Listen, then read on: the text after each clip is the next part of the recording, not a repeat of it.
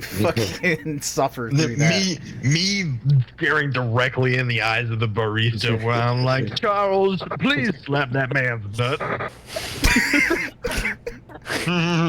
Shut up, Mayor Molester. That one's good. There's so many good opportunities, but either way, that's good. I will plan accordingly, and if anything happens, it's not a big deal. If someone would like to jump in, what's up?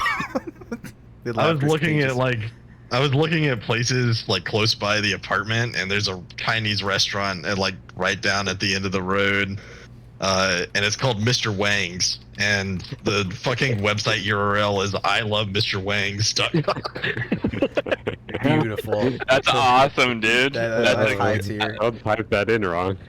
That's great. Don't forget the Mr. You're going to a really different website. Yeah, my office supplyland.com. Damn. In any case, if anybody would like to give the recap, they can go for it, or if they'd like me to jump in for it, I can. No I don't issue remember what either. happened.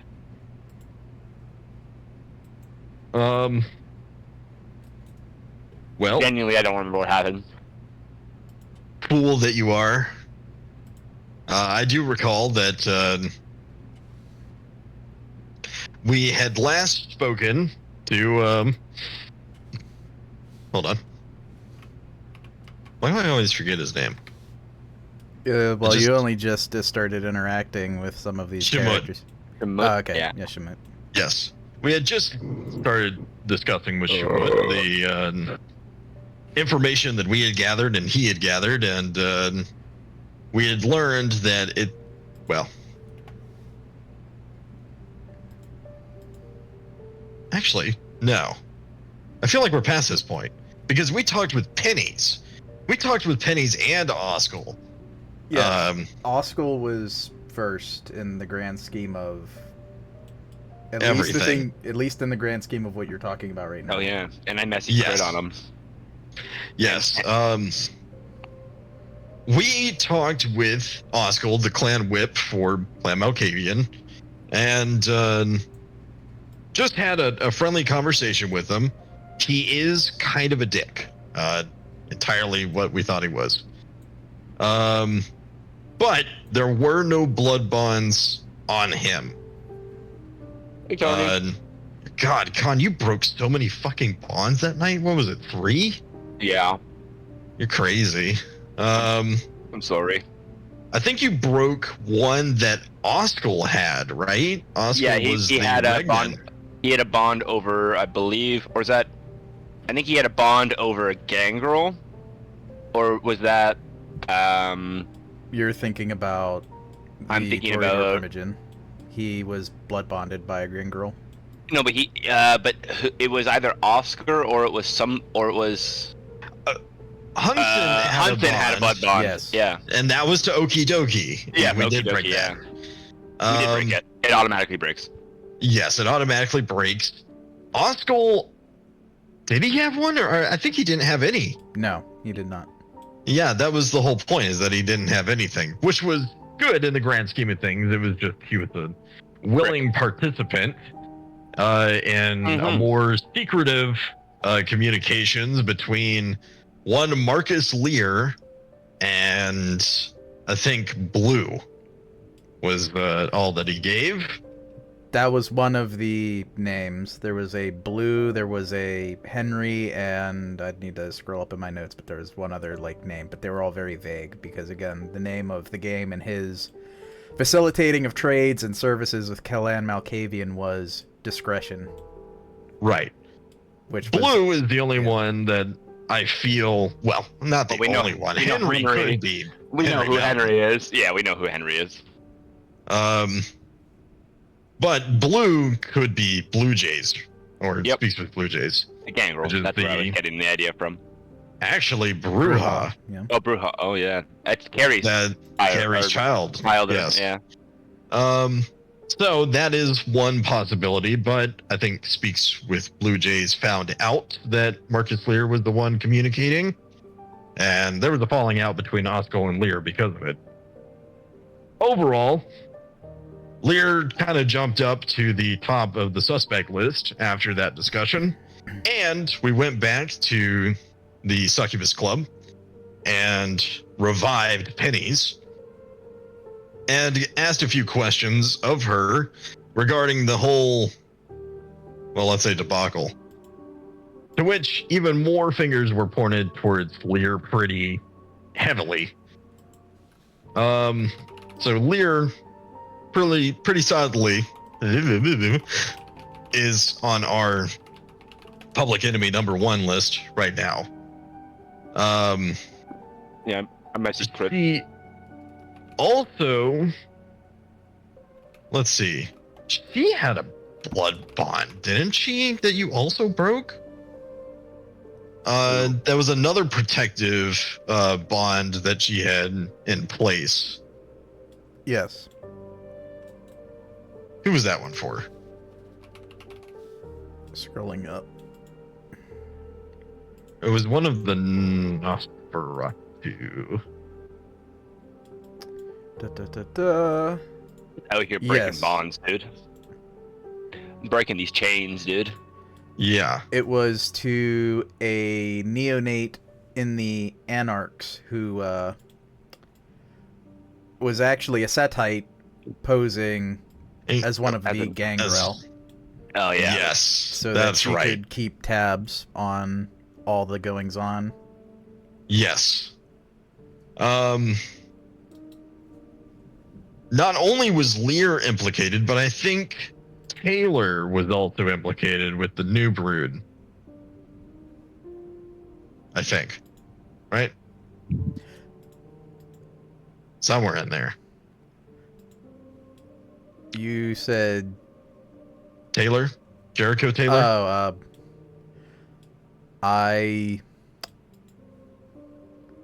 let me I feel like that check was that in there one. somewhere. That might have been Shamut. Maybe it was Oskel. Because I think you've got the right idea. I just think you might have the wrong name. Yeah, I think Harding was having a disagreement with him about something. There wasn't a lot of trust going on. So. I'm not saying that you're wrong or whatever you heard, but the name I have is actually Trentino Elandro Bacardi.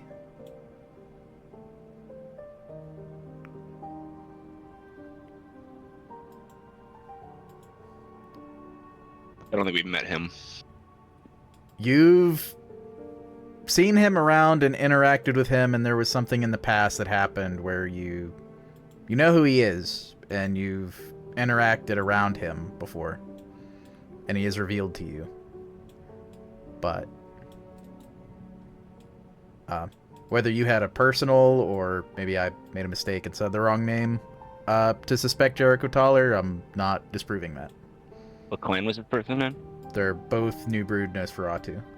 Okay. Oh. Yeah, we've met, actually. I think we've seen Jericho or Trentino at a Elysium. And more. But, yeah. Let's see.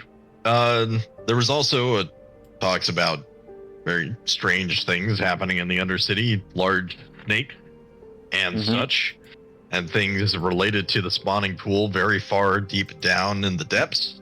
Mummies.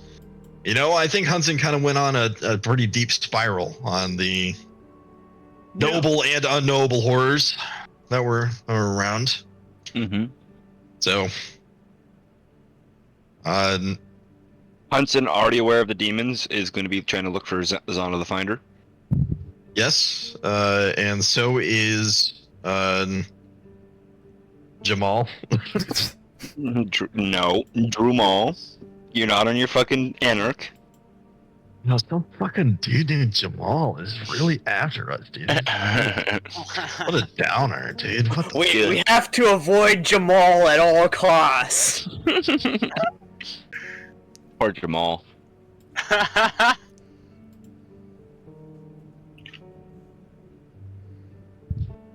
I also messy crit on either I think it was with Benson, or no, yeah Benson. I messy crit on Benson, which resulted in me looking like I did infernalism, and then I walked into the tower and tried to talk to Piper and stuff, but they wouldn't allow it because I looked like an infernalist. Yeah, that was not a good time, but you only got punched in the face for it and told to leave, and told that if Lady Justicar sees you like that, they're probably going to kill you. But they didn't do that, so they told you about it first. Everybody gets one. I'm breaking these bonds, dude. I can't help it. Also, to be specific, it was Benson, and also on the Red Talons Lupine Alpha. You messy critted both times. Oh fuck me. Yeah, you fool. Hunson, not Benson. Or yeah. Well, the one time it didn't matter. The Retalon one, at least. I think that one mattered a little extra. I think that one mattered a lot. Yeah. Oh, it did matter. Yeah. That was directly to the demon. Yeah. No, but it was more so of the infernalism aspect. That is true. That one didn't matter as much. And then I remember we just that was the last thing we did was talk to the tower. And we were gonna go back tomorrow and talk to my sire. Yeah, outside of the higher floors somewhere, wherever you decide. I think we decided it was our haven. And I think that was Why is Suleiman there? He's dead. He's not dead. You actually took him alive. Surely alive. You sent him He's to living top on men. the inside. Yeah. Yeah, but you sent him to top men, so he could be questioned. It was He's not a brought top up. man. He's in Leonism. Okay, he's in. Yeah, he's in the yard. He's He's in the yard. He's on the yard, dude. The longest yard. The worms. The worms are back. Worms are back. The worms are back. The worms. I'm him. I've always been him. I was crazy I once. live on the Himalayas. I am 100% Himalayan. No, I fucking love that line. I'm a demon. I don't respect nobody. Shorty got with the demon, that's her problem. Dude, I love that, dude. Oh my god, absolutely. Man wanted to be a big deal, so I put him on the nightly news.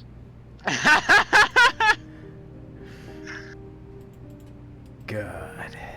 I love him so It's a much. bar. It's a bar every fucking word. Yeah, I know. it's- I'm Barton the fight.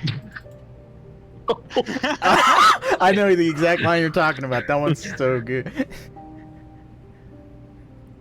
But there is one extra thing I'm going to throw on here. It is technically not a group recap element, but just because I think everybody who knows, who is, interested, would know the time scaling. It has been 2 nights since Lord Strom said with some certain material components he would perform a handy-dandy ritual for, uncovering some Tremere secrets for himself and somebody else. So there will be a moment tonight where if somebody, maybe name rhymes with Theon, were to go down and meet with Lord Strom, there might be some ritual magic Tremere things to do and some things to learn about problem Tremere. Rhymes with Theon? More like peon. Ayo! I don't know about that one. Oh, damn. I'm an Archon. I'll kill you. Leon. Leon! Leon! Leon!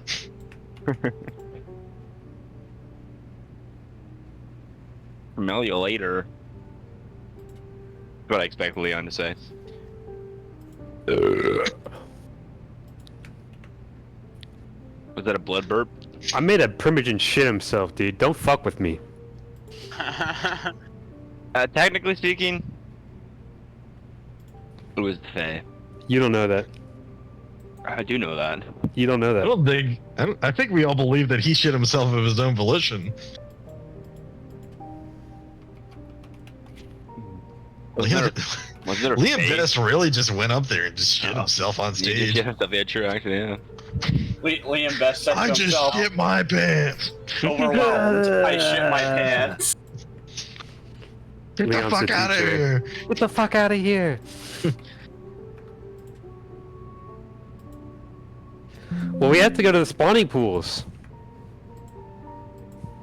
Why are we going down to the spawning pools again? Because Penny's is gonna uncover the entire thing for us. And she's gonna take us to the spawning pools to find out. And also, I want a fucking big snake, dude. My dick gets lonely and it wants some company.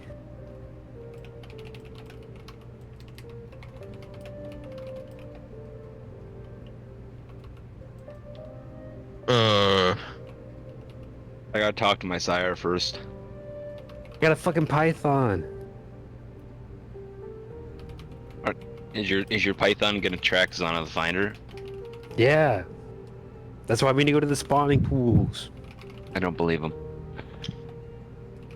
Roll. Stop using my own fucking tactic against me, motherfucker.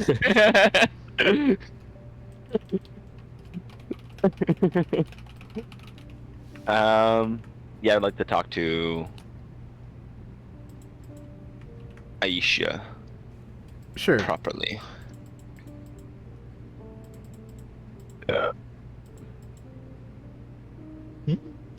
For sure. Oh, wait, damn. I gotta see Helena. Helena's kind of looking bad, not gonna lie. I don't know who that is. I'm looking bad, though. I don't know who that is. But all of those things being said, you have a good recap plus 1 auto success for a challenge of your choosing, and whatever John. order of operations you would like to proceed in. Secrets to uncover and people to say hello to. Nicely or less nicely. Wow. Hey, Chris. Nope, it's not. That's not his name. That is my name. It's not his title. Well, what do you Chris want, isn't a Leon? Why are you talking to me with that attitude now? I'm not talking to you with an attitude. I'm sensing some hostility here.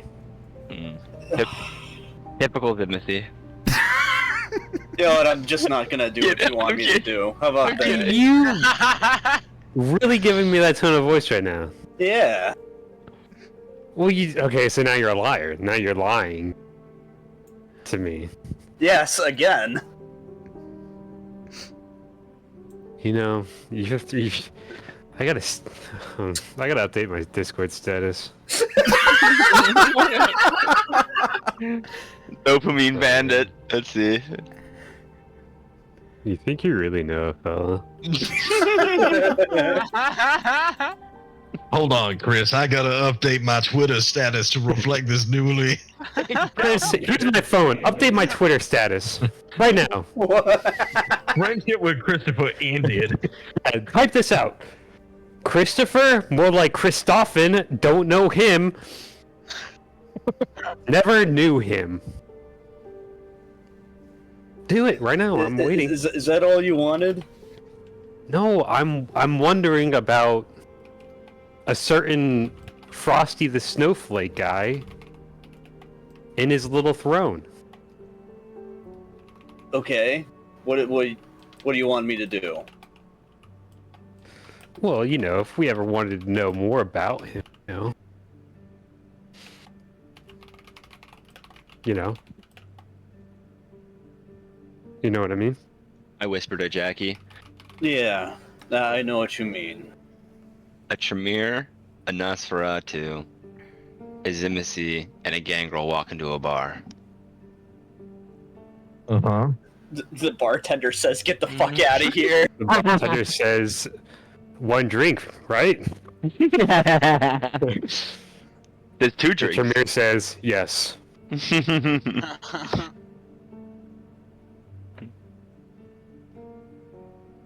I figure the Tremere would say, "No thanks, I've got 3." Heyo. I'll be right back. I have to use the restroom. It's more like a Banu Haqim, actually.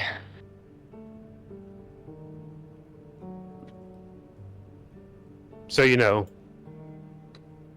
world saver and all. Redemption arc. Right? Right? Do you want me to call them? Is that what you're asking? Well, I mean, the guy said he'd be underwater somewhere, right? I'm recalling my memories. Where did he hint that his other places were? All over the world, deep underground, at least one deep underwater. Okay, that's what I remember. Yes. Waiting for bold and intrepid adventurers to come and liberate him for goodies like I'm gonna any come. good fate. Like good people that we are, we're definitely doing that.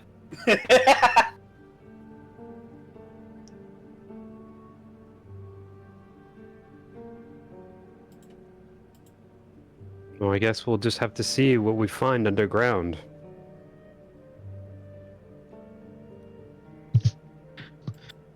Congratulations, everybody. I've just spoken to some intrepid entrepreneurs who were willing to take some billionaires down deep into the ocean. Equipped with the finest material and technology to get them down there so that they can investigate this fate. You know what? Let's picture that right now. I'll fund it just because it's funny. You know what's even more funny? If it happened and just the I need one of banality them the submarine PlayStation or caused it to fucking Nintendos. collapse. Too many billionaires in one spot. The banality just outweighed the magic. Yeah, exactly. Like, All the glamour just went out. The glamour of a fucking PlayStation controller.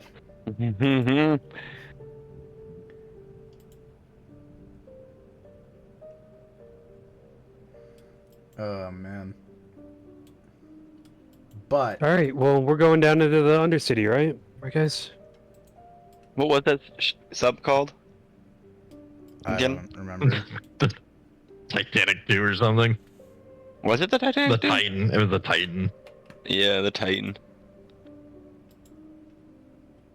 I would say Ocean That- Gate. That's the company. it would be perhaps more time efficient if we were to speak with Leah first and then head down. I need to talk to Aisha too. I think we get all of that out of the way and then we head down and we see what the deal is with these bombing pools. Barnacles. There might be barnacles down there, but no, spawning pool. Oh, I thought you said barnacles. Are you doing this thing again where you want to hear what you want to wait? Could you make a spawning pool that spawns barnacles, though? I think you could, but I don't think anybody would appreciate that. That sounds terrible. Do you know What? how much barnacles really cost to really like get rid of? They cost so much efficient wise, and it's terrible. Why do you know so much about barnacles? Here's a real question. I thought you were a It's all cowboy, not a over. sailor, man. Is there Here's a real question. another lifestyle you want to reveal to us? No, it's listen, Are you a Mr. seaman? Meldon. No, Mr. Malberg has brought up this very coefficient in all of the stock prices related to yachts along the eastern seaboard. When barnacle populations get higher, the yacht stock prices begin to go down because the maintenance goes up. Listen, there's a lot of coefficients involved. I just don't want to get into it. It seems like you're already into it. I have another question then about barnacles. Do you think some mariners have barnacles all over them? Because they sleep in the water.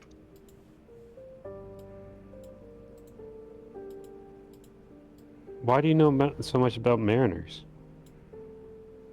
How many sailors do we have in this coterie? There's a famous mariner that he's part of the Pony Express, or Yeah. at least sales. Yeah. You saw him recently. He lived. Yeah. He's the one who got us. He's the one who got me into Arkham.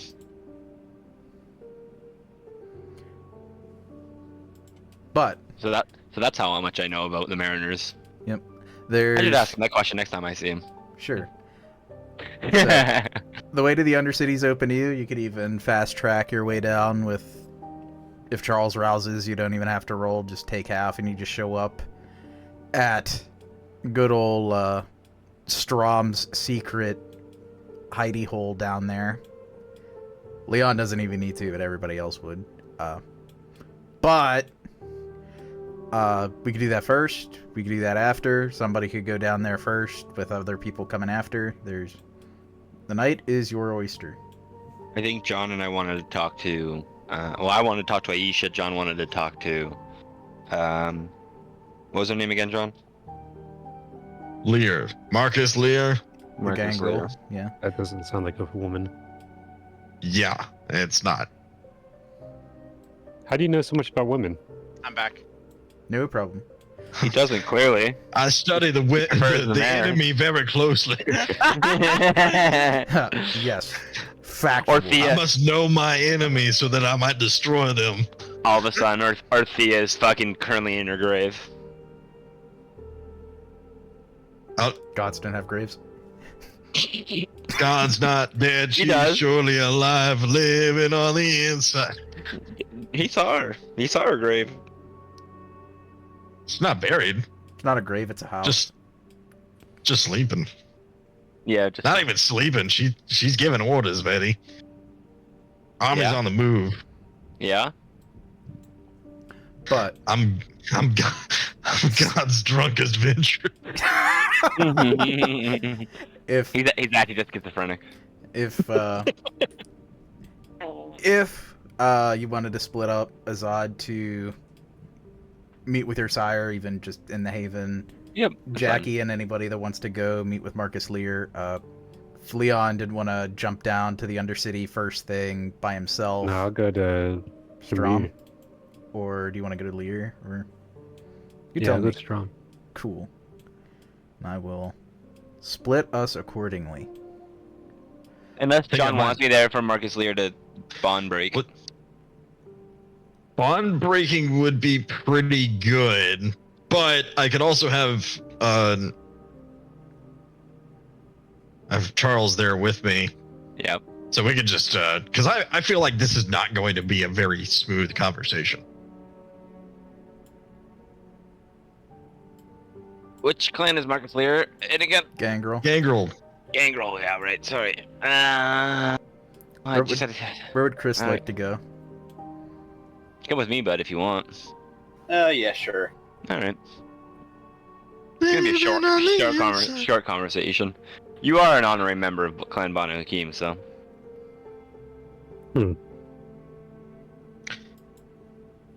Oh, hey, I just wanted to say I'm really sorry about lying about the thing, okay? I'm actually sorry about that.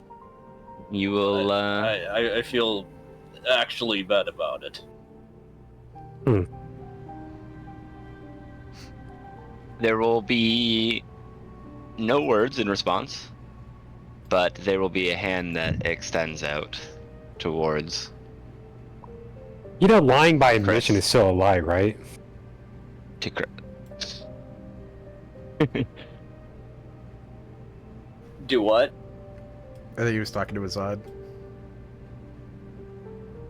I can't lie. He can't. He said he never couldn't lie. I You understand don't why. let other people lie? I understood why he lied. You don't let other people break your convictions? Not my. My convictions are my convictions, not his convictions. Whatever keeps his boat afloat. I'm pretty sure every time someone doesn't pay for the highest possible phone plan, they violate one of Jackie's convictions. Actually, I may be misremembering. Isn't one of the Banu Haqim like clan banes? Like you have to like if someone breaks your. Their compulsion has to be to judge somebody. And that's under Frenzy. That's not the Bane, okay. I don't think. Yeah. 'Cause the one No, my Bane clan is, bane. Yeah. I like to drink blood. Yeah, and Khan reinforced that that's the one he's taking. I forget what the one introduced with the player's guide is as an option, but Khan didn't take it, so. That was No. Noxious Blood, which Yeah. can't heal ghouls. In fact, it's toxic to mortals. Yeah, it Yeah. does ag, which. So. Which I've compulsed many a time, and I have judged them very fairly. Yeah. I look at fucking cursed gifts. Yeah, so. A good mechanic, and one I am more than keen to hit people over the head with as I look at. I look at Charles's clan bane. God, that I love when I roll when he rolls a 10 on fucking frenzy checks. But Tom, Azad is reaching a hand out to shake Chris's hand, Yeah, Chris will shake his hand. and there's going to be a solemn nod. And probably as they leave, Azad's not going to say it in front of everyone. But if they get to a car and stuff, Azad's going to be like, despite you being an ancilla, Chris, Yeah. I like to see myself as a... What's the term? Role model? Mentor? Aspect towards you? I understand why you lied. I don't have to agree or like it, but I understand. In the future, just as I do not lie, I hope that you and I can have a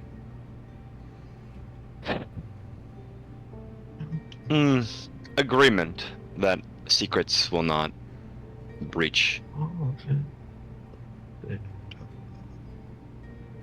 Yeah. Yeah, I can agree to that. Wonderful. First lesson, as you mentioned in that regards, don't tell anyone else. About our agreement? Yeah, No, sure. about your clan. Oh. You Oh. are an honorary member of Clan Banu Haqim, and you will remain as such. Unless And you deem otherwise. Chris nods. Alright. Wonderful. I won't be telling other people. I wasn't planning on telling other people about Mhm. my origin. Yes. My origin story. You and Kaz will remain under my protection whilst I'm still here.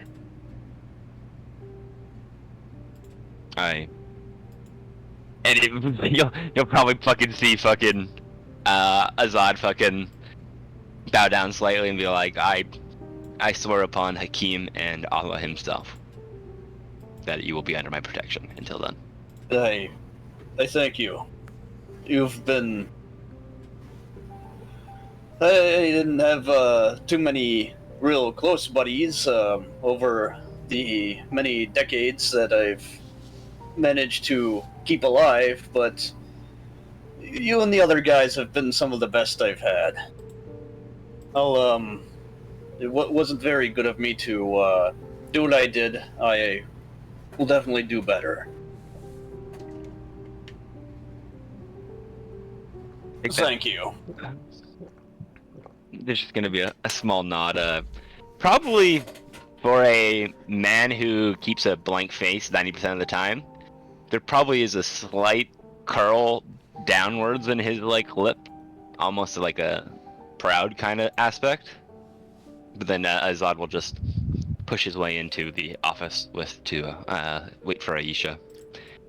Indeed. And the seats will probably be rearranged, but just because there's two on one side and one on the other. Yeah. Like, she'd I'm gonna be say, on- I'm sitting in that fucking chair.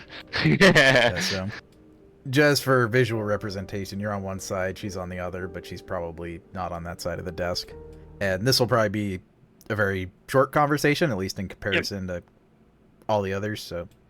Yep. With Aisha arriving, she is, again, no extra security detail besides a small, like literally 2 ghouls who are waiting at the car, basically making sure it's not tampered with. All is cordial, and she responds with not all of the niceties, but enough of them, and welcomed into your house. She sits down, and she is willing to discuss anything regarding the current situation as it stands. I will inform her, obviously, that she knows. I think she's obviously trying to teach me about trying practicing the demon's name. That was one of the things you were gonna ask, and yeah, because you did get a chance before Piper was like, "Bro, you reek of fucking demon stink. Get the fuck out." But she will respond with, "It's an art I'm mostly theoretically practiced in, as fortunately we have not had to use such in a very long time, and thankfully mostly before mine.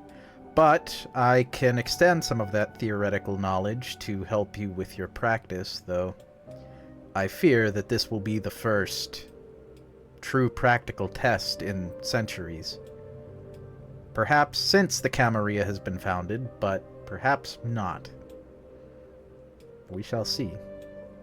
I have a second thing I'd like to ask you, Aisha. She nods her head, completely composed and level. Chris could probably see, probably for one of the first times, Azad looks nervous.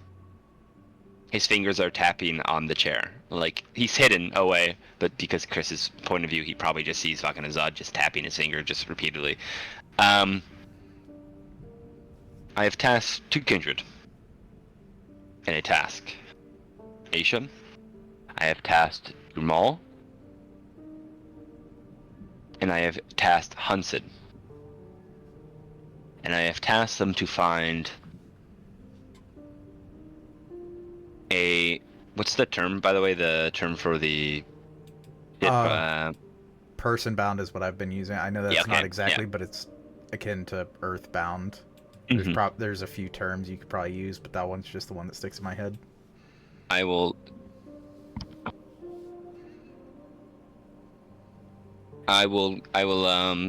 say, I have had them look for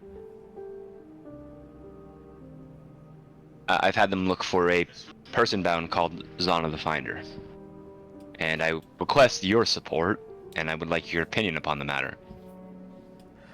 A less dangerous proposition. We do know that those can be killed, or at the very least driven off with death. There are popular, even, stories about how the fallen Salubri would twist themselves into such arrangements and become unwitting pawns, such necessitating the rise of Clan Tremere. She says, unfortunate, obvious, their great rivals came at the, only because another clan reduced themselves to the pawns of demons, of course, absolutely always the truth. But, continuing, a potential practice, it may be of use to you to practice the art on them, though ultimately it is a feat that has been repeated. If you use the same measure and the same effort, you will likely find that their name is both easier to pronounce and ultimately gives you even greater power over them. You will have a light practice, but I hate to say it, but it may not thoroughly prepare you as much as you're hoping for. There is the possibility to question the person-bound demon, and they might be able to give you additional information if you were willing to parlay instead of... Ill? Yes. That is your decision ultimately, but I am not sure you would get everything you are hoping for out of practicing on this lesser demon.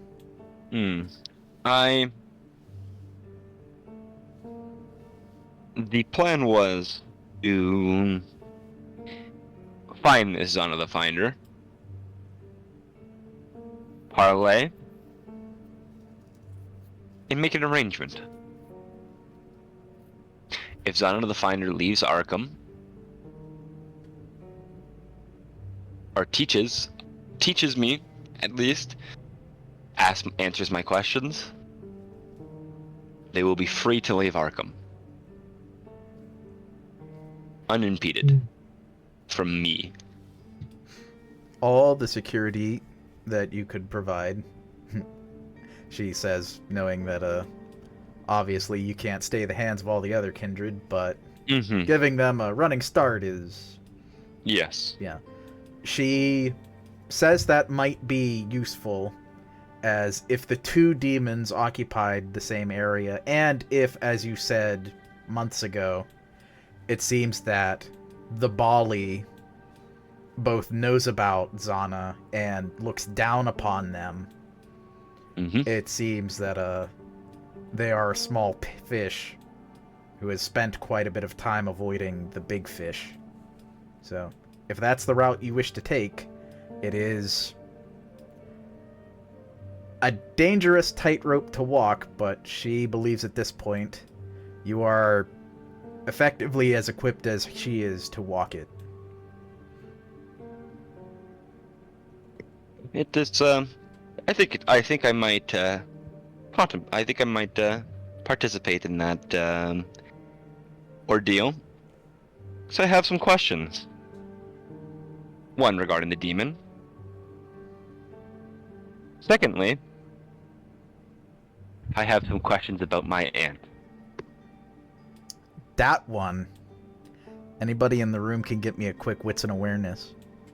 It's Chris. Yeah, that's Chris, and as I could still participate, but I know. I Chris got probably the won't bug it. skills. Yeah. Yes. Get a plus Let's one see for it. me. Get a plus one from me, by the way, and you might want to rouse, by the way. Alright. There is no set difficulty, but you get everything at 4 successes. Well, everything except the crit at 4 successes. Crit, crit, crit, crit. Let's see it. Come on.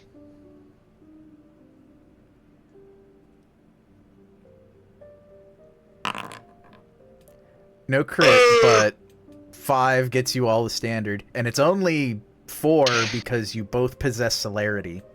And so does she. And that's why you're able to relatively easily, though it still requires more than a little bit of talent, as Chris. You notice there is a moment where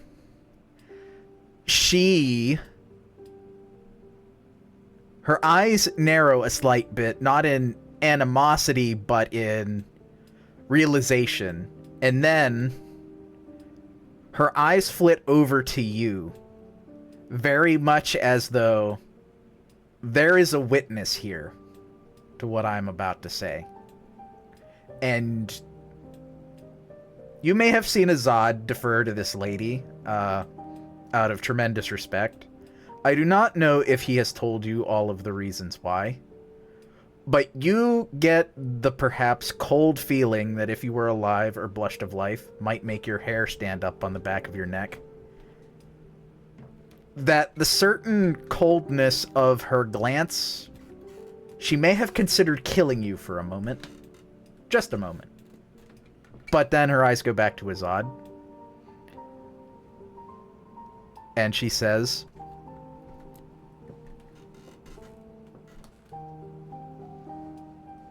If that is something you would like to discuss, our brood is small, and I believe that your questions are as much about me as your aunt.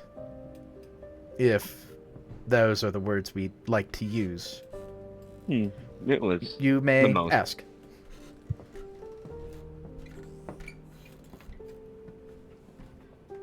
Why?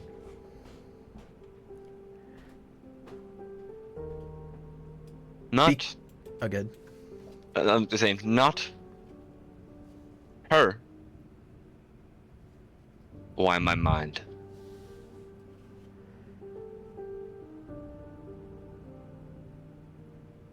The truth is a powerful thing, and power that you are not prepared for is very dangerous.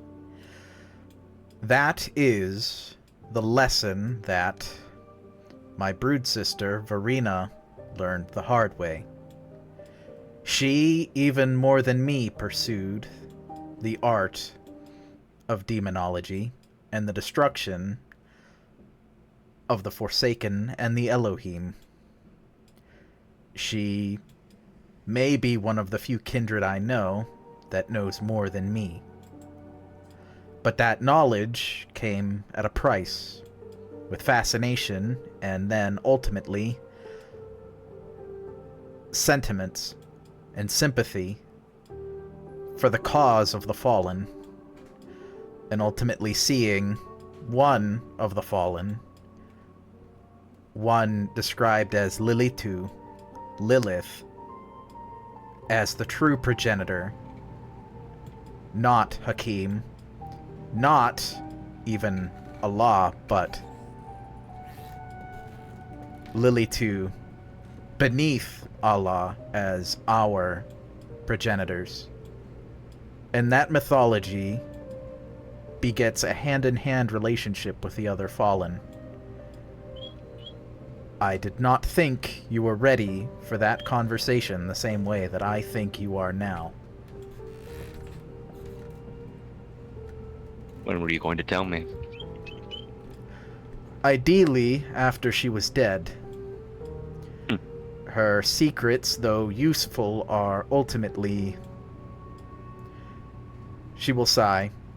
Had I predicted these occurrences to their utmost accuracy, and that you would be the one tasked to defeat an Earthbound, I might have decided differently.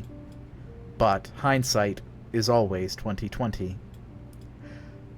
That I could have, I would have.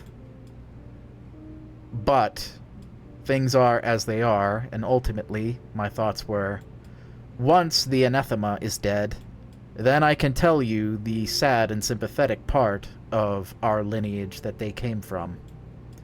That way you learn from their mistakes, and you do not repeat them.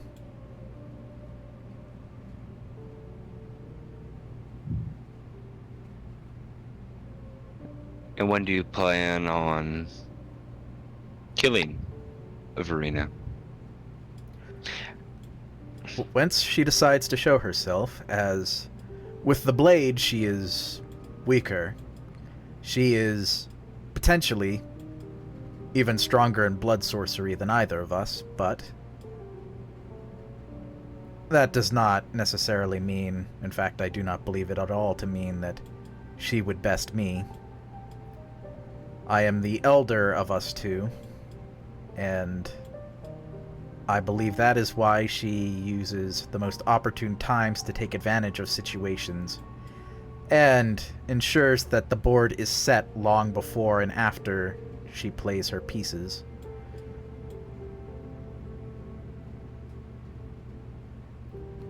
So in other terms, excuse my language, sit around, wait, let me get fucked with, and bide time.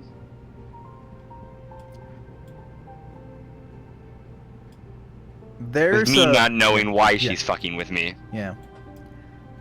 She grips the arms of her chair and straightens herself. I'll let Chris's extra success kind of play in here. There is a small groove put in the chair where she adjusts herself. she'll say, "Such temptations come for all of us, and the arrival of Shulgi put a great many things in flux. What I can say is as ever, you have what support I can give you, but we do not know where she is. We only know that she chooses to interact with you, perhaps because knowing she can try to twist what knowledge you have into further sympathy and sway you to the cause of the Lilin and the Bali. I have not lied to you regarding anything else than the backstory and the sad truth of one single kindred. Every fight you've had, every battle, every close call has otherwise been the same. And every one of her intentions is unchanged. It is up to you to decide, ultimately, how you will honor Haqim, Allah, and yourself with the burdens you've been given. By killing an Elohim and then a Balin. She nods her head, gives a small smile, and says she thinks that is a greater start than most kindreds are able to accomplish in their entire lives. But that is her explanation. Yeah, that doesn't look very pleased. I can understand that, and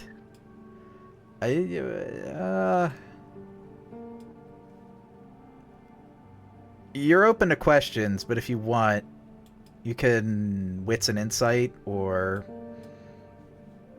wits and insight, and I might give you a free one. What's an insight? It's gonna be difficulty 3.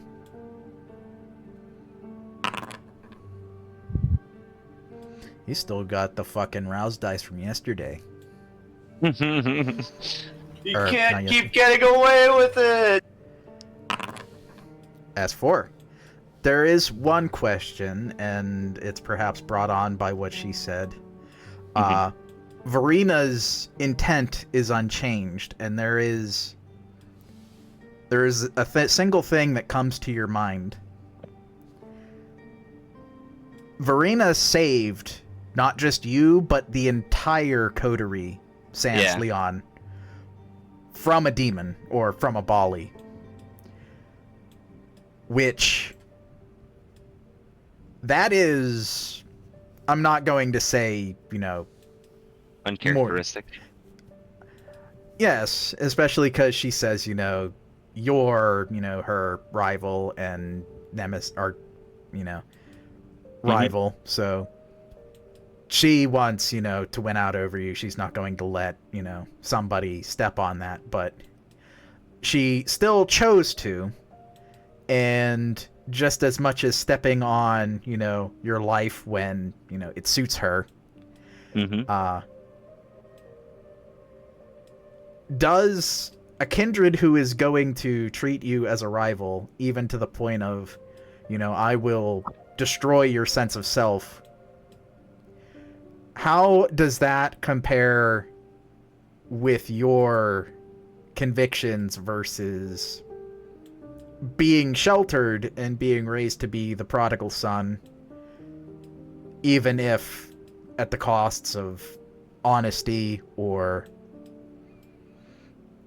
understanding who your enemy really is? Especially considering one of mine is disobedience is dishonor. Yeah. So, you have a free question and a free answer there that you don't even need to ask. Yeah. But Okay, yeah. So why would she save me, basically?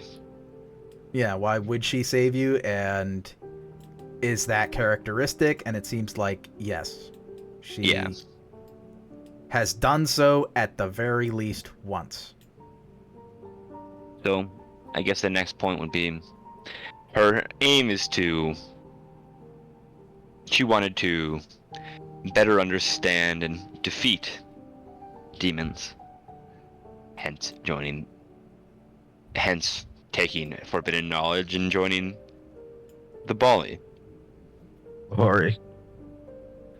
Bahari. Yep. Yeah. She will pause for just a moment, listen, and give you not a nod, but she will again make eye contact, not dominate anything, but just acknowledging your question. Not quite like that.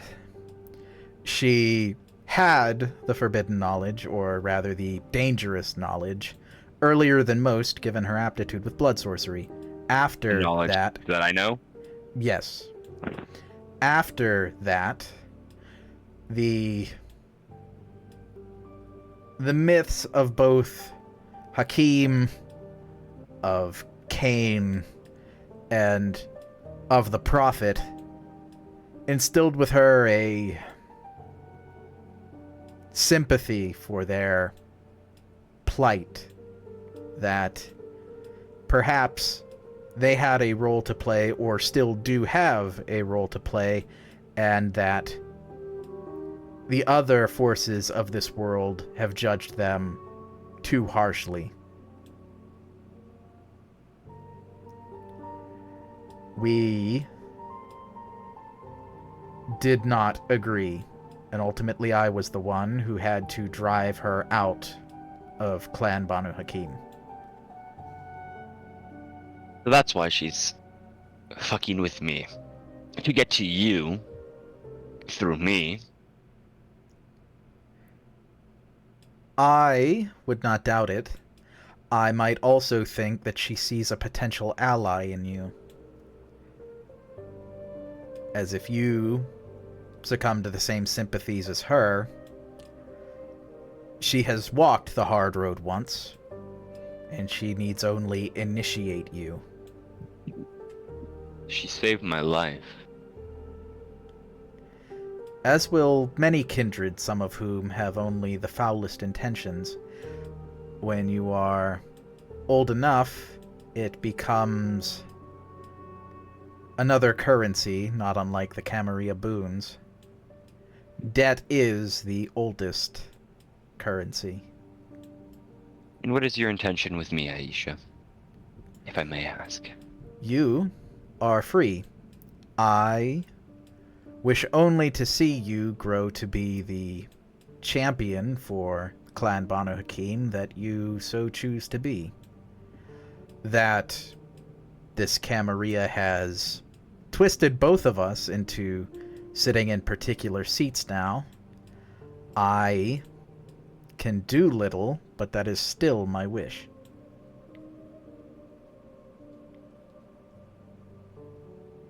All my questions for now. Do you have any questions for me, Aisha? Just the one.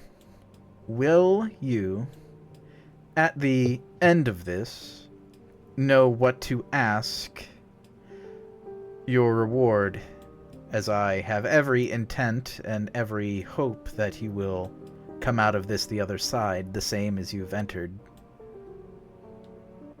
I do. You need not tell me, but knowing is encouraging enough. I wish... don't mind telling you. Go for it. I don't mind telling you. To continue your further wish. To be this, fingers come up and do the quotations, champion. I will seek to have Clan Banu Haqim and receive the title of a Justicar. To have representation throughout the Camarilla properly. a good one.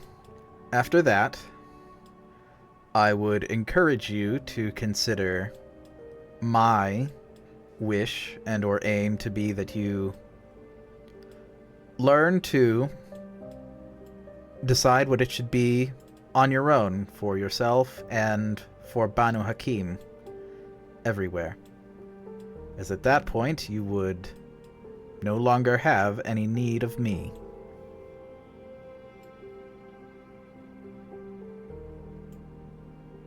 My wish stands unimpeded. Then, we are blessed that all is clear, and I will continue to pray that Allah watch over you. And she will nod her head, she'll stand up, all of the same care and honorifics that she gave before, though does not seem to pay as much attention to Chris as when she first entered, and will seem to be ready to depart, though. If there's anything else, you could try to squeeze that in. Go for it. No, not to Tina Aisha. I'm actually going to wait until she Yeah. leaves. And then Azad is going to cross his legs, lean on the side of the chair, and he's going to tilt his head towards Chris. What did you make of that, Chris? I knew there was some points and times where she was thinking about silencing a witness in this room. There's a reason why I brought you here, Chris. Yeah? Your darkest secret? My darkest secret. And Azad is just going to stand up at that and just walk out the door. Chris is gonna follow him.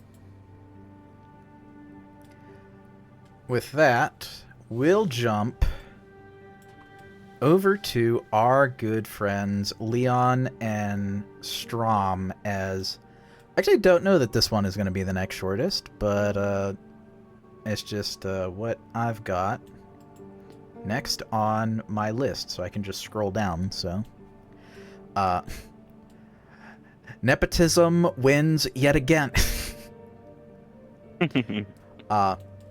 You have the option to meet either at the Succubus Club or at Strom's Haven, whichever you would prefer, Leon. I think I need to go to Strom's Haven anyway to pick up some books that Sure, he yeah. recommended.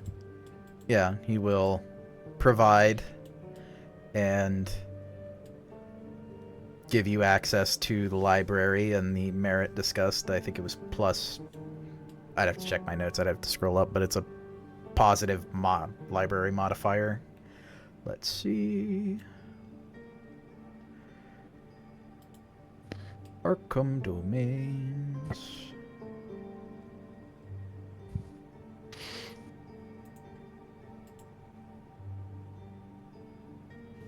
Hey look, two guys are already there. Wish I could say I'd set that up, but that was from last time. Meeting at Lord Strom's domain gives a sufficient modifier, and Strom will be keen to let you know that he spent the early evening preparing a few rituals which have decorated the large slab that at least once Chris had seen him laying upon. It is elaborately carven and then painted on top of with ritual supplicant, and everything appears to indicate 2 rituals that are primed to go off simultaneously. And did I have him roll? I did not. So I'll pre-rouse for those.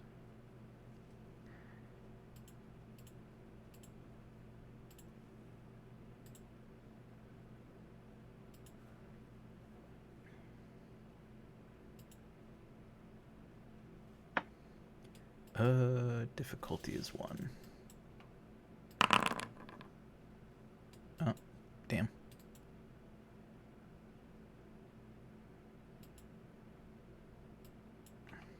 Oh, that's good. So, only gains 1 hunger for 2 rituals. Not bad.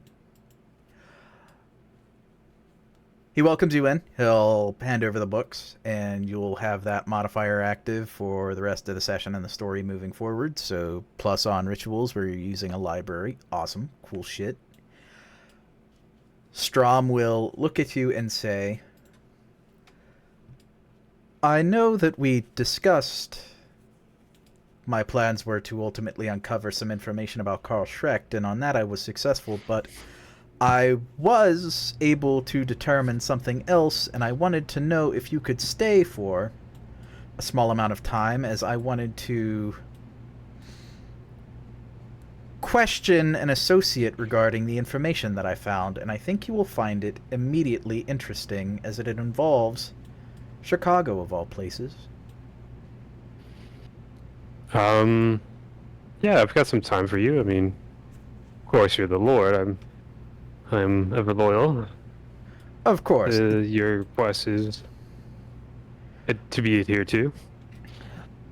Indeed, I think in this case it is more a matter of repaying you and giving you the respect as someone who will, in all likelihood, be rising very soon, and someone that the pyramid, as we see it, will come to rely on.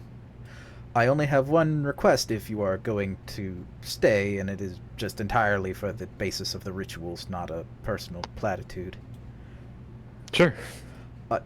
While the rituals are undergone, until our associate learns who I am, please do not say my name. It will be part of the activity. I do love theatrics, so you won my heart. Exactly. The family legacy of rituals that will be used for,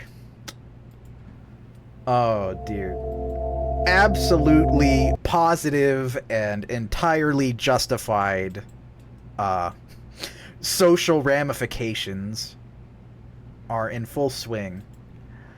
I'm going to change the song real quick, but in that time he will start both rituals, of which I am sure he will pass.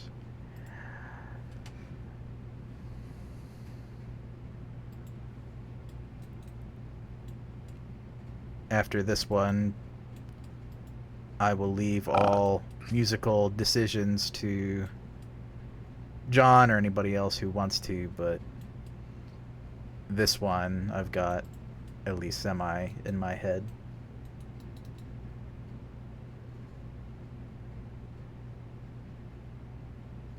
Did you save that album from Crypt Mage?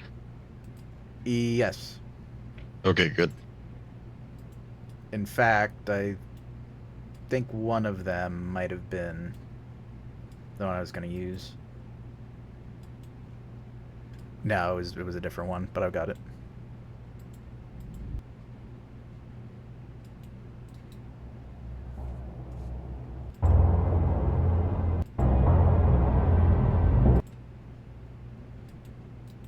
Alrighty, punch this in.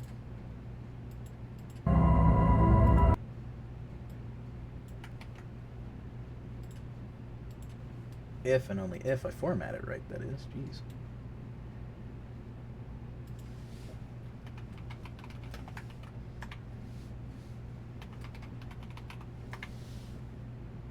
There we go. Strom will roll with a superficial library mod.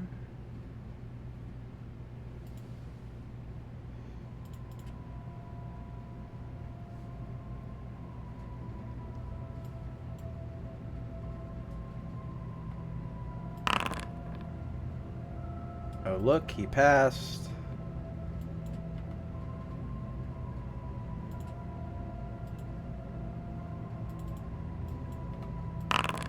Oh, look, he passed. That...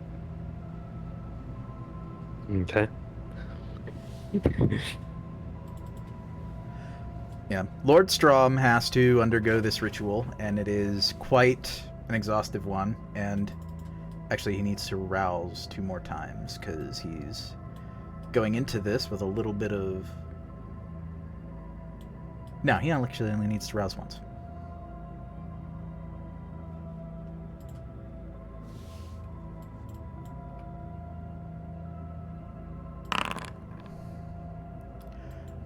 He is willing to share the senses with you if you are willing. Sure. Okay, I'm just gonna roll with 0 difficulty just so that way it pops in the chat.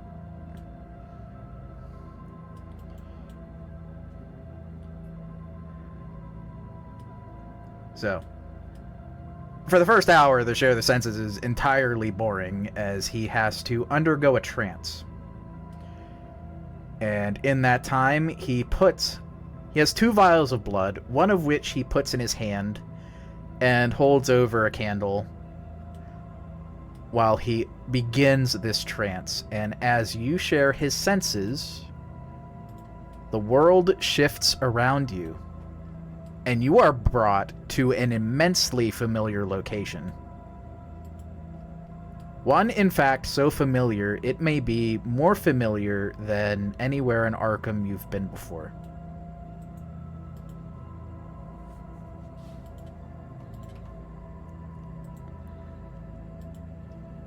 I'll keep it up for everybody, just because fun theatrics, but it is a warmer place. It is a much flatter location, though both are considerably flat. And they are each beside a large body of water. Whereas Arkham is stony and relatively mired in Massachusetts Bay, this one is a less briny, though still saltwater body. I'm not going to add that detail because I'm actually not sure. But a large body of water cascades over or under an even larger cityscape than Arkham. Even larger than if you were to look to the horizon and include neighboring Boston. This city, where people are still driving on the right side of the road, and also plagued with environmental and socioeconomic issues, is fully illustrated when, from the sky, the vision looms inward and through one of the windows until one face in particular can be seen.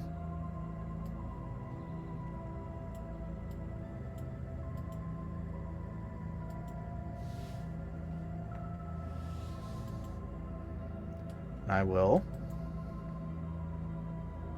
of course, reveal this person in the out-of-town contacts for anybody that doesn't recognize that beautiful, beautiful face. It's not his face. It's not its face. It's not its face! But at the first, Strom is going to enforce the same share senses on this individual, and I will use the same roll, and it is contested, but only if he notices, which as of right now, our friendly cane-wearing Tremere of the Chicago Regency has not.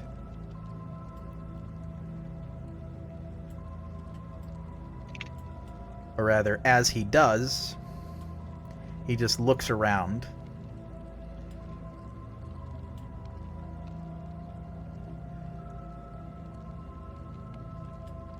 I hope whoever's trying this realizes just what an enemy a Tremere can be.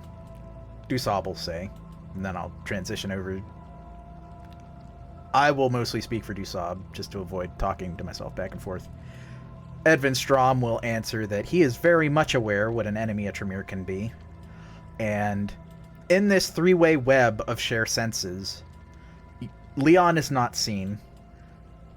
In fact, we can see Dusab, and we can see whatever Leon's looking at, perhaps. And we can see our good friend Strom looking down. So, if you wanted to look at Strom, you could. Strom didn't really seem to care. But Dusab, being a little, concerned, but not yet resisting, is entertaining this, as Lord Strom will ask,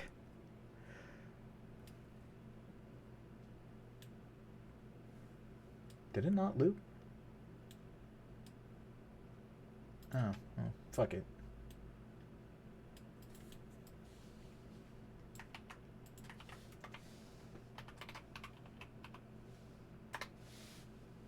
Okay, there we go. I don't know why it didn't work the first time. But Lord Strom will say, you have a very familiar voice, and as should I. And that's where the classic line will make itself known. Please, my friend, say my name. To which Dusab will give a haughty answer. If you think I recall every kindred who've supplicated themselves at the feet of the Tremere, you have another thing coming. And if Leon wanted, he could even show the Lord's face, but I'll leave that entirely up to Leon's discretion. Nope. A-okay. Make him squirm. And at that point, the Lord will begin with one more question, asking him... Actually, no. He will just say he should think very hard, as if it's not a voice he recognizes, or if he can't maybe consider who might call on him at this hour in a Tremere haven, he must get creative very, very quickly. Dusab will answer. Oh, the Tremere. You would dare insult a member of the Tremere Regency by... And Lord Strom will say, I do dare, yes. And then that's when he moves in his trance-like state the vial over the flame. And almost immediately, our good friend Dusab has to make a not very easy check.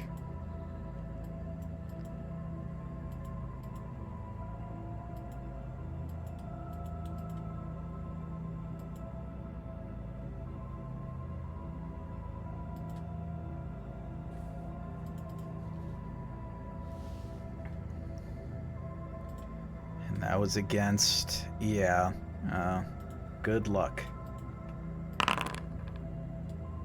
Yeah. Almost immediately, good old Abraham Dusab is flung to the ground in agony, crying out as more than a little bit of that is, well, just straight up agony. Let me even see. What is target's blood? System. Superficial health damage. Oh my goodness. Poor Dusab. Margin 6.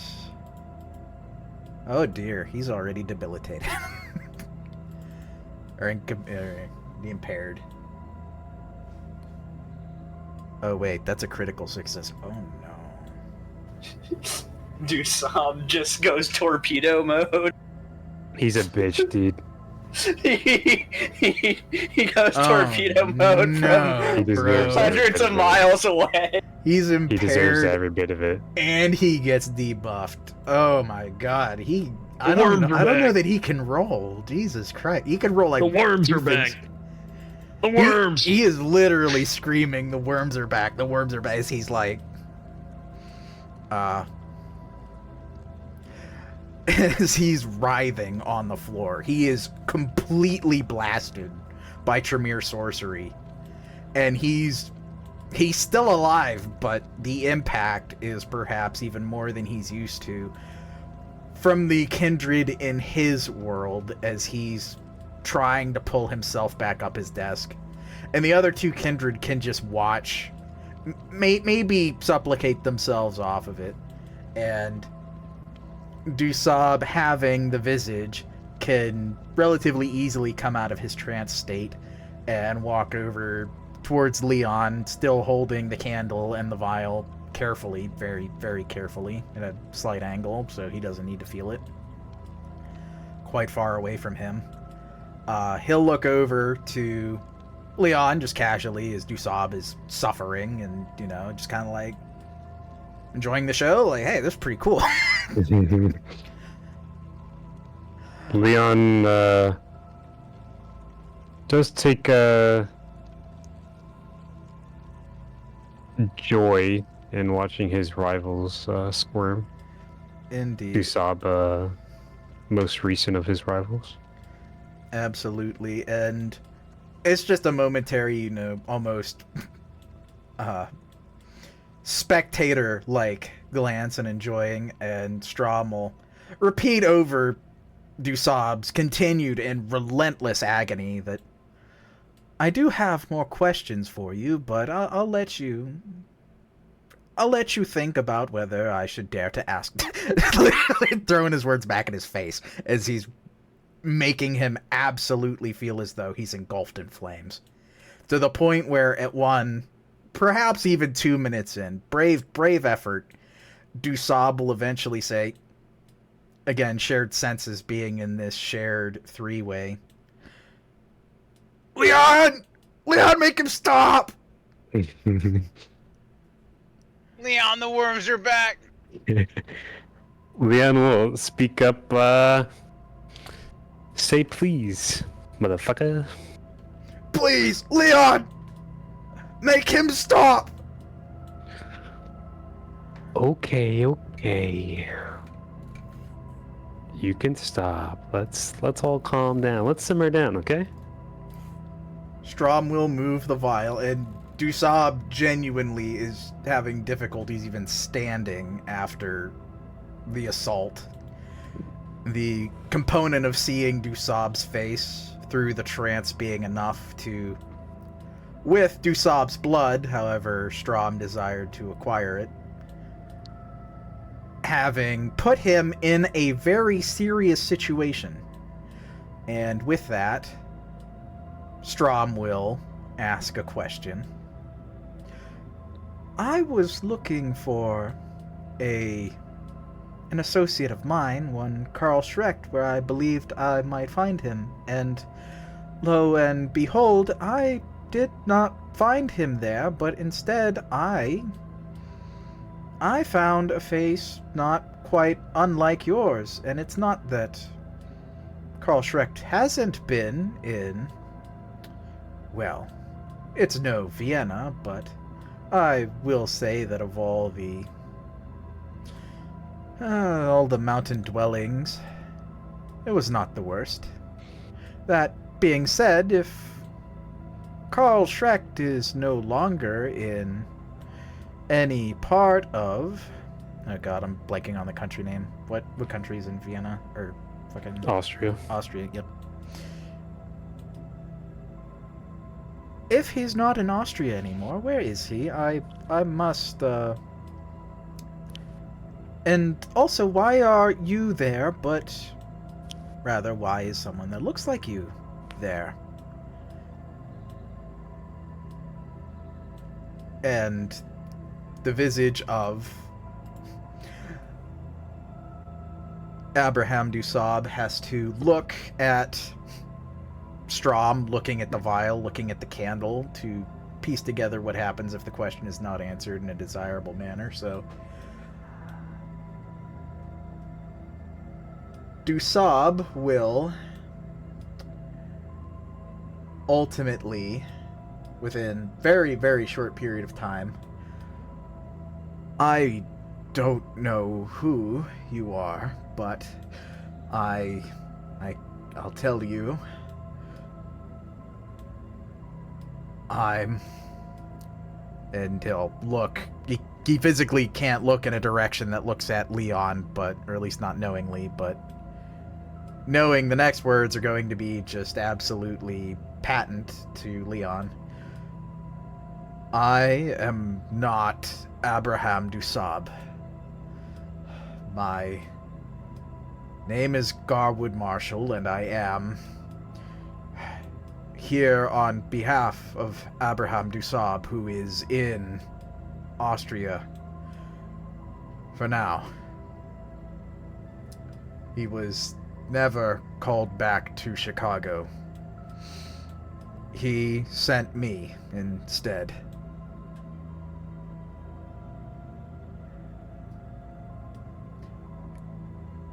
Strom has some questions for him still, though he looks at Leon as though that's a scathing indictment, to which Strom could not care about in the least. But lets Leon settle on that before asking if Dusab is there, where Karl Schrecht is supposed to be, where everything I've gathered from Karl Schrecht seems to point him. Why is the Primogen of Chicago there? I just need to know a few scant details about whatever is going on. And then I will... Well, I can't just leave you be, but I have no intention of physically harming you further.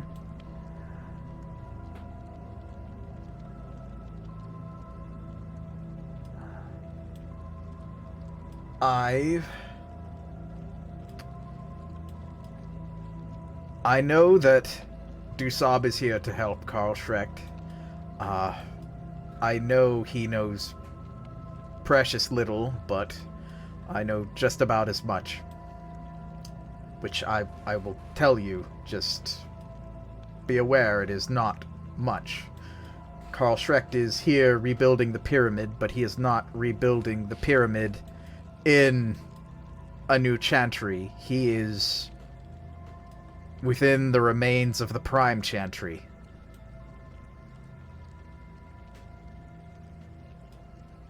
Which, obviously, is fascinating news to the Lord, but he'll look to Leon to see if that makes any immediate connection to him. Does this make sense, or... I mean, no, it doesn't make sense. Why would he risk all of that? I mean, that's kind of no-go territory for anyone, for obvious reason. Very obvious reasons. I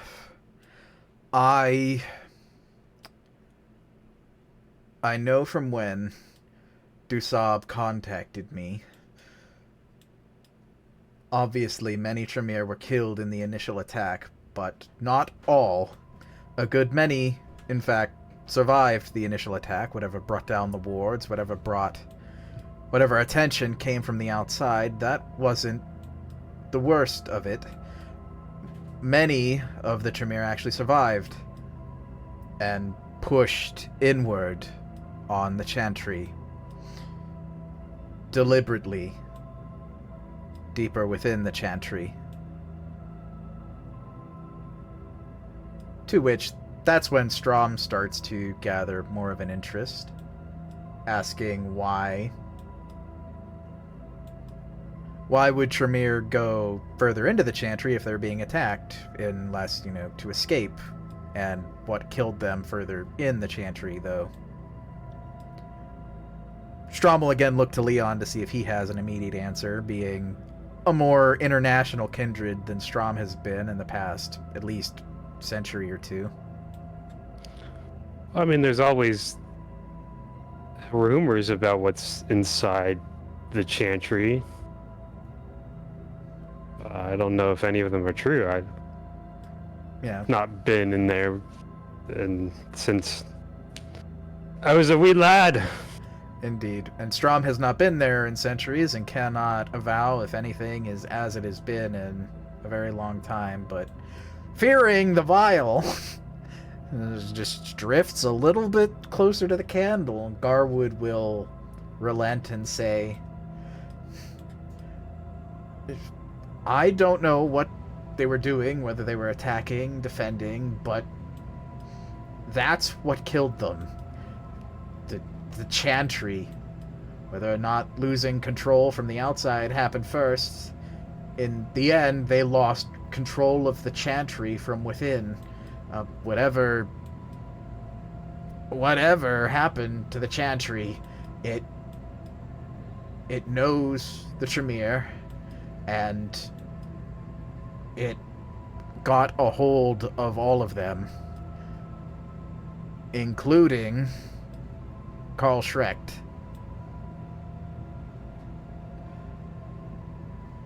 Or Huh? or good.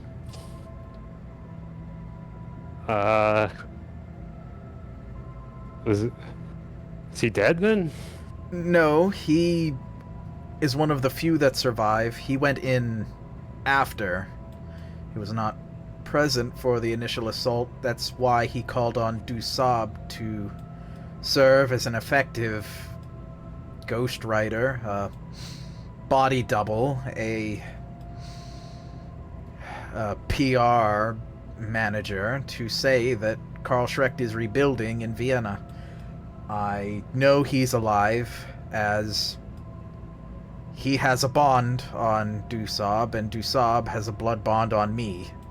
If either is to shatter, or if I am compelled to go to Vienna, then the worst has happened, and we have lost Carl Schrecht. But as of now, he is the only kindred known to be alive in there. I'm going to give you a freebie, Leon. You can wits and insight that one. It's going to be opposed. Howard Marshall probably does not count as a... I think he's a neonate, so he probably doesn't count as a...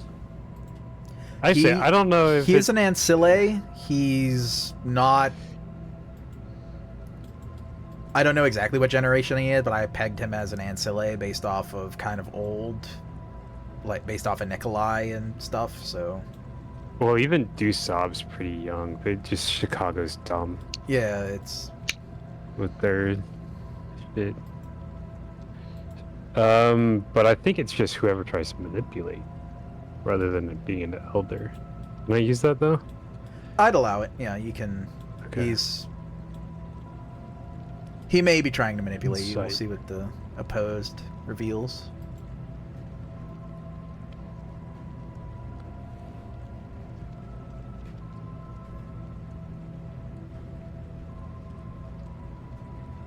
I will rouse for it.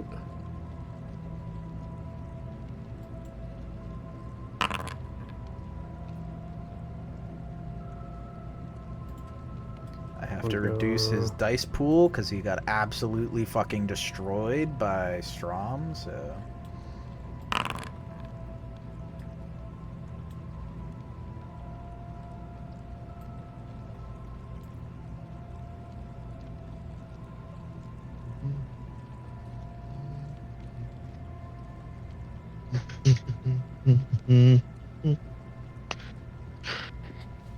Why can't I...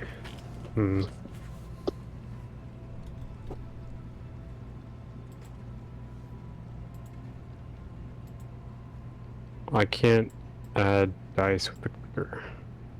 Huh, let me... Why is that? I can type it in, but I can't,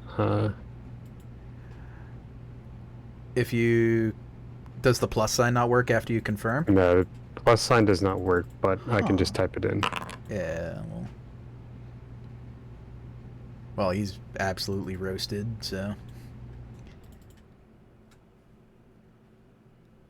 Oh, maybe because I had one open over there. Just under my sheet. Absolutely piece it together. There is a shake in his voice that indicates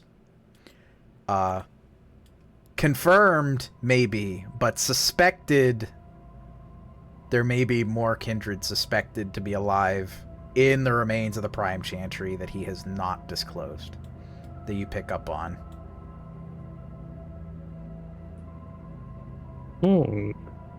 So he's given you the facts, but not what he thinks.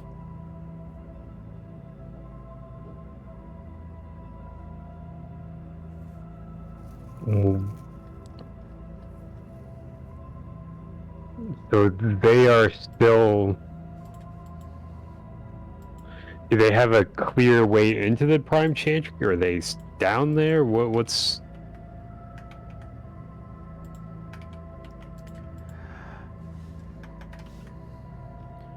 The way was open for a time, but Karl Schrecht has since done all he can to destroy those ways in, so we haven't been able to send anyone else such as intended, and since the bonds have not been broken, we can, at least for the short term, be sure he's still alive. Dusab himself will hold that bond for a considerably long period of time. That being the case, we cannot say how well he is faring. I've honestly not much hope. As you said, the Prime Chantry it's suicide. But he lives yet, so it seems. He chokes on his next thought and bats that back down.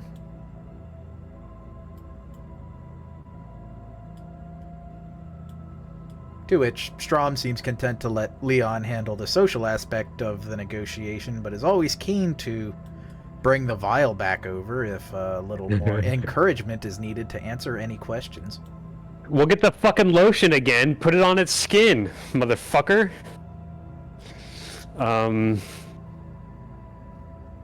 Well, how is it that Strom, or not Strom, how is it that that he has a blood bond? Have they found a way to restore them?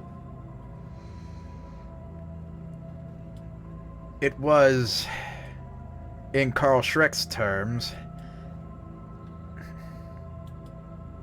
a secret he needed to keep. He is fond of those, but he was able to give us the ability for a short period, and they seem relatively fixed. I have not drank from Dusab in months, but it is still present.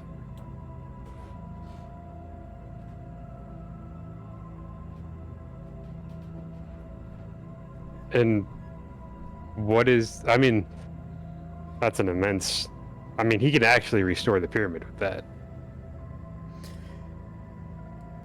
Agreed, which why he would risk it in the Prime Chantry unless he had to is...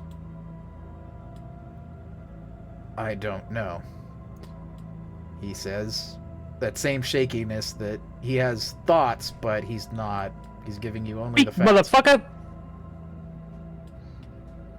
Given a little vial treatment, just however. Yeah, shake the vial. The worms are back. Worms are back. Garwood will, after a little time, for the either the shake or the actual flame.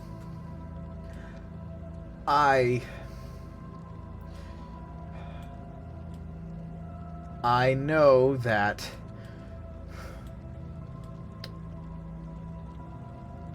Dusab is terrified there. I can feel it through him, and he's not terrified of Karl Schrecht or whatever attacked the Chantry from the outside. He is afraid of a kindred, and has been for a little while, though not so long as most. He's afraid of Nikolai. Nikolai's alive? Nikolai is alive, and apparently Dusab did not tell me this, but I know Dusab did not fear him in the 80s, before he was outcast, but now, in that time, he has come to fear Nikolai greatly. I have no reason to believe why. He has become Nikolai's peer in sorcery in every way. Nikolai might be an older kindred, but an effete and childish one. I only know that he is afraid that Nikolai is there, and that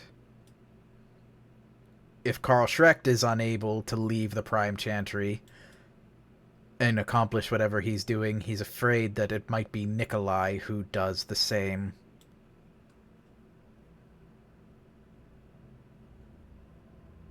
So Nikolai's in Vienna? Yes, in the Prime Chantry, same as Karl Schrecht. I believe, based on these feelings, it's the only thing that makes sense. I don't think there's two people I hate more. A little kid or an old man. I don't know which one to kill first.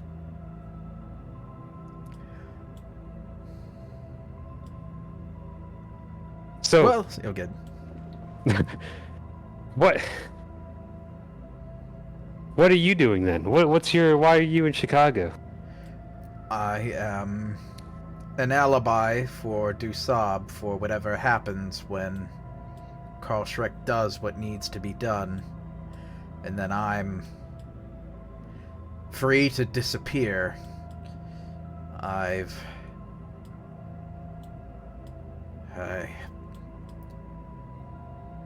won't lie. Chicago has been nothing but a trap since I've gotten here. Between the Caitiff Maldavis, who I'm uncertain if she can see through my mask, but I'm almost certain that the Camarilla higher-ups here know something. Whether or not Prince Kevin Jackson knows, I don't feel confident saying one way or the other. Listen, if I could see through it, pretty sure anyone could see through it. Not to say anything about my skill, I just think you're kind of bad.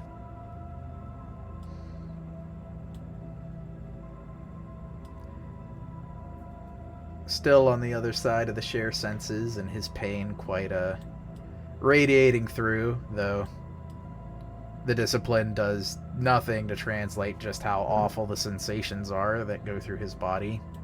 It's not your blood that's boiling, it's his, or was, rather. Strom will indicate I have an easy way out of all of this for all of us. As again, I have promised, after this whole arrangement, I have no need nor want to hurt you physically.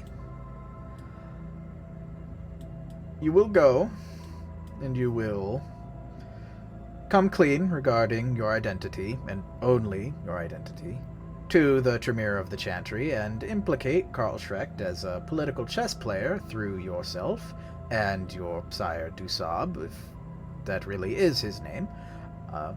At this point, I do not really trust it, nor do I care. But, at that point, I will leave you to their justice and the justice of Chicago, and I will care nothing for the fall of Schrecht's legacy or the plight of your true, real sire, and you will speak of what is going on at the Prime Chantry to no one and nothing. If that is agreeable, and he'll look over to Leon just to make sure there's nothing else that he wants to amend or add or ask first. Because the floor is yours now. Strom has what he needs. He has a blatant admission of collusion and manipulation of the regencies from a Tremere that is not going to be able to physically oppose him right now. So that's literally the trump card Strom needs. Listen, Marshall. You're not going to tell PKJ anything. Alright? we're gonna keep this all in-house for now. Because we still have to keep Tremere on top. As much as you can. He nods. He's in no position to really argue.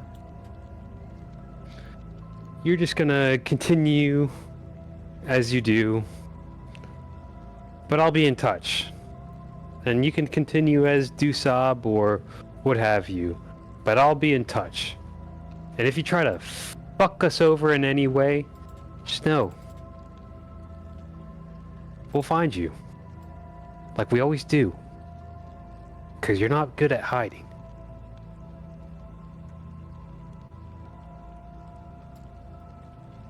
Indeedy do. And to cement, and maybe just be a little bit cruel, the Tremere Lord is going to make sure he plays ball by slapping him with Mesmerize. To make him absolutely tell the other Tremere, hey, I've been kind of fucky-wucky with you all this whole time.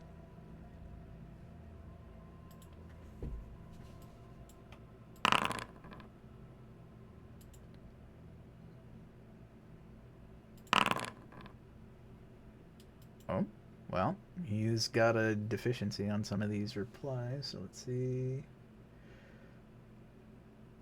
Intelligence and resolve, -3.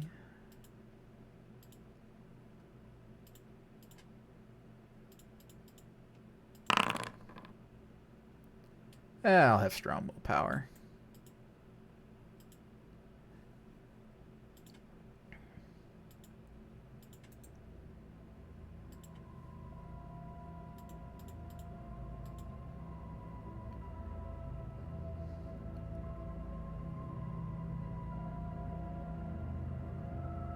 Ah, shit.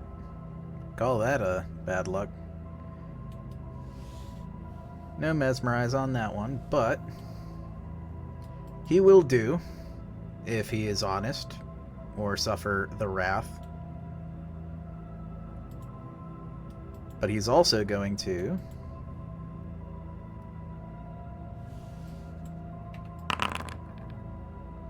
damn, these are the me rolls coming out.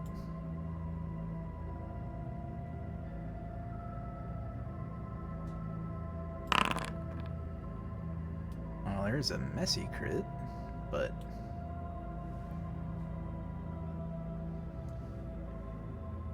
intelligence resolve.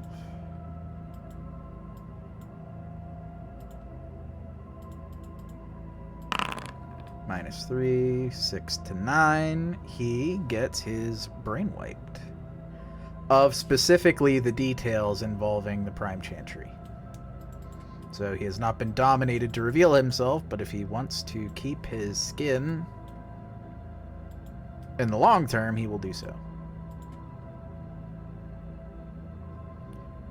The Elder RNG at play. But with that, the familiar vision of Chicago goes away. Arkham returns. And two Tremere are left sitting in a library, having successfully extorted somebody acting as the primogen of Chicago's Tremere, or rather, the regent of Chicago's Tremere, from several states away. And both now are armed with the information that at least Strom needs to carry the pyramid forward, and perhaps in the long term, once all is settled, discover what Karl Schrecht has done to potentially restore blood bonds selectively to a small number of Tremere. Yeah. Interesting. Indeed. If there was anything you wanted to bring up with Strom regarding that or anything else, you can, or you can get ready for your Undercity sojourn.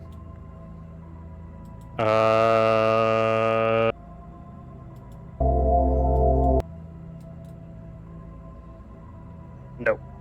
I'm gonna call someone though. For sure. Who do you want to call? Igor, call Christophin. Igor making his grand re-debut, now that I remember to give him a page. We'll call Chris. Chris, would you answer your phone after you're done talking with Azad? Yeah. Hello? Hi, Chris. Can you put Azad on the phone? Yeah. I put Azad on the phone. Assalamu alaikum. Assalamu alaikum, brother. How may I help you? I have some books for you from Lord Strom. That was me leaving the nicely- chat. That was Azad just leaving the call. Oh, get it. Chris, hang up on him.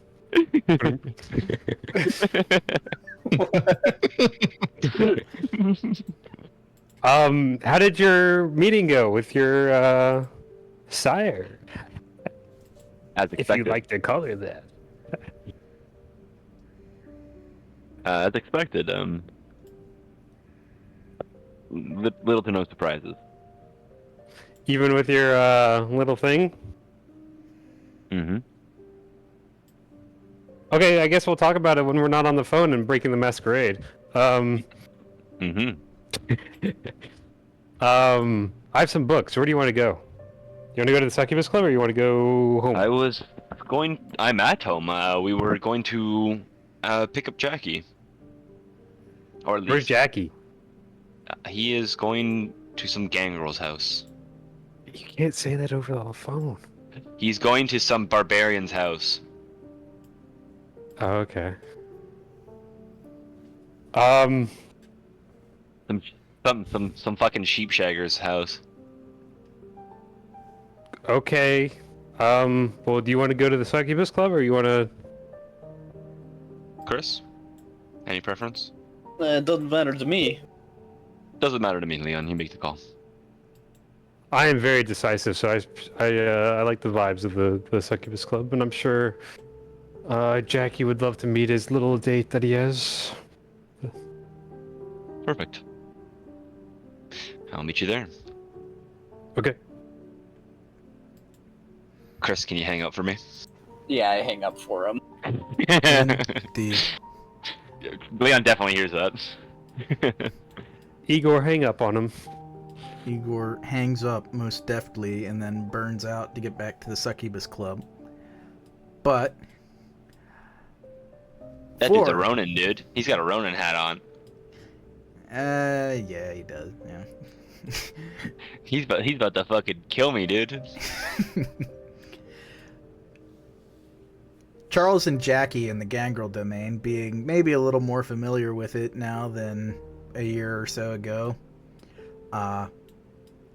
It takes what you were given by a few people and a prospective phone call, perhaps to Ela, to get the meeting or a location for Marcus Lear at one of a few potential locations, but you get it narrowed down. And Yeah, it was a park close to the Old Brood's location, right? yeah, so it takes some waiting and knowing that he's actually perhaps likely going to show up tonight and not be elsewhere, or just not going to show up because he was there recently. Eventually, a pale and sickly looking individual does come and seems to sit at a bench and do little more than write in a journal that he seems to be keeping. Well dressed and otherwise unimpacted by the rain.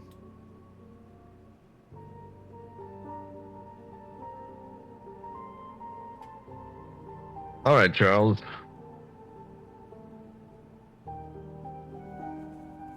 You ready for me?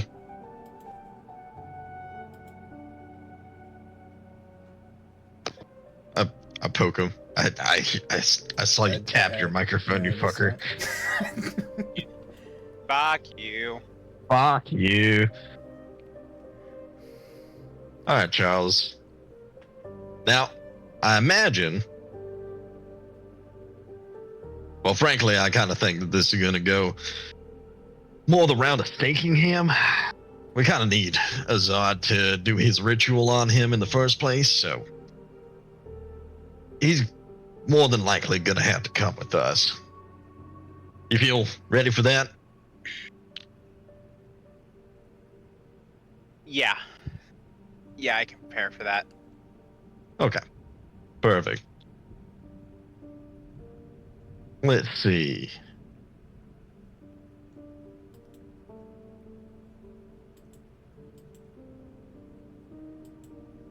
In which case, I think I'm going to ask him a few questions. I'll give him the easy option, and if he don't take it, then he's going to come with. Just mind, he is a gangrel, so he's a little tougher than most. Assumedly. If he's worth anything, at least. Being Myrmidon to Tremere, I have to assume he's worth something. So, be on your toes. Alright, let's get to it. Nod. Lead the way. Both approach from the front of the bench. Yep. Then you will get a not entirely polite, but not disregardant mention of Mr. Young, Mr. Henry. Mr. Lear? He will nod his head. You're not a very public figure. Glad you took the time to meet us tonight. Well, I didn't think I would be meeting you two, if anybody, but it is convenient to have the opportunity to, well, not an open door, but show enough face to work with associates who are in our social club, but not regularly introduced. I assume that this is going to be a private conversation. Indeed. Well, I have a place that will suffice that is not too far away. If that will suffice.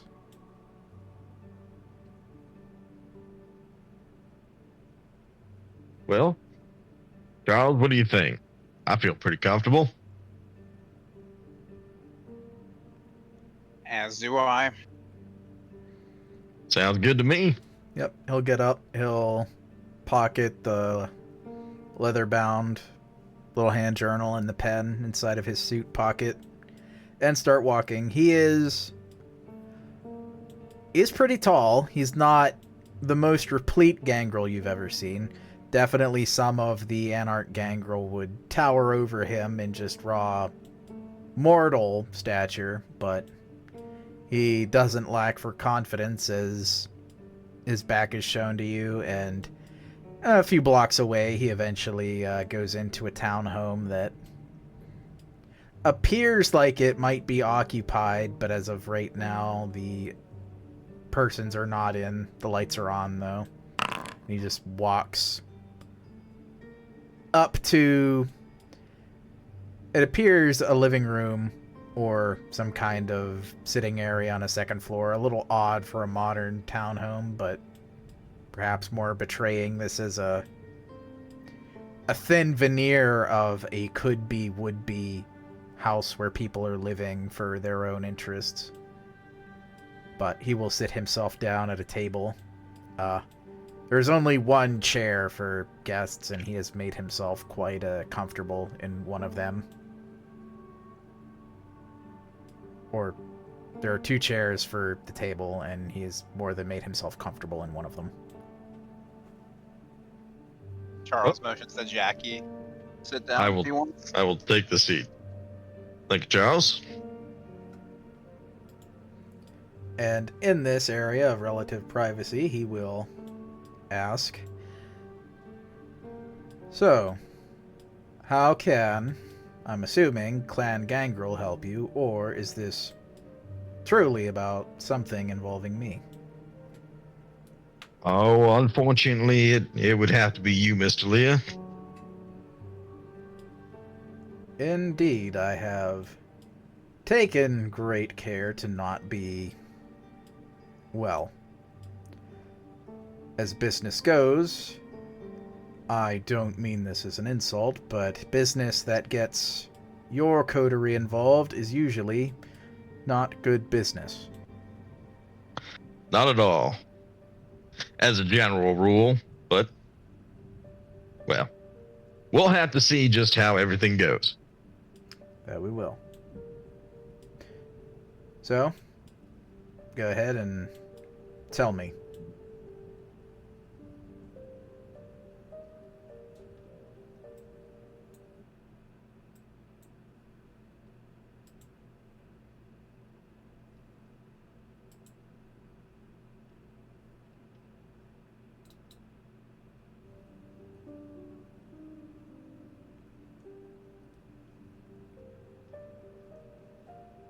Did I miss something there? I didn't hear anything.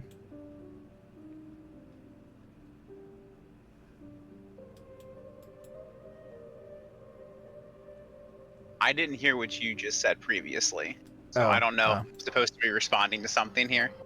I'll just try and rewind what I said, because I think I cut for just a...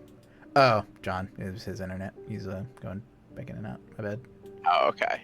I'll give him a quick minute while I maybe pull a replacement song. There we go. Noise. I have to wait until my green bars come back. I can hear fine, I just can't talk. I got you. Yeah. You want to find that track or you want me to go? I've got one. I just I realized that I put the same track on for a second time. So yeah, you can go ahead.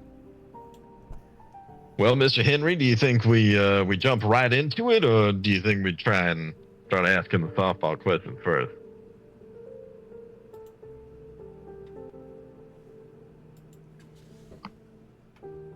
Sorry, can you say that again? I just sneezed and I had no idea what you just said. Those damn blood sneezes. God damn it. Do you think we softball some questions first, or do you think we just jump right into this? I would just jump right in. Jump right in? All right. See if how exactly this is all going to head out. So, let's see.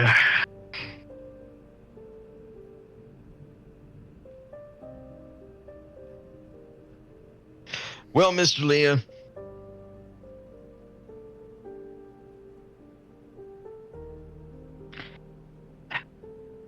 I'm going to say something, and it's going to point some fingers, but we're going to make sure that basically this conversation never happened.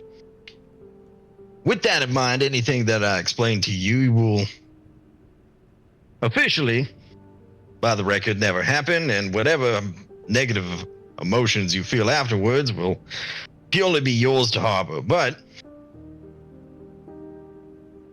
let's test the waters just a bit. Confirm something for me. Who is Blue? That would be a Bruja. It goes by the name of Guide's Blue Jays. Fairly on the nose, but I'm not terribly creative, and it seems neither are they.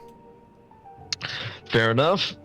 And what were you sending those messages for them? Why were they so reticent to know that you were the one sending them?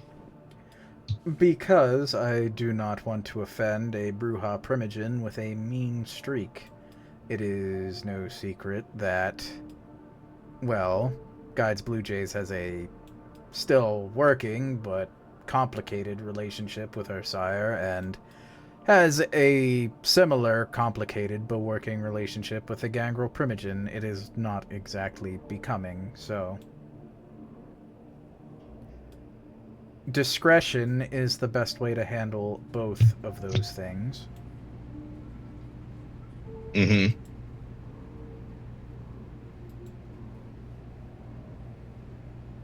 All right, while we're on that subject, you seem like a man who very much enjoys discretion, so let's see, what other discretionary sort of communications have you been having?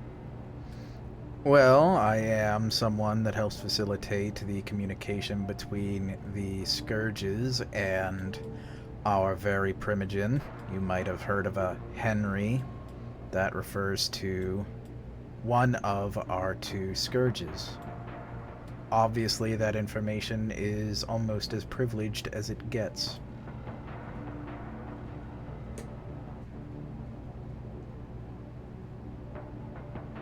But you do know the content. I try not to, but from time to time Tremere is not accessible and will defer to me. He will also defer to Ela, but it just depends on the circumstance. I will handle the letter passing, as Ela is capable, but her talents are best used elsewhere.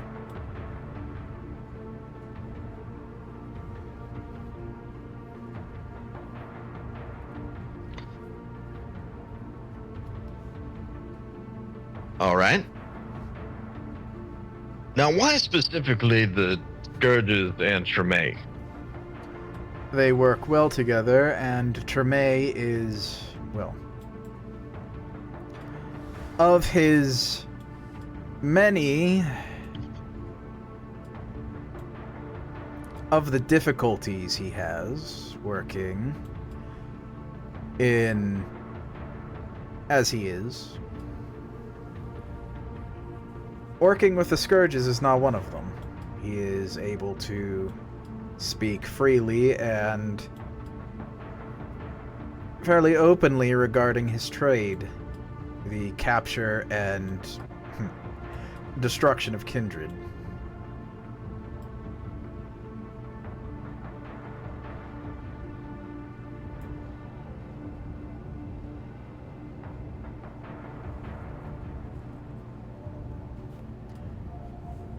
If you want more than that, you might be better suited asking Tremere, but he would say the same, that I effectively help him get those messages to and fro.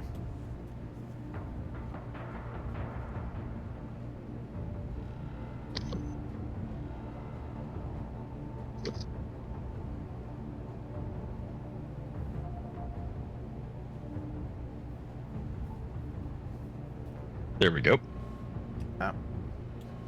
Yep.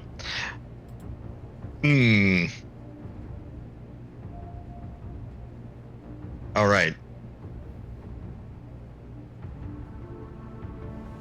I am going to try and insight him. I wanna see how this conversation is going so far. Sure, yeah, absolutely. Have I put any pressure on him yet, or he seems pretty cool under pressure right now? Yeah, sure, go for it. Classic.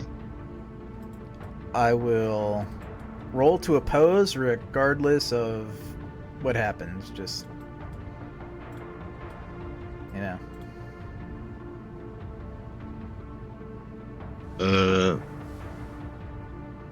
Seems strange. Why is it like this? Wait. There we go. 2, 1, 2, 3. Damn. Okay. Big. Might have you roll that 1d10 there, but yeah, roll it. I wanna see what happens. Do I do the 1d10 or do I do the frenzy? Oh yeah, do the frenzy check. My bad. I'm Is it getting ahead diff of 2? myself. Yeah, it's diff 2. It's not a big deal.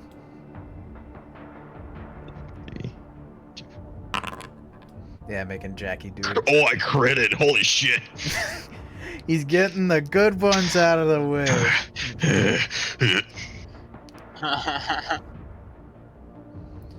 Let's see, how would I'll do it this way. I think this is kind of accurate.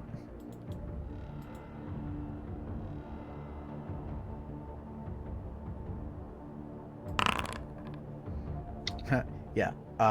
He is definitely telling you the truth. He is ice cold under pressure. You have not. If there was a concern about blood sweat, he would be the sponge you would reach for. The only thing you are able to glean is there was that moment of trying to describe how Tremere may not be good in some situations, of which it seemed he had plenty to say, but he had to find the nicest way to say it.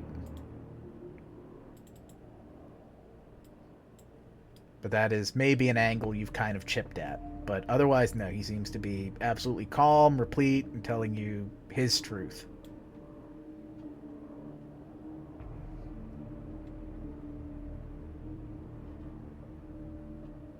That is A-okay. It's just the Bama storms. They're installing a steel plate over your ceiling just to keep the internet out. There.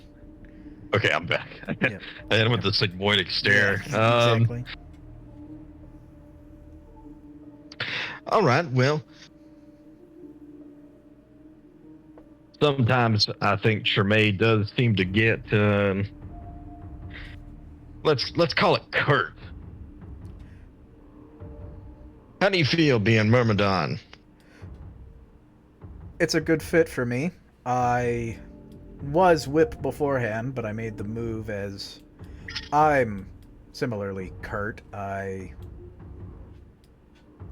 honestly don't care too much for how,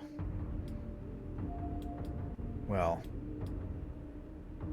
we are in the Camarilla and there is a pecking order, and honestly, we are perhaps even a little more egalitarian than I might suggest, but I enjoy my role, and it suits me well. And working with Tremere is good. I feel like you're being a little nondescript with that good. Well, it's good. I could say it 100 different ways. They would all be equally meaningful on paper, but I will lend your curiosity what you really want. I do not agree with Tremere on everything, but I do defer to him with loyalty, and I accept his place as being the stronger kindred than I am, and so he calls the shots. He calls them, I listen. Were that we disagree, his voice rules over mine. But he does know that I disagree, but he also knows I am loyal to him.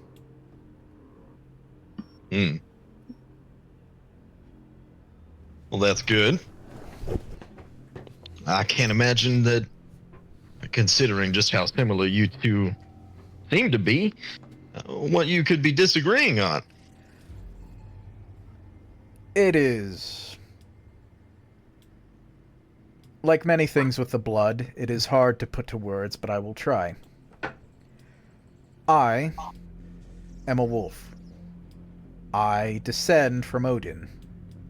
I see strength, I value strength, and the purest form of power is that strength, that capability of violence.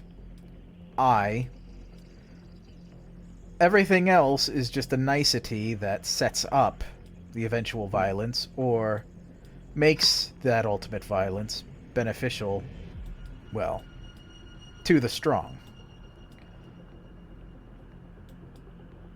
Tremere, and I do not mean this as an insult, I have said this to him. He laughs, as he does not care. He is a dog. He is a strong and mighty dog, a bloodhound, a warhound, a great mastiff, but he is still a dog. He is a more social creature. He likes to flaunt. He likes to receive treats in addition to whatever spoils he captures. And ultimately, part of his existence as a kindred is the circus. The myth, the majesty of the untouchable Tremere, or the nigh untouchable Tremere. As much as the killing, it is a thing that he enjoys. It is mostly those small details on which we disagree, such as why I am reserved and I manage things the way I do. Every business arrangement that our mercenary gangrel, he will air quotes, gather is eventually used to set up the violence that we are capable of enacting within the Camarilla. We serve our part, we whet our fangs, and we wait. I see, less so than Tremere and Ela, any need to bask in it. The deed is its own reward, in the end. In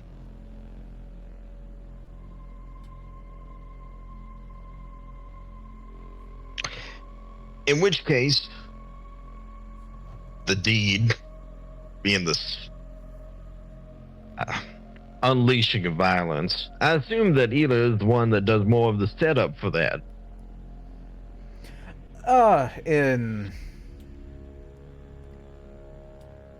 Honestly, in some regards, yes, but mostly no. I handle a lot of how we attain our influence on a productive level. Everything from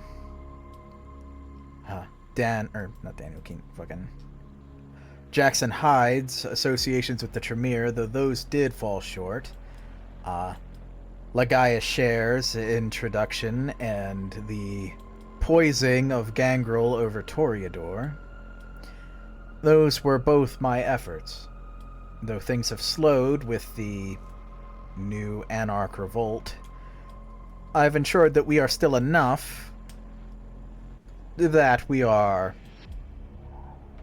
more than formidable when compared to clans like Toreador and Bruja. I find that very impressive. That's good maneuvering. Hunters watch, prey bleat. But I appreciate that, well, you appreciate it.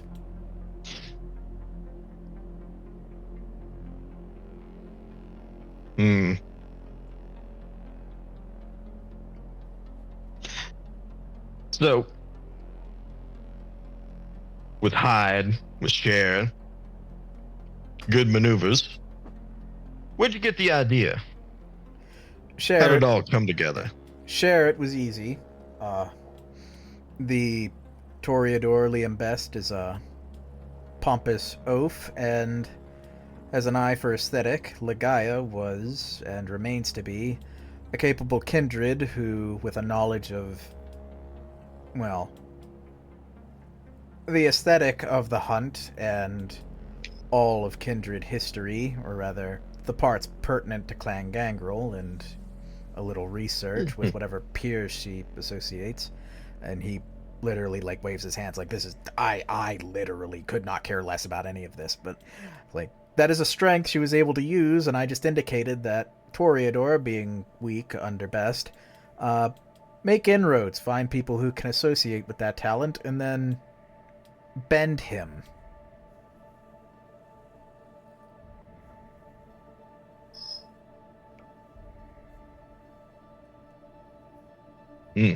Good read. As for Jackson Hyde, that one was more a failure.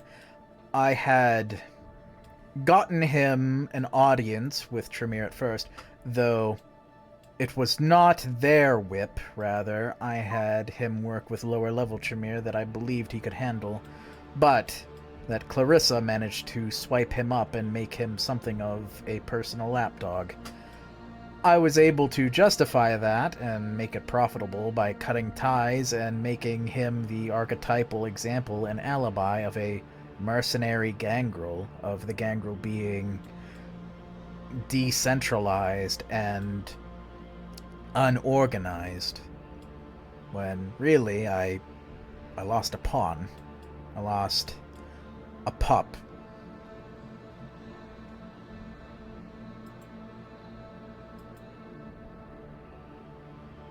Hmm.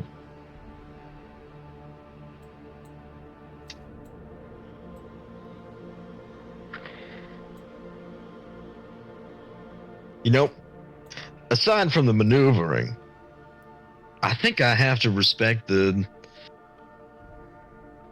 sheer Iceman mentality. You are a steely-eyed missile man. You seem to be giving all this away, and I don't see you sweating at all. Well, I don't believe I've done anything wrong by the traditions, and I have... Again, you are a few people that could genuinely ask me to come forward with this information, and I would not just turn and walk away. And other than that, well, if it doesn't go well, I still have my pride as a gangrel, and I don't think it will go that way, nor do I really have any want for it to. In that regard, your reputation also precedes you, so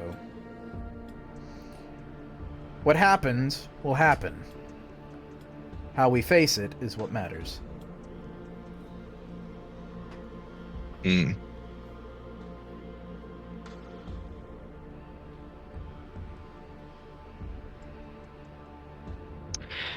So I guess the thrust of all this is, to what end did you intend to set up all these connections?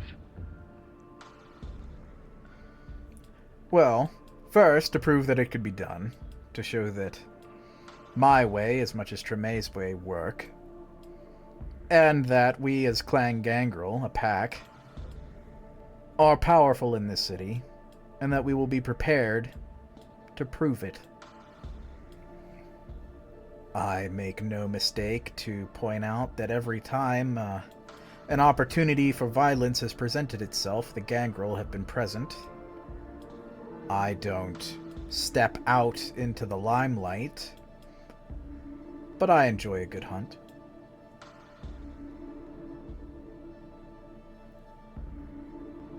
So all the positioning, the, let's say, backdoor dealing, more getting you in a better and more ready state for whatever the violence does kick off again. Yes. Well, werewolves are gone, Sabat's gone. What more violence could there be? Kindred will always kill each other. Whoever decides to first, well, that's the answer. And he says, as he doesn't even understand that there may or may not be an issue with the Anarch soon, that where some gangrel might have to look at some people wearing red and be like, I'm sorry. Well, that is excellent point, considering the Anarchs, and there are a good few gangrel amongst them. What did you make that situation as Myrmidon? I invite them to come back and make any point they like. The first word spoken will be with fists and claw. And then, if they do well enough with that, maybe I will hear out what paltry concerns they may have had before or after leaving.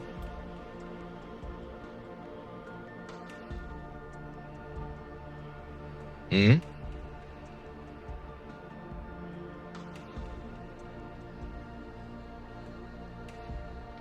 So, no current communication with them, aside from the more obvious channels. Indeed. Tremere, again, being true to his nature, attempts to exert that dominance over them still, which has some effect. I am less interested, as he's still firm with them, and still draws blood, though that he does more than that is what I struggle to really operate on. That is for him and Ela to deal with.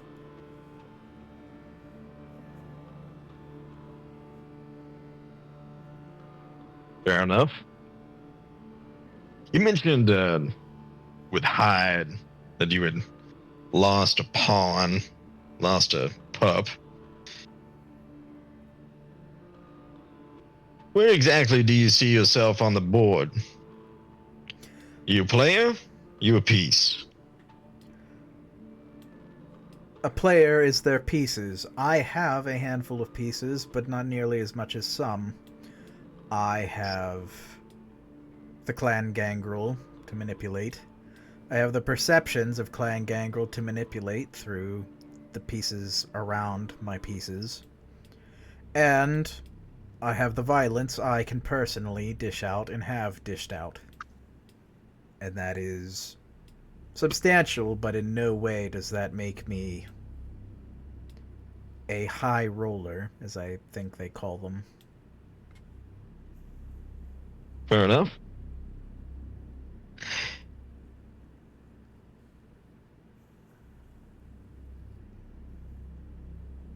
What can you tell me about Daniel Keene? Daniel Keene was an interesting case. There are plenty of rumors, but he was a potent gangrel, not too dissimilar from Tremere. More personable, though, but had the same drive. He was still a dog. I think, ultimately, that capability and that greater drive for social circus is what attracted him to the princedom, and whatever he soon found was well enough to make him go barking in the other direction.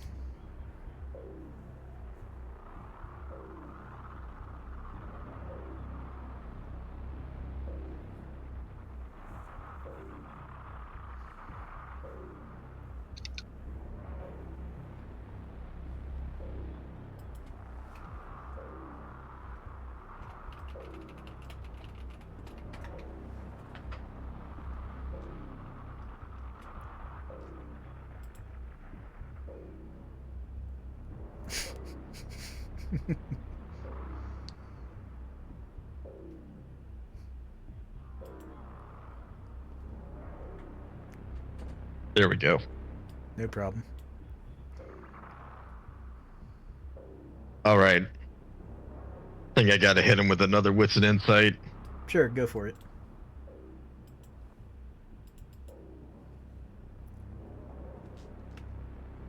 Yeah. She. Yeah.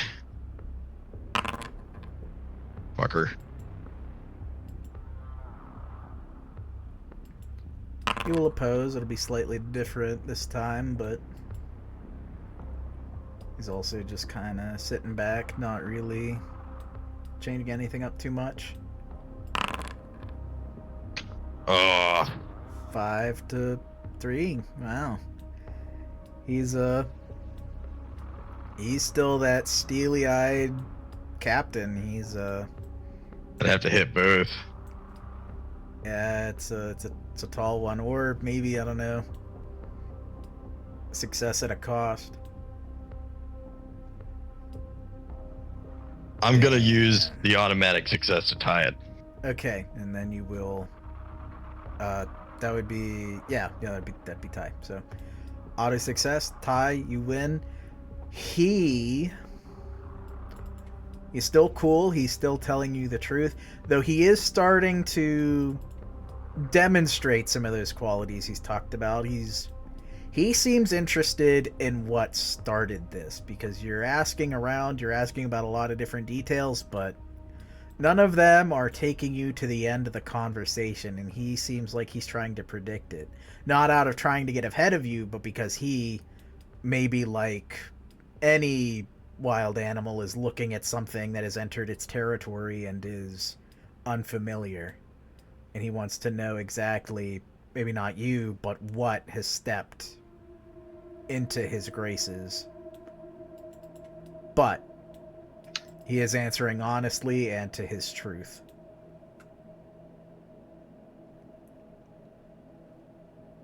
And everything seems to stack up based on what you know. All right. I think I'm going to turn up the heat.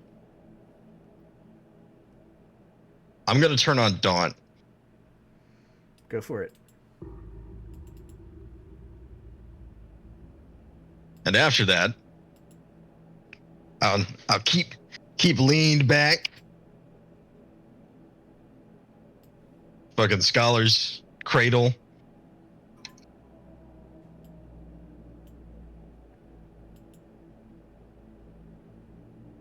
Well, Mr. Leah, as somebody in a more, let's say, influential position, you certainly play the game a lot better than many would expect from Clan Gangrel. Have you noticed anything strange? Perhaps with the Gangrel underneath you or anybody else you might be conversing with in secret? Let's say people acting a little uncharacteristically sometimes. I know in your position that could be something that sticks out to you. He will pull out his journal and make a quick note in it. His, head drops to do so as he says, I find many kindred strange, I hate to say it, and I find the way they act often is even stranger. I'm happy to share that information with you, but he closes the journal with a clap and looks at you dead in your eyes, and he has activated Eyes of the Beast to match your daunt, as he says, could you narrow it down for me a little bit? Sure, let's see. I feel like Penny's is always quite the character. She's always been a very strange one. What about the Nosferatu or perhaps even the Malkavians? Penny's is a creature built out of fear. I could not have drawn a sheep more sheep-like than that creature. That she is a sheep to her fear of the Tremere is... He hand waves. Unimportant, it is what it is. I genuinely could not understand how such a creature can live. As for the other Tremere, or no, the other Nosferatu, they have their sectarian differences. As I see it, one is affluent, the other is not. So one trades in niceties and material goods and knowledge, while the other trades in knowledge, availability, and as they say in the Ventrue world, oh god, I'm gonna blank on the term that I just had in my mind, time priority. High time priority. So, ultimately they are the same beast with the same blood. They are both rats. Convenient that they name themselves such, but there are many, and some of them have found quite shiny things that they can use to interest superficial kindred. I could tell you about some of them, I'm sure. The Malkavians are, well, they defy common description, or rather they constantly shift. If there were ever a true lycanthrope, I'd wonder if it wasn't Malkav, but... or rather shapeshifter, but... I could only speak on a small number of them. I've only met with, well, the one. The others I've gathered influence through him, but no more, as he's proven to be almost as sheep as, well, Penny's, though not quite.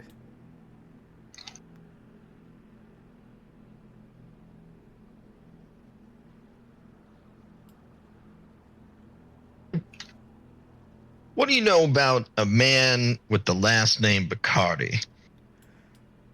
Nosferatu, one of Powell's creatures, the more affluent ones. I believe he has shares in a bank and helps with both their monetary and their physical security, to some degree, where their Myrmidon does not. I imagine that he is a closed-in creature, as many Nosferatu do, and he knows plenty of secrets, as Nosferatu do.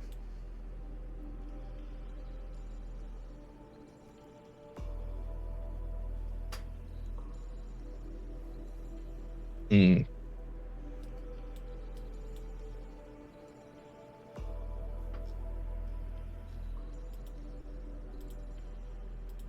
All right.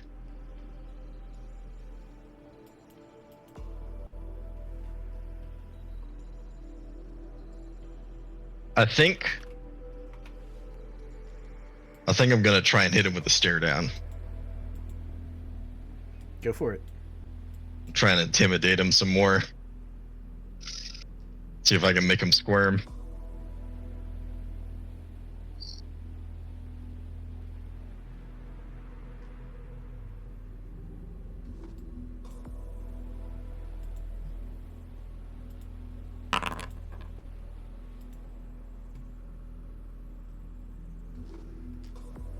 Not a bad one.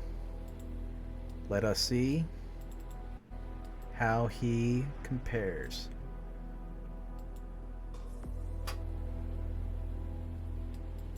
No, he does not need to rouse for it. He is not going to. He's just going to chill with, say, composure and make it a skill.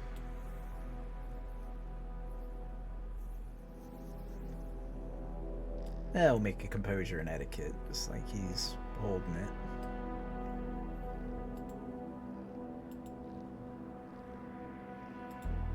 And I will say being stubborn is going to work in his favor here.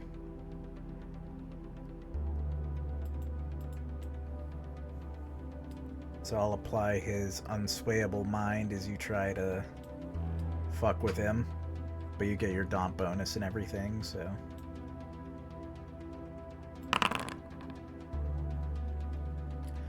You push, and he doesn't squirm, but you start to chip away as he is still calm, content, concise, but it's starting to wear a bit, and he'll ask, all of these kindred so far seem as unimportant to you as they do me. What are you interested in? I think that's a good question. Well, let's start going over some possibilities. What do you think I'm interested in, Mr. Lear? I think someone I have done business with has broken some tradition, and you are keen on a word and some evidence that will let you throw them before the prince and maintain this peace you have built. I like the sound of all that. Makes me feel important. It also makes it seem like you've got somebody in mind.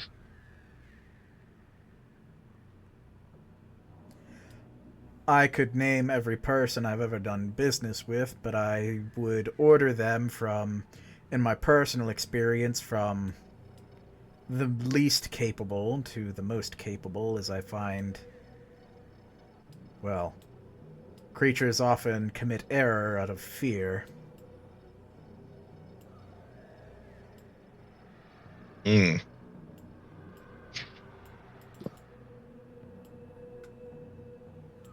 Well, let's see. Which one do you think would be most likely to break a tradition then?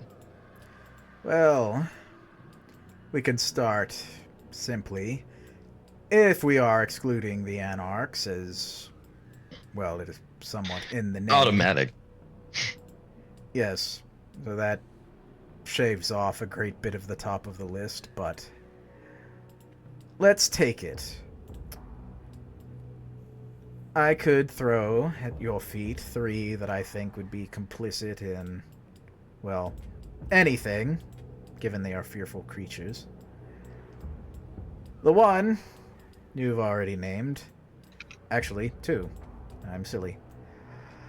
Guides Blue Jays is 1. She fears the wrath of her sire for having the sympathy that she was, in fact, robbed the chance of being Clan Gangrel, which is very much what did happen, and Carrie made it a point to sire Guides Blue Jays out of spite and prove what a blessing Clan Bruja could be. A thing you would have to ask Ela and Tremere about, as I thoroughly do not understand and could not care. Next, the other one you've named is that creature Tristan Oskell. That he failed is one thing, but that his cowardice almost made it an incident for me to deal with is another. Hence why I don't work with him. And lastly, there is some bumbling Tremere, the one with one eye who hoped to flip the script on how we Gangrel operate, leaning into that mercenary Gangrel alibi I like to throw out there, and, well, I don't quite like... I don't know what I would call a Tremere. A bat, maybe? I don't like bats dangling from my tail.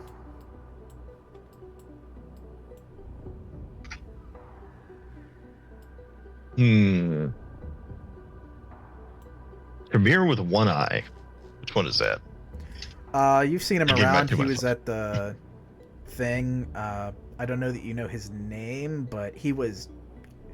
You could remember there was a Tremere with an eye patch at the recent, Tremere gathering that you all went to. Over with Goretrix, right? No. He No? was in the house, Tremere house. Trying to flip the script. How exactly? Oh, tried to see if he could bribe more Gangrel away from doing whatever it is they're doing with, the classic Tremere, the offer of services with no warranty, no expiration date listed, and the promise of eventually boons, but nothing so much as even a whisper of anything up front. Paying for services with the debt of the doer.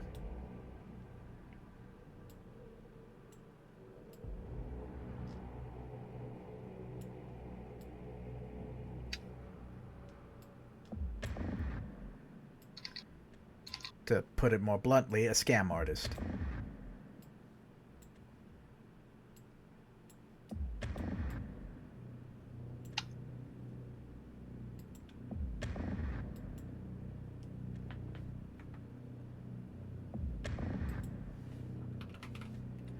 Have any of those crossed your path that I should be concerned about?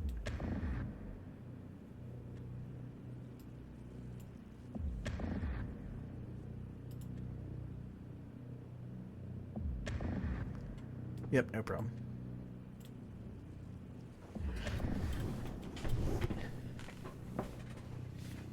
There we go.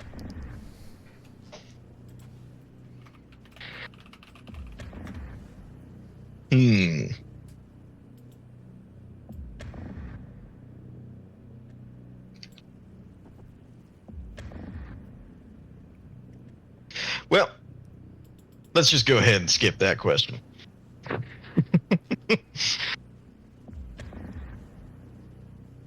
If it weren't somebody who broke the traditions, what else might I be here for? Perhaps you want me to kill somebody for you. Well, are you offering? Perhaps. I tend to command a high price, either in reciprocation or direct payment, but it can be done. It's been a few days since I've wet my claws, at least.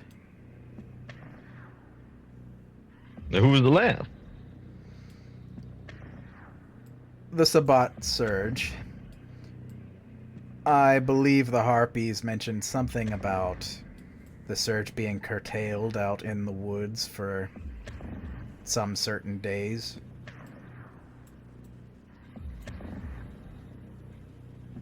It was a good opportunity. What I have become. Fuck you. I sent him a video of 3 days grace animal I've become, and I said Azad when he confronted Aisha in brackets ironic post. Damn. Damn. Thank you for adding that. Ironic. Unironic. Yeah. Unironic piss. Yeah, I should have Ironically unironic. I should have said unironically ironic, Post-ironic. and then did eyes, and then just an eyes at the end of it.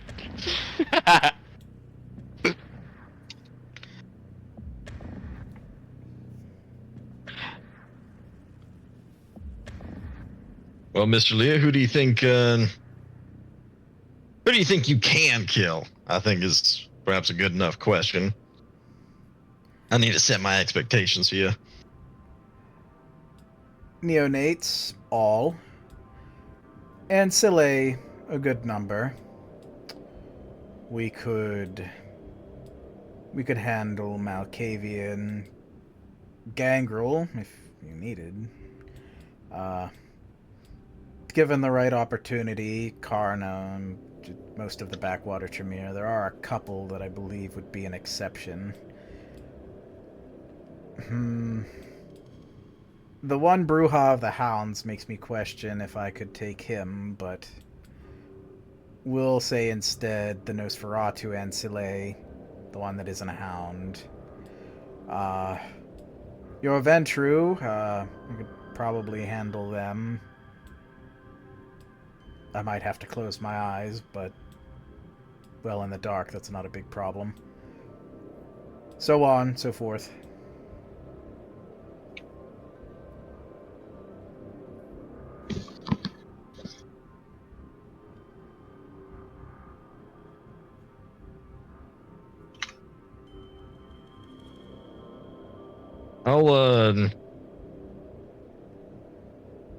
I will turn to Henry, and I'll speak quietly and cryptolite to him.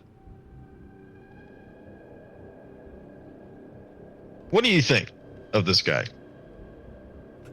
I feel like I'm pressuring him more here, but give me your own assessment. How's he looking?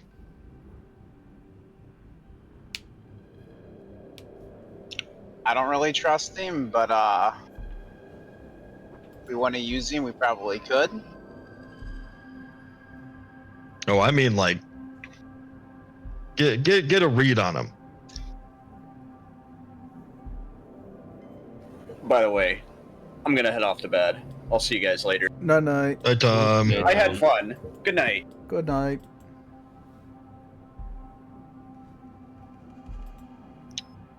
What do you mean a read?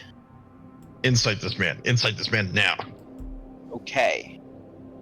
My insight isn't exactly the greatest here, but we will try. Hopefully I've kind of pressured him enough.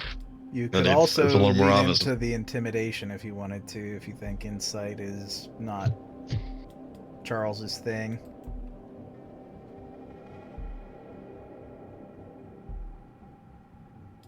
Because you might have a better chance at intimidation than even Jackie. Not by too much, but we can try. What attribute would go with intimidation? That'd be charisma. You could do charisma, manipulation, and add your daunt, which I think is already like tabulated as a. Let me see.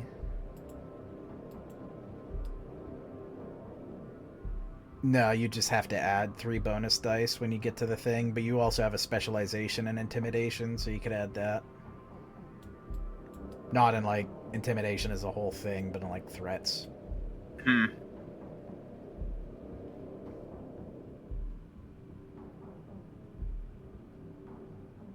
If you wanted to threaten him, which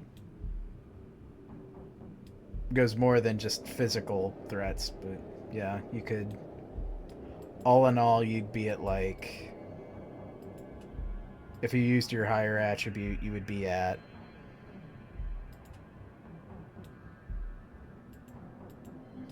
7 dice or 8 dice before rousing, so you could push it even higher.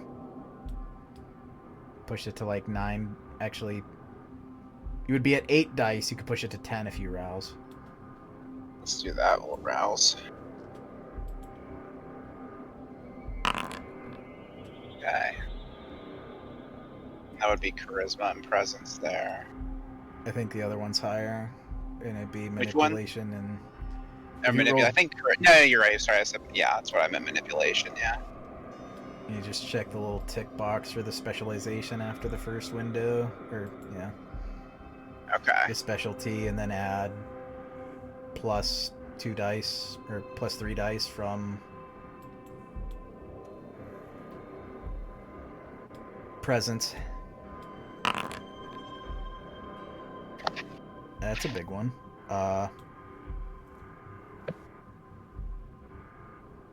Jackie, are you gonna help him? Yeah. Roll a 1d10 real quick for me, Tony, or I can. Sure. Come on, 10s. There we go. A 9, so that's fucking. It's 8 successes though, so. Let's roll for him. He's gonna pull the same pool as before.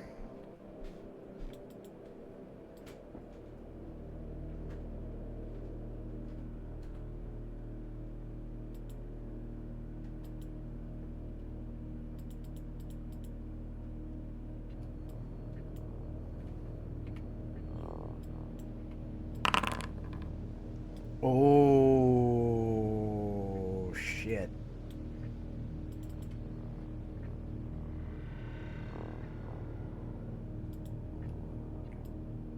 It's only a diff 2, but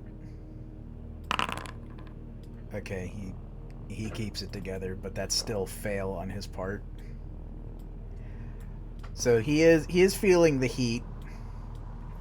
What it does is he's just gonna lean in a little harder on his end, as he doesn't seem to have anything to admit, but he will ask, or rather say, so, killing, maybe, finding someone who's done wrong, maybe, but a great interest in me.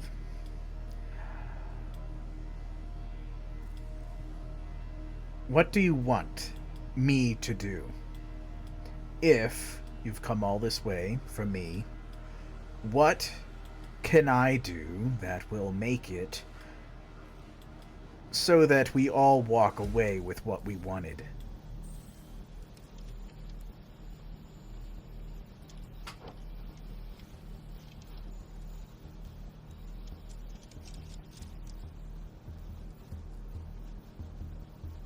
Let's see.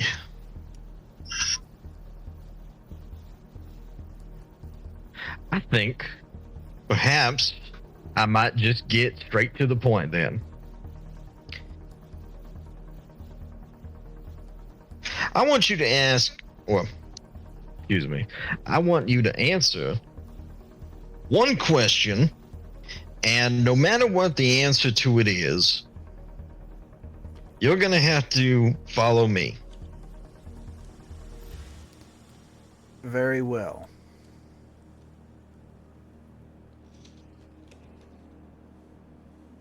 Are you blood bonded, or do you have any bonds to you? No.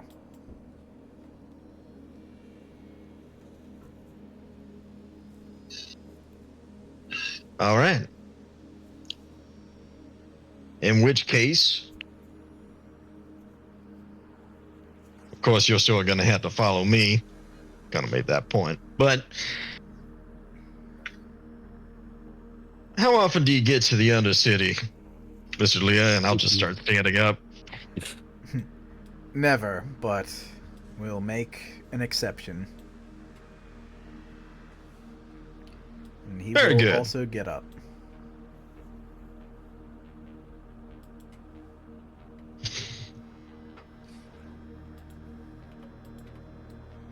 All right.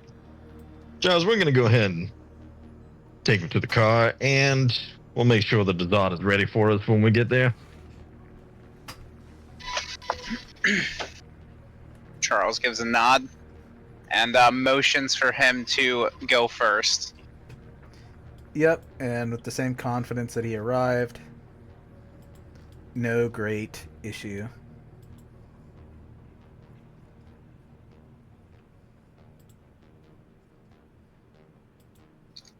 All right.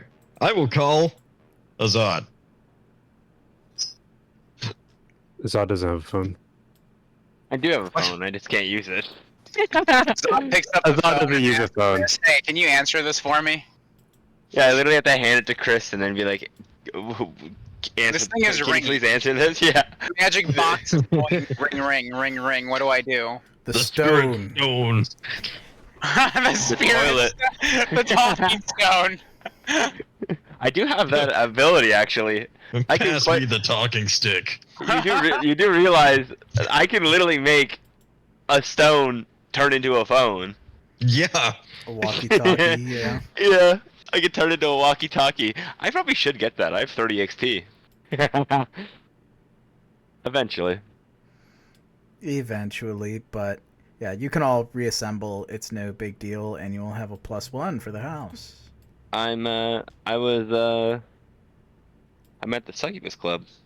Well, yeah, I mean, not the house, but anywhere in the Good. domain. If you don't want to bring him straight to the Succubus Club, if you use the Succubus Club to go down into the Undercity, that is also fine. Just in case not everything happened within the binds of the Succubus Club, I just dropped us in your domain background. Yeah. I was just curious what the books were that Leon was going to give me. They're just a library modifier. Oh, okay. And then okay. And then I'm gonna look at this the fucking person basically when it comes up, and I'm just gonna be like, just gonna point at him. Who are you? Just ignoring Leo. him. Just let Fucking him answer. Family Guy skit. Who are you? Who are you? Who are you? But he'll Fuck you. give his name point Fuck you. blank. Doesn't waste time on the title. Just says Marcus Lear. Why is he here? Check you. Same reason that we visited everybody else. Sit down, Marcus. We're gonna kill him? Well, we're getting to that. At that point, I'm No, gonna we're just gonna kill him? I'm literally just unsheathing Otto. Is this the... No. Is this the... We're getting... Like, what kind of nod are we doing? Are we doing the kill him nod, or are we doing the... Okay, we're doing this nod. I just want to make sure before... How you can't forget we went over the nods already. Listen, It's always an up nod for the kill him, and it's a down nod for let's proceed. Okay, so are we gonna kill him or not? Sit down. Not this time. Well, we'll find out.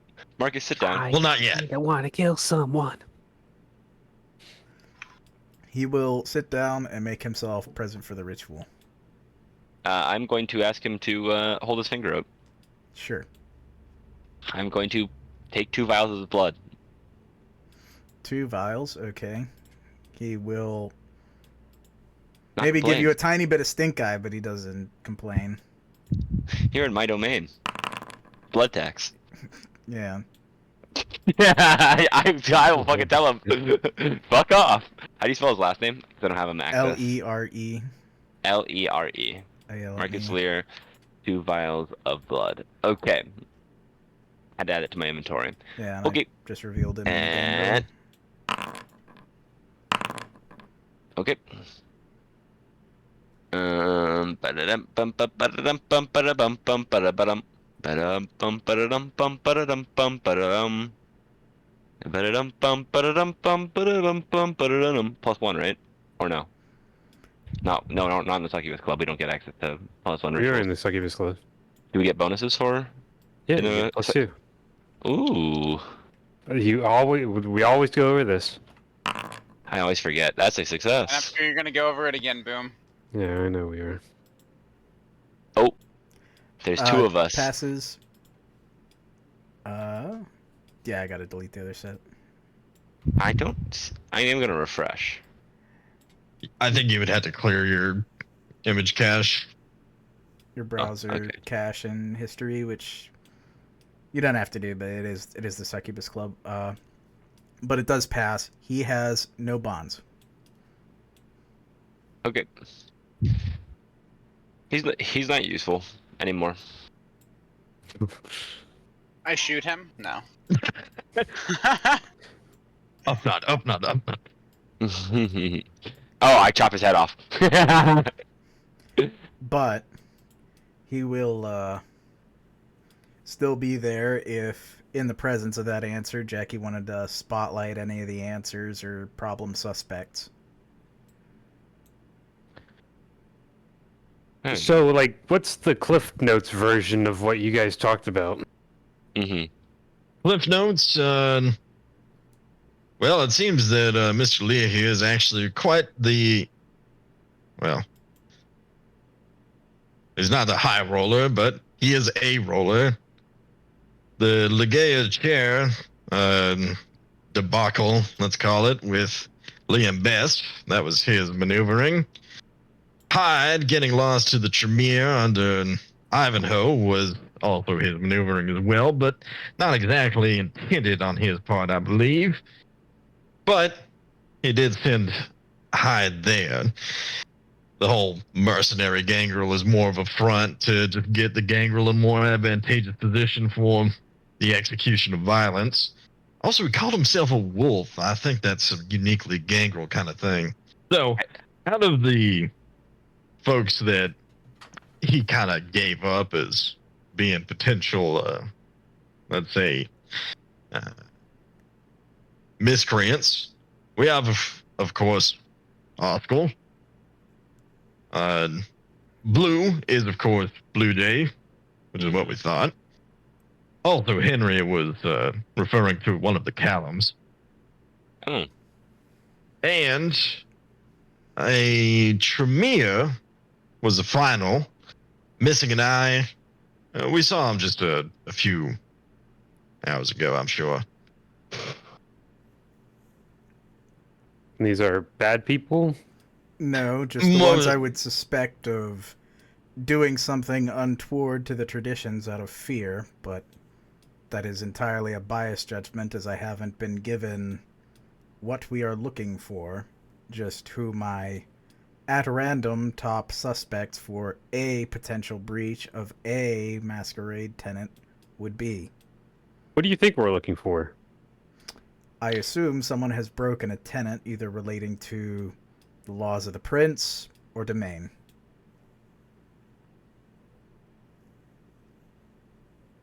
What about the Camarilla? Then the same, just a step above the prince.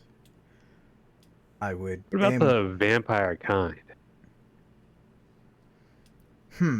Well, then I might strike a couple of those names off of my list, as even out of fear, I don't think they would be so bold.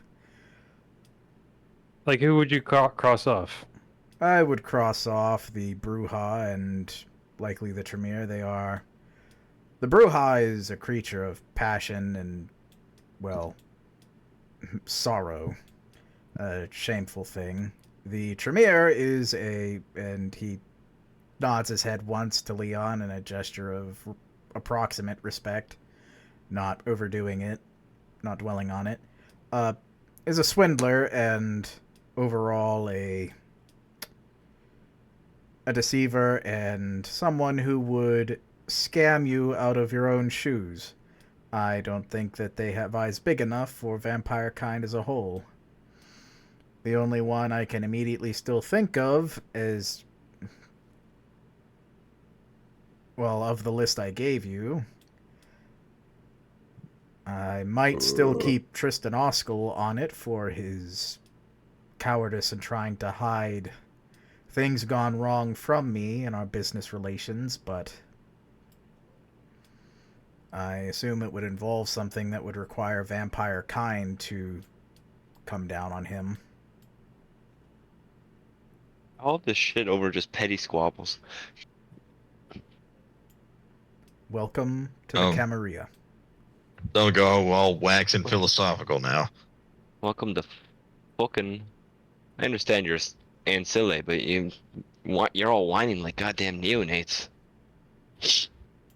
Agreed. I'm gonna turn to Jackie and encrypt like I'm gonna go, oh, wow, wow, and I'm gonna say, you want to grab me the spray gun so I can spray him and say bad wolf? It would be funny, but not right now. This is an Elysium. We have a to uphold, you know. Yeah. I can carry my weapons at Elysium. Yeah, you can't use them on. You can't use a spray gun on someone. I'm watching you. What if not vampire kind, not tradition, not Camarilla? What if they were going to offend me? Oh. Well, then I would still put Tristan at the top of the list, but I suppose Minus Tristan. Okay. Then I would need to know who you've interacted with recently. Because Tristan was, again, at the top of the list.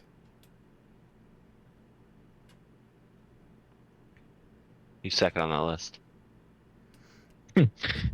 He would Once probably, again, he's still... Yeah, he'd go through, like, okay, who have you been around recently? Who have you told to go fuck off? Who isn't dead? Like...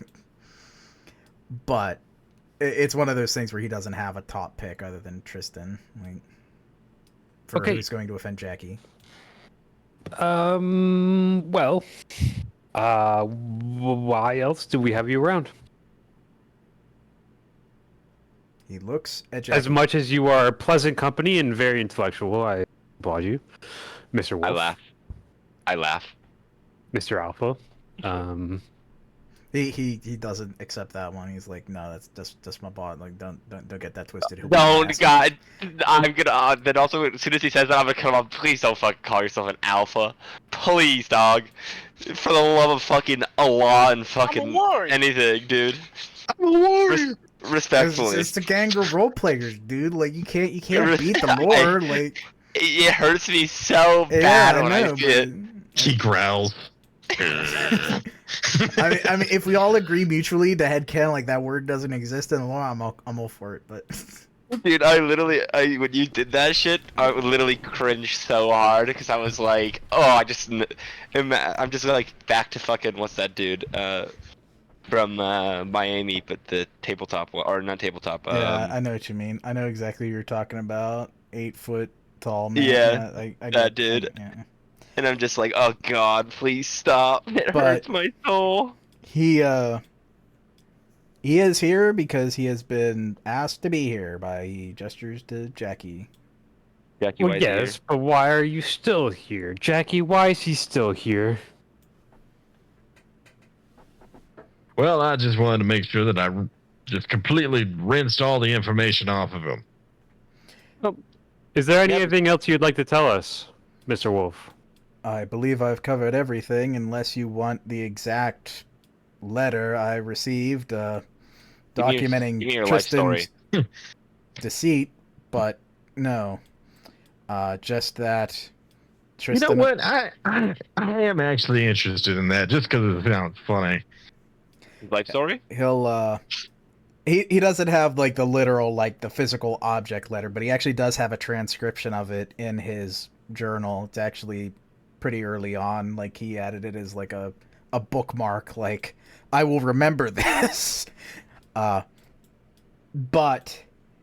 there is a note that he just gives you the whole notebook. He doesn't like try to contextualize it, but in the margins there's a note that this was delivered by a Malkavian retainer, and that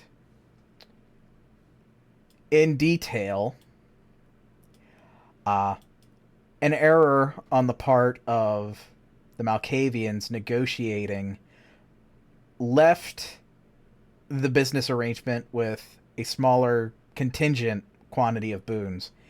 What had happened was What happened? the Tremere wanted some specific blood poached from the Bruja domain. Good old Marcus Lear himself rendered that potentially tradition breaking but discreet, never caught service to the Tremere team player, Clap, in exchange for, boons and payment. And the Malkavians were the ones facilitating this, because the Malkavians, through Tristan Oskell, were in contact with the Tremere, but they didn't have the talents to do it, so they subcontracted the actual work. When the Malkavians learned in this letter delivered by the retainer that there were a lesser quantity of boons, and that apparently Guides Blue Jays was going to be made aware if, things didn't happen as desired on part of the Tremere. So, like, hey, if you snitch, then we're going to literally snitch to the Bruja. So, get fucked. Lol.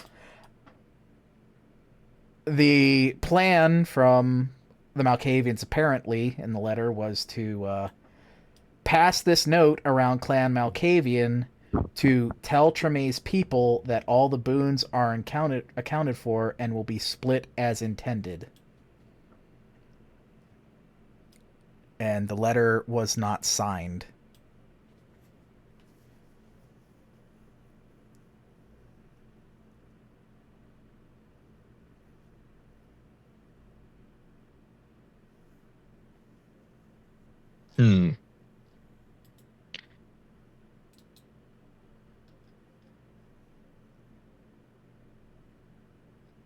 And he's certain that this was Oskell? No, but he was the one in charge, and the retainer, wary of the masquerade,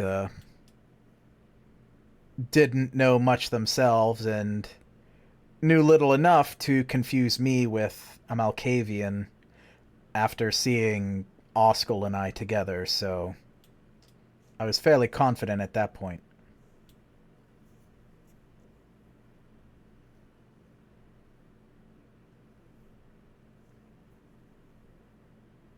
Do you know the name of this retainer? He shakes his head, only that it was a young man, red hair, quite like Hunson's, but also not quite, more wavy.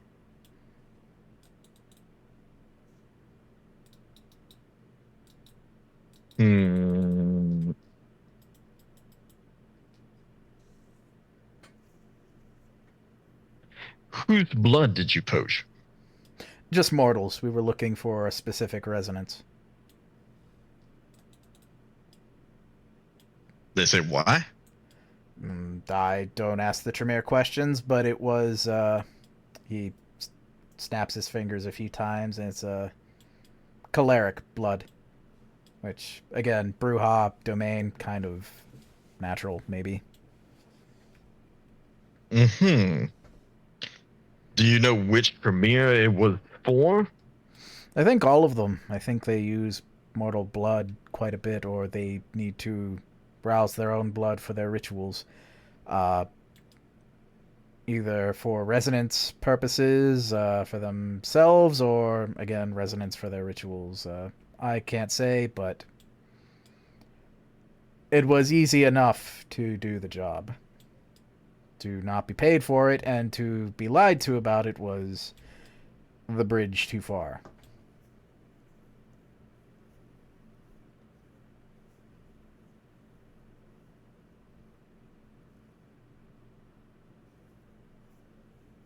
Jog my noggin here. I feel like Oscar did not include this part when we talked to him. No, he did not. In fact, this part is almost completely different.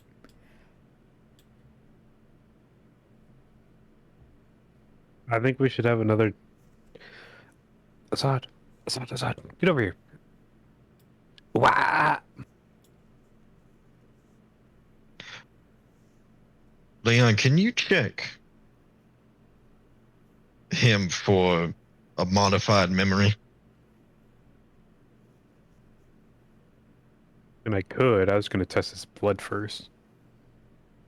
Well, we know he's not bonded, but I don't care if he's bonded. I want to make sure he says who he says he is. I think that's fair.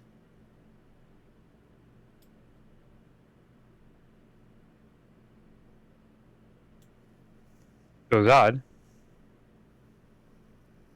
Hello? I think he's got his prayer rug out or something. Hold on. I was peeing. What's up? I want one of his vials of blood, please. Okay. And I will, test his blood. For sure. Roll it just to test for a crit, but you'll pretty much automatically succeed. I just want to see if we get the crit or not.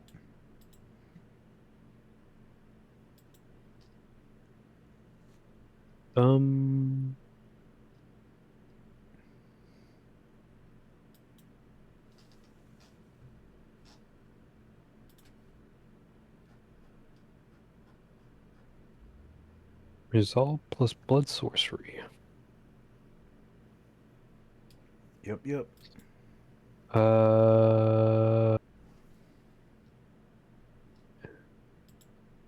Elizabeth.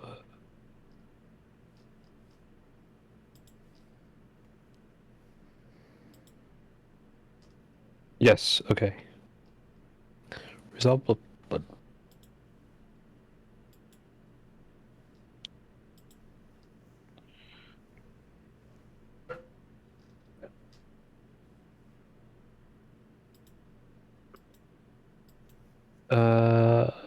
Yes. That is the crit. Cool. So. It's a normal crit too. Yep. Yeah, holy shit. Absolutely. That's double crit. It is. He is definitely kindred.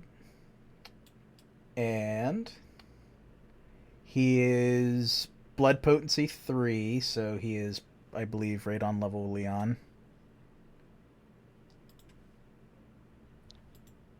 Or I will let Leon determine what direction blood potency 3 is, but I'm fine with just giving that for free.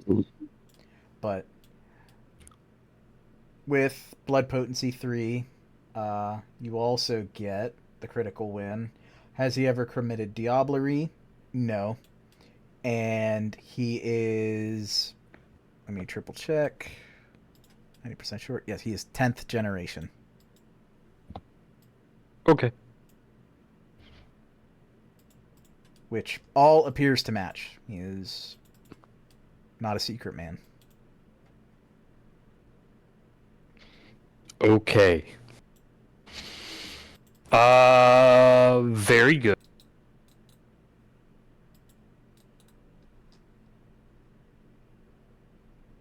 I think we need to have another conversation with Sir Malkavian. I think so too, but I think you should check his memory. Yes, because the other guy is a dominate Malkavian. So I will do that. I have Tristan's blood as well. You do? Yeah, I have 2 I guess vials of that's his Tristan's blood. I can test his blood too, but after I dominate this guy. Okay. I will dominate this guy. I imagine Leon just saying this in fucking real fashion. Yeah. Yeah, I'll test it. Just let me dominate this guy. Looks at fucking him. Looks at Leon. Let me dominate you. He's standing behind So, Leon, like over his shoulder. Let it happen. Yeah, I'm gonna Let it happen. I'm gonna anti-dominate you real quick. Just like I'm like reverse. the process. I'm the Imagine having- doctor. The doctor's in. I lean his head back, like forcefully. I jerk his head back, and then open his eyelid, flash a flashlight into it. All right. This might hurt a little bit, but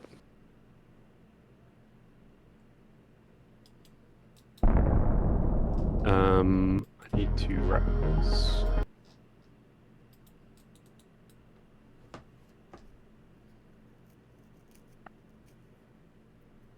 What am I?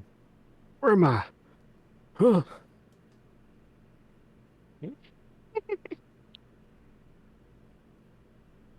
What am I doing? Dominating.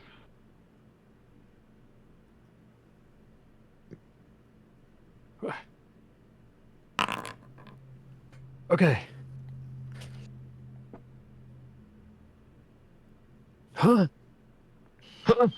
What? Got Joe Biden over here. I'm aroused again. Huh? I'm an American. Come on, man. Oh man. Wait, man. Oh man. Oh man.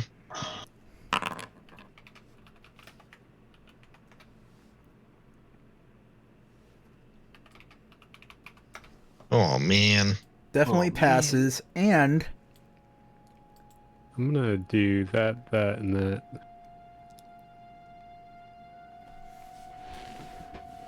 Did That do anything? no? I don't think you got any successes on that one. Okay, yeah, cool. it would have just replaced the gray squares with. I was like, Yeah, so it does carry out. It beats his half. He's willing to take it. It's a little close because he's got that fortitude, but thankfully his other stats just kind of aren't there. So you subject him, and you are able to go back. You don't need to test for the ritual, so that automatically passing. You are able to uncover that a memory was rewritten. You don't know exactly when or how, but there was a memory that he does not recall, or doesn't seem to, where Tristan gave him the information that, like, hey, this went sideways. I'm telling you verbally because we can't leave a paper trail, because the Tremere literally said they'll break our balls, but, like, here you go. And, like, it was a brief interaction, but all of the lead up to it, and that itself is wiped from his mind. But that was Tristan trying to not give him what the letter insinuates. okay, so nothing too bad. Not too bad, but definitely twists the implication of the letter.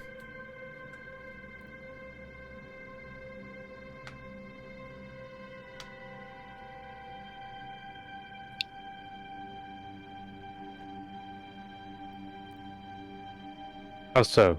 Explain to me.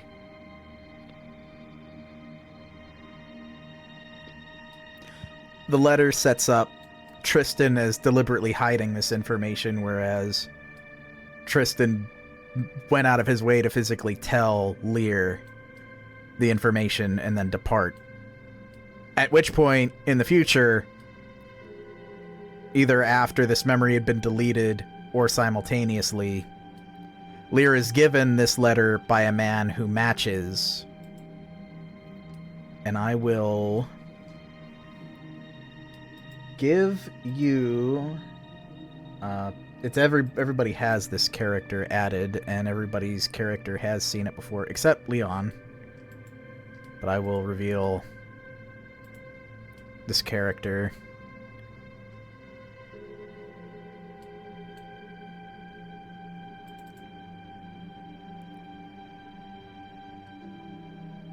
So it seems like less the Malkavians doing and more of this messenger. At least in my eyes.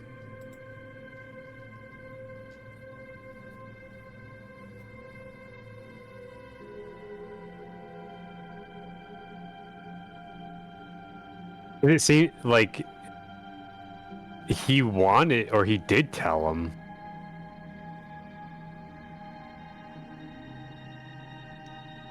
And the letter says that he didn't tell him. Indeed. And true to the memory Leon sees, the messenger introduces himself as a mortal beating around the bush timidly at being a Malkavian and mortal. A mortal under the thumb of the Malkavians, but skirting around any knowledge that would breach the masquerade. And we can't tell who dominated him, right? No, and Yeah, it's hard to I tell if it was imagine- that person. I 'cause doubt it was him. the person is averting eye contact and is very timid, so there's not like a moment of obligatory, like, eye to eye, I've got you. Mm-hmm. Yeah. But you don't need eye contact for dominate necessarily. A Malkavian would, though. Not if it wasn't a Malkavian. Well, yes, and I think this kind of this direct. I don't think. Okay, I don't think we need to visit fucking what's his name anymore. I think we need to find this handler or this messenger rather. Dom, have you done the reveal yet? Oh yeah, he's been in everybody's character journal. Yeah. And you haven't seen don't the know if you- face, but yeah. Yeah, it's in, Oh. it's been in everybody. I mean, Mm. you have all seen the person. Leon now seeing it in the vision, but only Leon has physically seen the memory. vision. Yeah, Yes. so.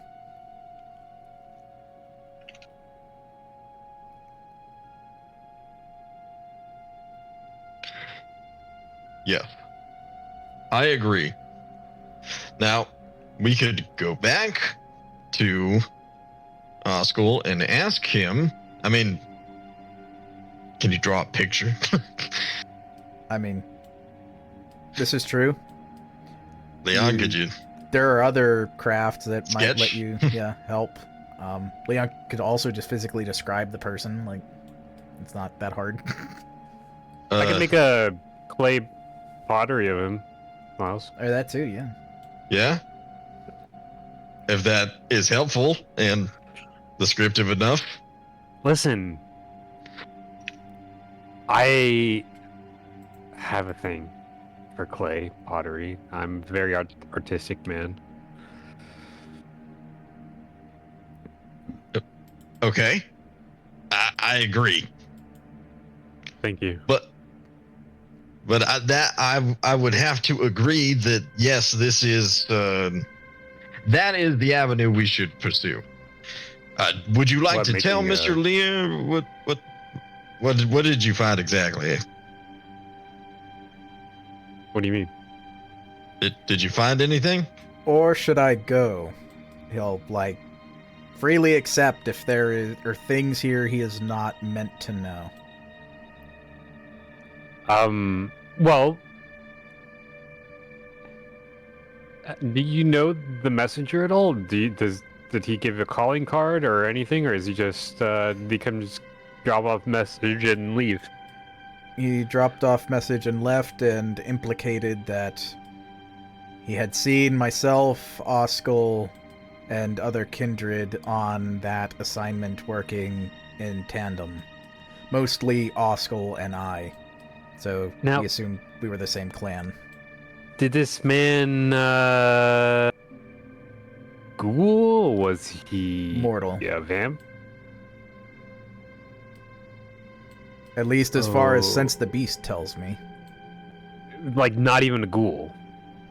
I got nothing of a beast off of him, which could mean that I failed, but I don't fail with Yeah, mortals. I think it's time that you left the Succubus Club now. Okay, let's go. Skedaddle. Yeah, he'll accept that, wave, and leave. Guys, you know, my spidey sense doesn't usually go off around mortals, and I'm just saying this. I don't like anything of this.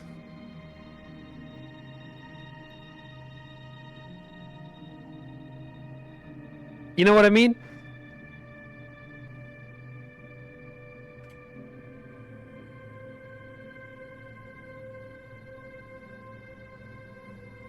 Yeah, I thought you knew what I mean. Okay, cool. I'm glad we're on the same page, guys. Or no, that was 5 minutes ago. Or still? I'll dap you up. It keeps happening. Okay. If you don't hear me respond, it's because my That's what I internet is figured. Yeah. lagging out. Just picturing No. Jackie just drooling for a little bit, and then he's like, "Okay." I'm booting up, dude. Yeah. Like parking your phone to like 10% and taking it off. So, sorry, I gotta loosen the headband on my Stetson. It's getting a little tight up here. Ooh, doggy. No, okay. I understand. I feel what you're feeling here, but let's make sure that we're on the same assumptions. All right. Listen. What are you? Okay. What are you going so with? we know that there are hunters in the area. Okay. That's Okay. where I thought you were going. That doesn't explain, though, entirely where the disconnect is. Because there is a disconnect. Someone did fuck with his mind. Yes. We just don't know who. Or why. But we do know this guy who says he just saw them together.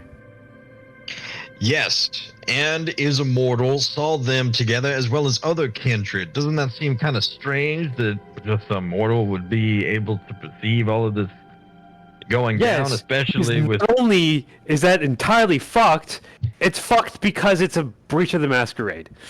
Yes, entirely. I agree. But allow me to posit the other possibility that was a mortal. Perhaps he was possessed by the Methuselah. Okay, now we're getting somewhere, because then that means there's a high level of Dominate. which would go into our Ventrue theory. Exactly. That is where I think we're going. Oh, There's why would he lie about that? Why would he lie about that? Why would he care? Who, the Methuselah? Yeah, why would he care? About the situation entirely? About about lying to Lear. About the Tremere.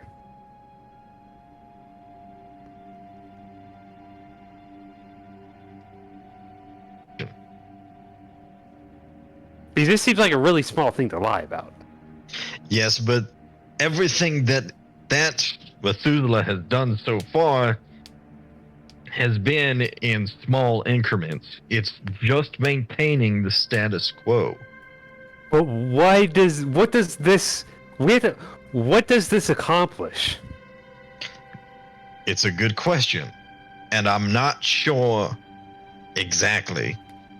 But it did ruin this deal. I have to assume that the breach in security with Oscar was its doing.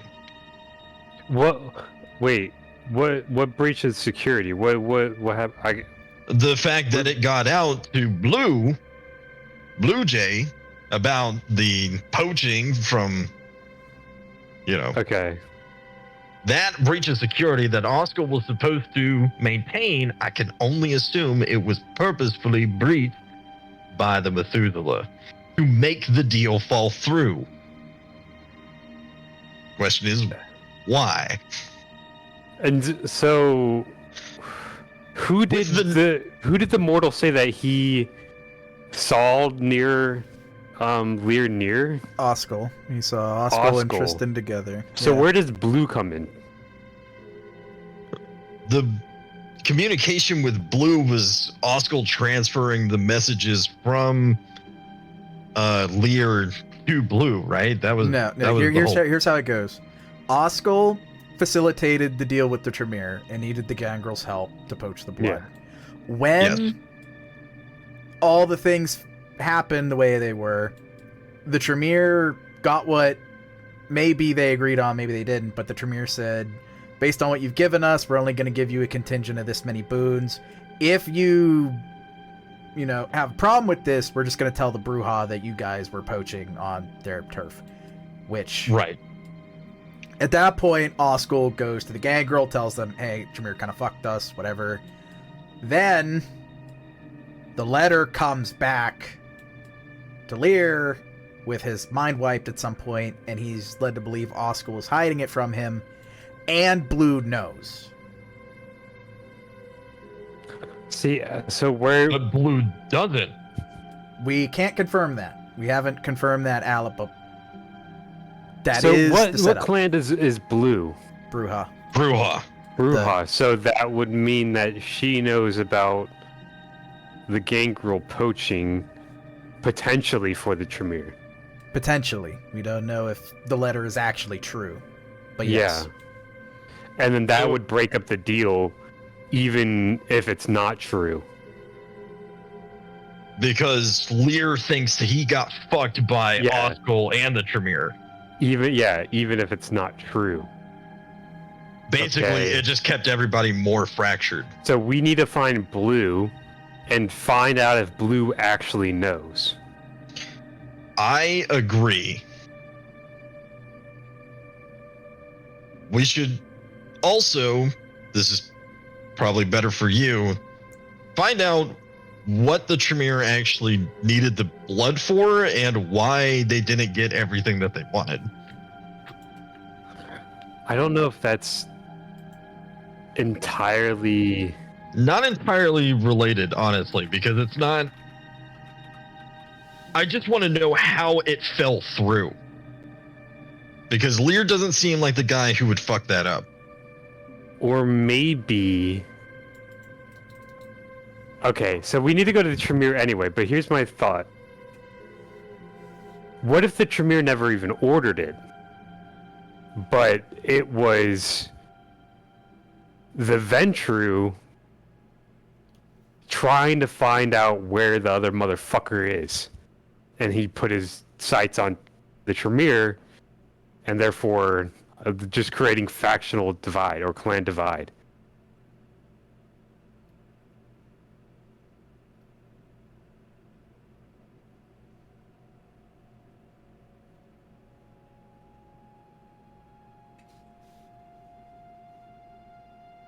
Bye, John. Damn. Well, bye, John.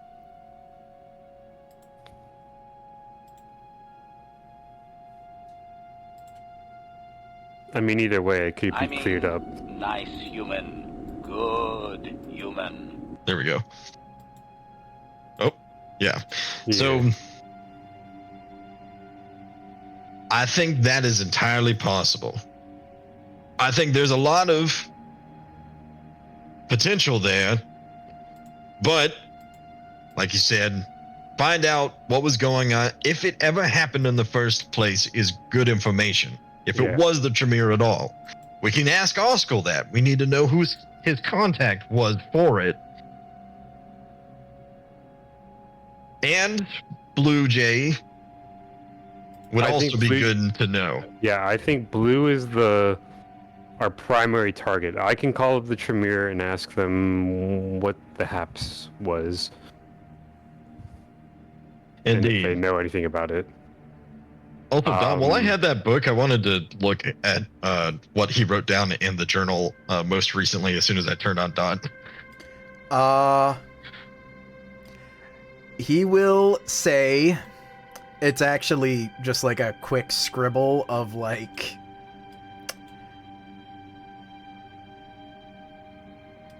It's basically just like him, like this fucking guy, like some equivalent. Like I put a smiley face next to it.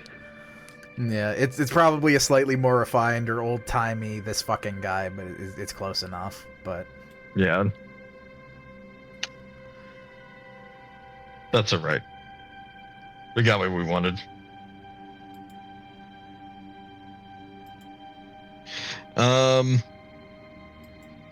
So yes, Blue Jay, Oscar might be good if you wanted to ask what his contact was, because perhaps it never was with the Tremere.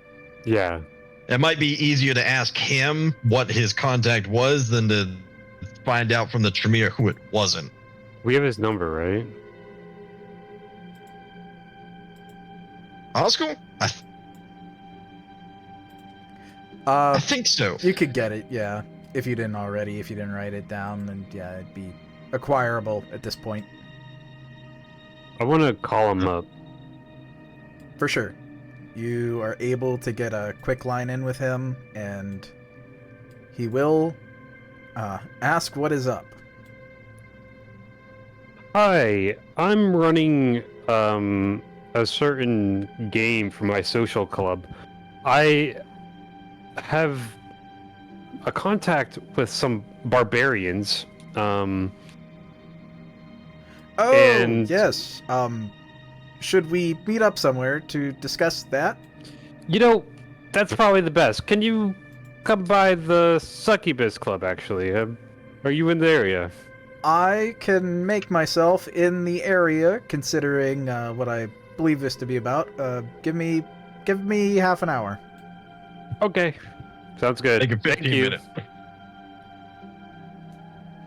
Come alone. Yeah. Yeah. Now. All the It's on same. speaker, you just hear Jackie. Meow. Now. Yeah, now. I want that man in my office now. Jackie, it's on speaker. Oh man. Oh, man. Yeah, no, you can come down. All right, cool. He's coming down, guys. About to figure this out. We're on the case. We're on the case. I think I asked Leah so many questions, he has no idea what I'm talking about. Our tracks are covered. I can also run Oscul's blood. Do we want to do that? For what? Diablerie generation, you know, make sure he says who he says he is. I think that would be... It's a security measure. I think that would be prudent. I think, you know, we just... Considering make everything... sure. I'm gonna... roll. Go for it. Oh.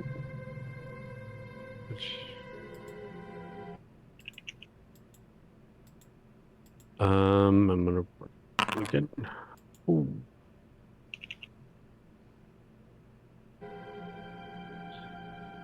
And I'm gonna.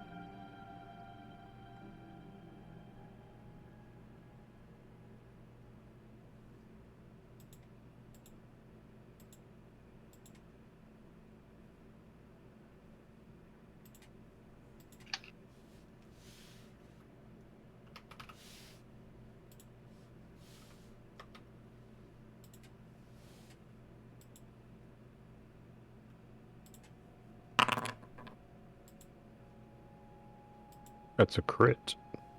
Damn. So we will get the same things as previous. Allow me to scroll on over. We have on Tristan's blood.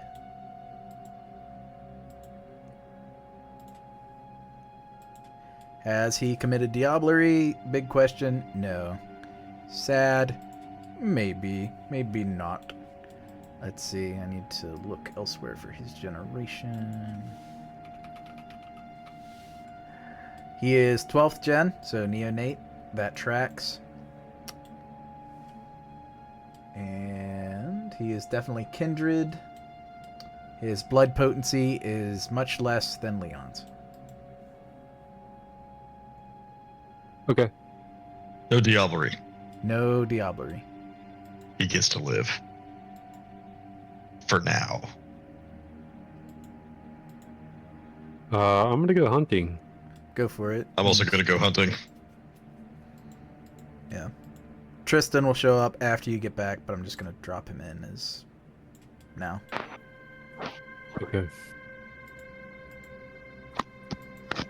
I was at 4 hunger. If you want me to roll frenzy, I can.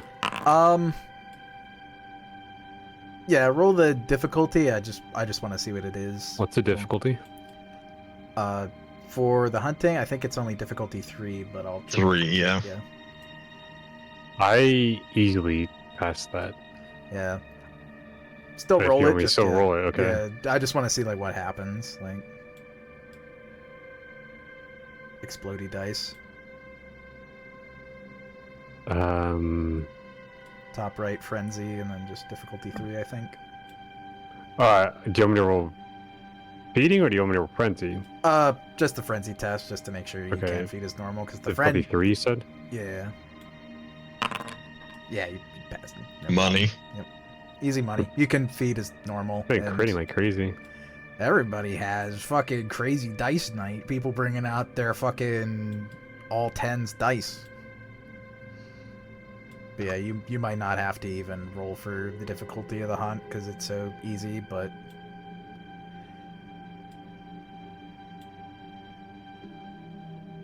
all well and good there.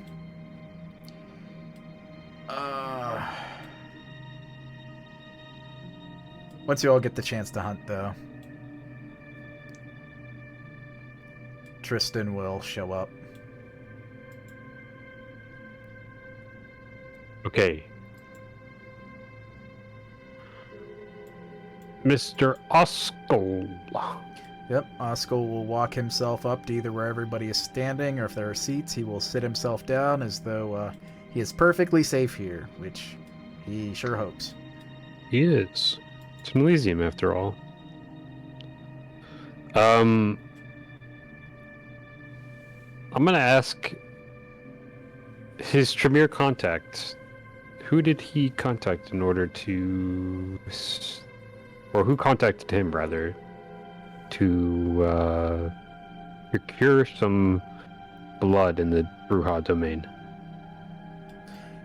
He worked through a couple of their neonates. He'd be happy to turn over one of the names. The one that comes to mind, at least most immediate, as it seems the Tremere were more than happy to not operate with more detail than needed. We'll say...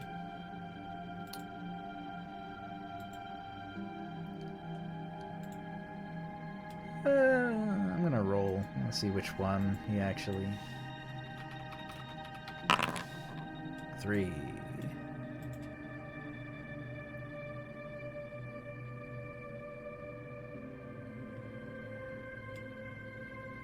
He said he was working with a man named Don, as he introduced himself, a member of Clan Tremere, not far from the Tremere Chantry, accompanied by a couple other people, including, at one point, Clarissa was, nearby, and didn't seem to regard them with, more seemed to be like, brother, but, again... In and among the Tremere, someone that was calling themselves Don. Okay. Are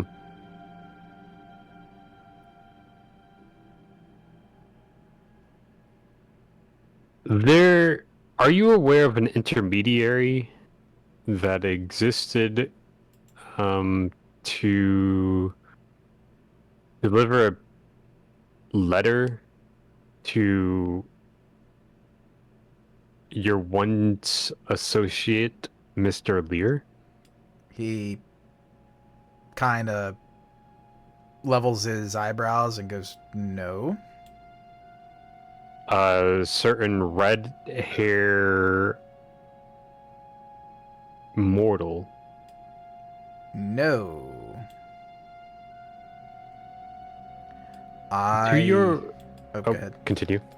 He's just going to say that in the grand scheme of his avenues, working with mortals is, dominate Malkavi is something he can do, but he plays it more, further back and doesn't keep them around. And he doesn't imagine the other Malkavians do much better, being of a less composed variety, mostly. To your recollection, why did your business relationship with Mr. Lear come to an abrupt end? The boon arrangement that we had with the Gangrel the Tremere, was not what we hoped for. They paid us a small contingent amount of boons, a small paltry number of minor boons. I went back to tell Marcus Lear exactly what had happened, and then gave him the assurance that, we will split these up as agreed or in his favor, and then we will, I apologized, and we seemed to hit it off, but I warned him that the Tremere would take stark action and warn the Bruja or completely divulge evidence that they had poached on their territory with our help, and after that, Marcus was of the impression that, Guide's Blue Jays had known, and the whole thing had blown out of proportion, so I assumed he went and fought the Tremere over the boon payment, and that it did not go well. Well, why did they not give the full contingent of the boons? What I was told is the amount of highly resonant blood was not a significant enough portion of what was poached. I thought it might be, given my use of auspex, but I am also not an ancilla. Who paid out these boons? To whom are they owed? From? All came under the watchful eye in the signing of Clarissa Ivanhoe, but I did not interact with her on the job, and I don't believe it was hers. I think she just approved these boons being paid. Well, so was it Clarissa who you would call upon in order to answer the boons? I'm asking who is, you are the recipient of the boons, but who is the giver? The giver, I would have to say, talk to Clarissa. I believe it is Clarissa who holds the boons, and maybe she owes boons in turn to someone, so this is her way of paying them back in proxy, but perhaps instead, as Clarissa, being the one to pay out the boons, is the one who went to the Harpies to tell us, or to tell who was to be paid what. And we know we are on the hook. Lear for 2 minor boons, myself for 1. And assumedly, we contact Clarissa, and they will be paid. Whether it is she who enacts them, or she is just the one to give the person the bad news, that is the system of repayment, as I understand it, as the Tremere have contracted. Now, how do you think that Blue found out about this? Do you think the Tremere told the Bruja? I have to assume so. I imagine Marcus expressed his extreme dissatisfaction, being an ancilla of, well, intimidating proportions, and the Tremere did not appreciate it, and so went good on their threat. Okay. You hold on just one moment. Yep. I'm gonna Sit walk down. outside of the room and call up a certain Bruja Harpy. For sure. Without any issues. Ambrose Walters, fan favorite. I will also ask Oscar a question. Oh, sure. Ask the question for Oscar first, just so that way I can blend into Ambrose without having to split my head. So the reason that the Tremere weren't satisfied was because the proportion pote was not highly resonant enough with choleric blood. Okay. So it wasn't that they were shorted the amount of blood, it just wasn't resonant enough. In proportion to the total volume, which he again says he thought he might be able to tell with his disciplines as being endowed with aspects, he might have a power such as reveal temperament to tell that sort of thing. But yes, so I want him to tell me, were they shorted or were you shorted? Did you somehow, with your power, do you think your power failed, or do you think they screwed you? To be honest, I think they screwed us, but having handed over the blood, I have no way to prove it, and they also possess aspects. Did you inspect the blood before the handover? Is that where you're getting your assessment? Before and after, I picked out targets for Lear, for mortals in the Bruja domain, and then I made sure that the blood was still potent as it was, well, in their veins when handed over, as we are not blood sorcerers. We had to hand over the kind physically. Yes. Okay.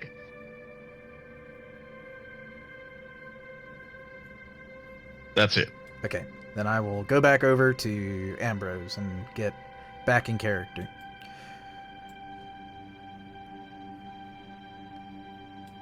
Hey, I recognize this number. Who's this cool guy? Nah, don't answer that. I know who you are. How can I help?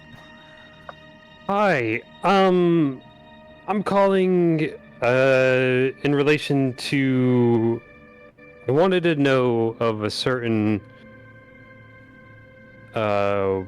debt that is owed. Do you have a ledger book? Yeah, I've got a ledger. I also keep up with the other harpies, so if it's not too contemporary, I should have a list. I can't give you every single detail, but I could give you some names. What you looking for? I'm looking for a warlock that owes a Mr. Lear or a Mr. Oskel. Sure. Let me flip through here, and it takes a minute because again, both number and date and of the kindred and the action. So he eventually goes through and comes back with, I do. Funny name there. I'm gonna be honest. I don't think I've talked to this person a day in my life, and I don't think I ever intend to. So, this comes from actually Hans Malberg's agenda, and it was for. This is the name I have written down, so don't kill the messenger. But Abyssadon, if you can believe that. Do I know that name? You do. You've talked to this person.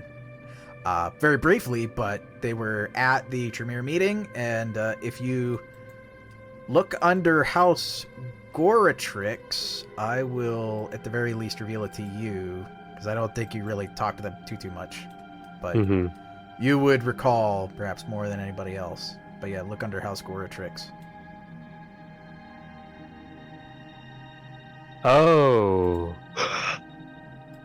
Okay, I know this guy from the first game.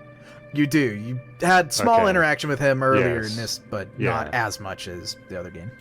Yeah. Okay.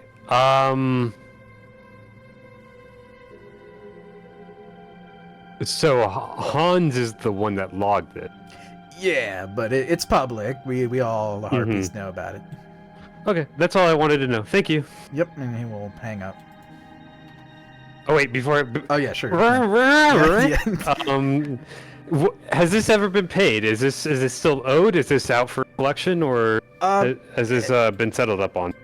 It's owed still. It hasn't been called in. It's not up for collection. It's still a live boon. Like it could be called in at any time, but it has not. And this is owed to which one? Lear or? 2 to Lear, 1 to Oskel. Okay, thank you. That's all. Yep, and hang up. I will pull Jackie aside. Funny enough, Jackie, it's a certain Ventrue harpy that logged this.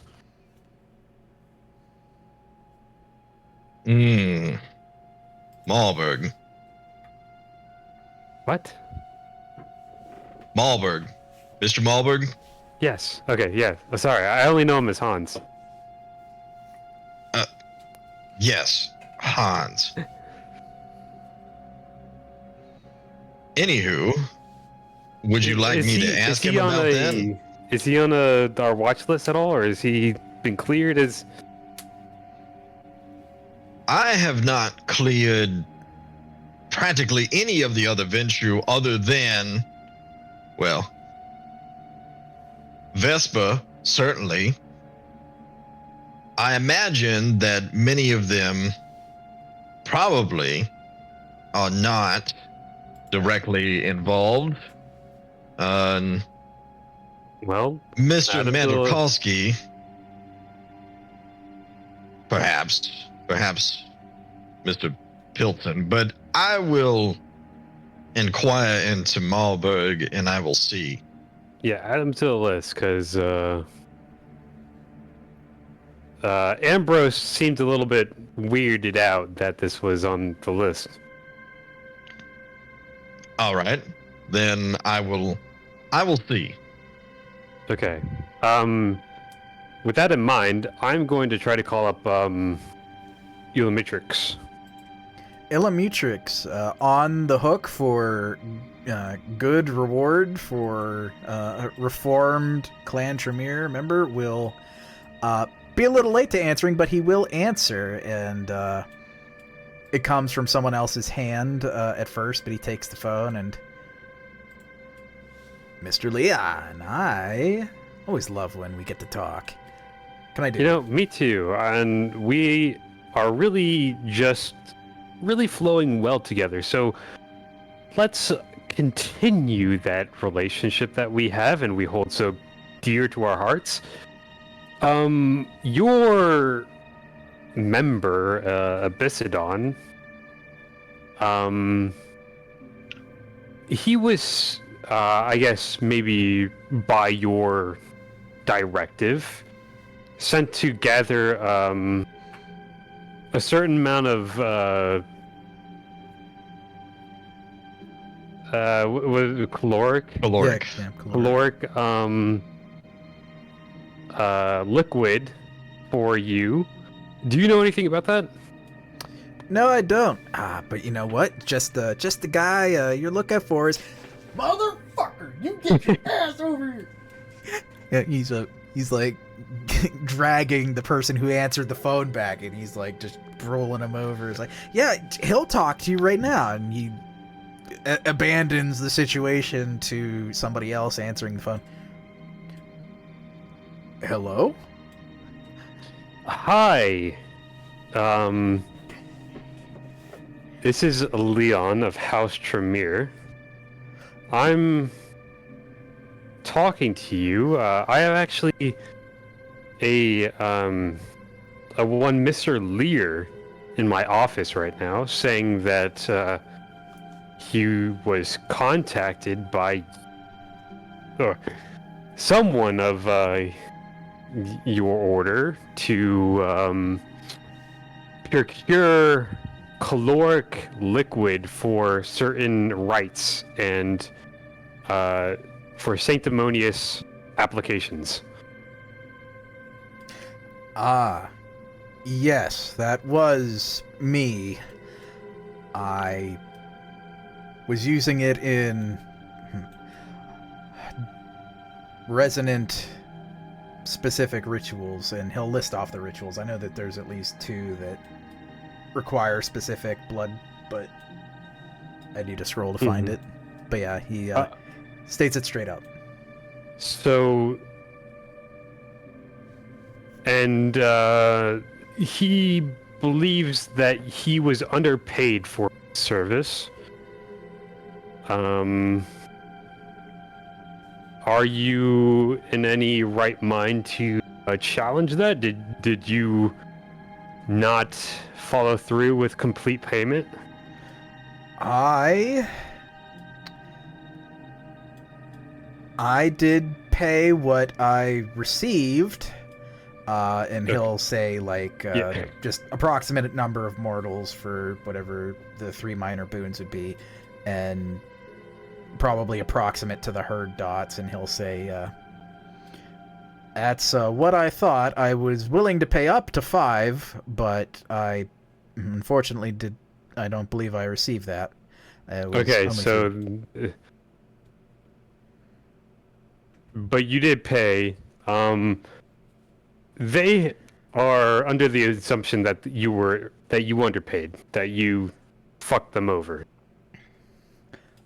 Using colorful words. Yeah, understood. Yes, and he addresses you with all of your titles, knowing quite well your distinguished status. He'll say, I could try to drum up some paperwork and see where things went wrong. Somebody else who might have the documents more to hand is Clarissa Ivanhoe, because I originally wanted to, well, I was hoping we'd have more blood stores internally so I wouldn't have to file out boons, but we didn't, so I got approval to have this done, and the blessings of the whip, and all in all, things were agreed on that I could do this. I just asked to scratch my name off of it as, at least on the boon trade, as well. I was worried that the impression of House Goratrix might make it sound like I wouldn't pay at all. New to the city as we were. Understandable. But you did pay, and did you wash your hands of the transaction after that, or did you follow through with something else? I had no reason to do anything else. They were maybe displeased that I didn't pay them the full price for what, was not the full package, but there were no qualms. I didn't need to resort to quashing their You had no threatening of revealing transactions against the traditions? I had stated that in the beginning, but I made no indication that I had or would after payment, as they didn't fight me on it. And so you did not tell anyone from the Bruja about what had happened? No, no one knows. Okay. So, as far as I am aware, but yes. Could you... You're in contact with Clarissa. Are you able to give me her phone number? I can get you to the office that she operates out of. I don't know that she is good with phones, but I can do that much, and they will get you to her. Get the bitch on the phone! I appreciate that very much. Thank you. Do pass my regards to your regent. He will do so, and then he will hang up. Probably with a loud apology, like, I didn't do it. But no, he hangs up. I will relay that over to Jackie, and look up Miss Ivanhoe's location. She has a haven that you guys are... Actually, everybody but Leon is aware of on the premises, as at one point Azad had nearly apprehended Clarissa and was at a print shop, combination print shop and otherwise packing, shipping store on the university premises of, the Tremere Chantry. So, not quite the Tremere Chantry, but literally like butted up against it. So, do we want to call her, or do we want to go down there? I put her in prison for a little bit. Yeah, get Bobby back. I'd say we go down there. Okay. Well, that's Because finish up here then. There's a chain of custody issue. Yeah. They implied that she's not so good with phones, so it might be. That's why I say that we should might be good with going down there and hoping that she's there. I don't think I have anything else for Mr. Oskell. yeah, he'll maybe a little unnerved, but he'll keep in touch, but he'll depart. I fucking grab Mr. Oskell by his cheeks, dude. I'm looking in his eyes. This didn't happen. Nothing you have seen here has ever occurred, and nothing you will ever recount to anybody else. You don't have to dominate. You don't have to dominate, Jackie. You're just scaring him. I'll kill you. You know what's actually scarier? Jackie. Let me handle this one. I'll look at Tristan. I'll kill you. Dude, I just fucking turn his head towards his eye. I'll kill you. I can't lie. You know what's even funnier? If Azad said that and then said, and then if I don't, and then he turns Tristan's head again towards Charles, it's because he killed you. Yeah. I'm not gonna kill you. Charles, kill this man. I'll kill you. I turn his head. He'll kill you. I turn his head again. He'll kill you. Turn it to Leon. He'll experiment on you. In fact, I want you to consider yourself on lockdown, and you should be getting blood bags through a fucking mail slot. All right? Now get out of here. Yeah, he will take the advice to heart, but getting back to what is basically the Tremere Chantry is not hard, because genuinely, like, on the campus, just not in the same space as the Chantry itself, is the building where Clarissa has one of her havens, and she does actually appear to be there. It'd be on an upper floor, but either after interfacing with the ghouls and mortals, maybe, though at this hour, perhaps not, because it's been a few hours. I say this as a Zod to everyone, guys. A funny meme.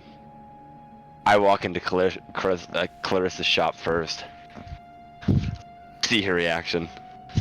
Indeed, and Her and I have the greatest track record. yeah, and in fact, part of that is, well, I can assume that this is official business, as you agreed to not return for anything personal, and she will just kind of look over Azad and anybody else who comes in after.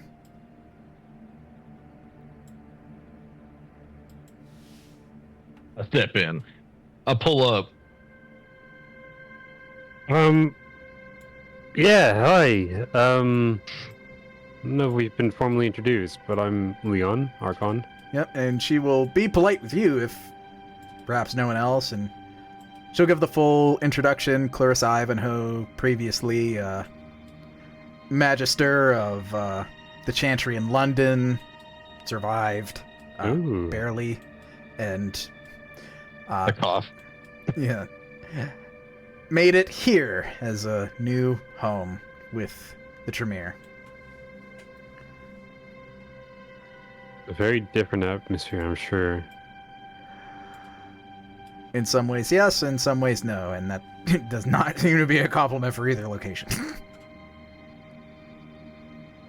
Well, as much as I'm fond of talking about London, I must first and foremost tell you that I am here on official business.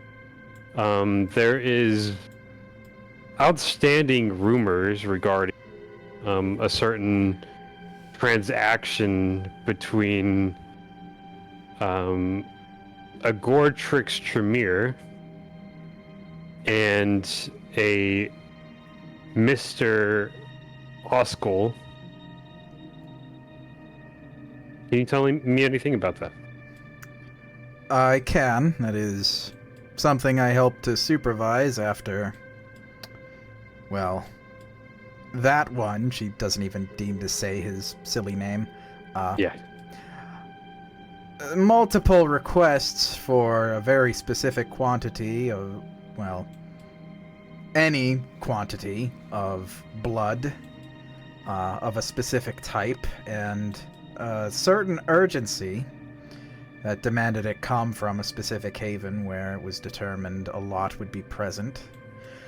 All of that said, I do have, and she reaches for her own, it looks like it's going to be a single piece of paper, but as she reaches for it, she's going to rouse.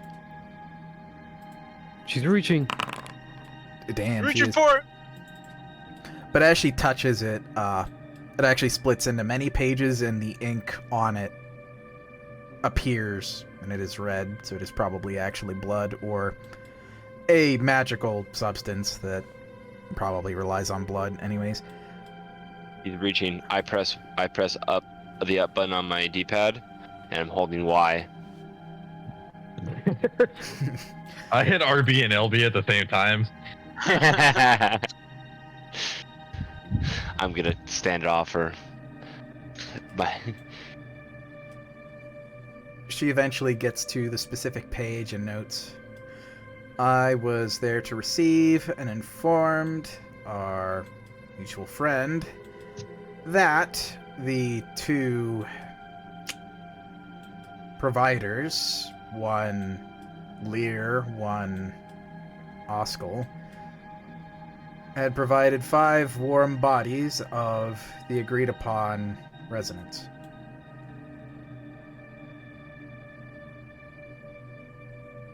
And was your only role to basically be a vouch for the Goretrix? Yes, I went the extra mile and tested the bodies to ensure that they were of the proper resonance, just so that way I could not be faulted, but ideally I didn't want to have to do that. Were you aware of where they came from? Yes. I informed our mutual friend in House Goretrix that if this had gone sideways in any ways, it would be his name plastered everywhere, as it is ultimately his request. I just gave them the confidence that due process would be followed. Then, are you aware that both parties are seemingly feeling shorted by the transaction at hand? Unfortunate, because it seemed like a rare moment where the Goretrix were productive. I don't have any knowledge of them interacting afterwards. They certainly didn't do it through me. I passed along all the information to Abisadon and let him confirm that all was well with the Harpies. And so, once you secured the transaction and warned the Goretrix and tested out the quality of the vessels, was that your last point of interaction? Yes. I'm gonna see if she's lying. Go for it. Anyone I know. +1? Okay. You get a +1 for me too. I think I only can get 1. In this system,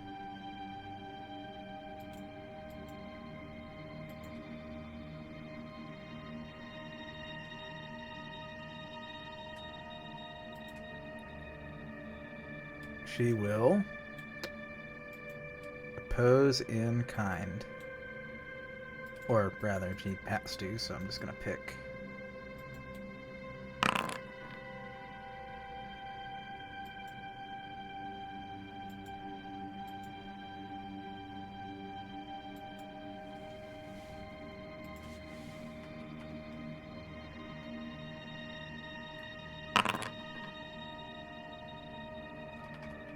It's so over. Well, I at least know what the result will be. But I will still roll it for funsies.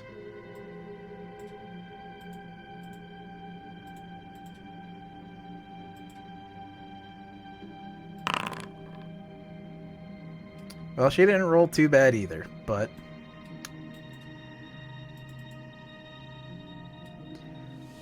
she is telling the truth.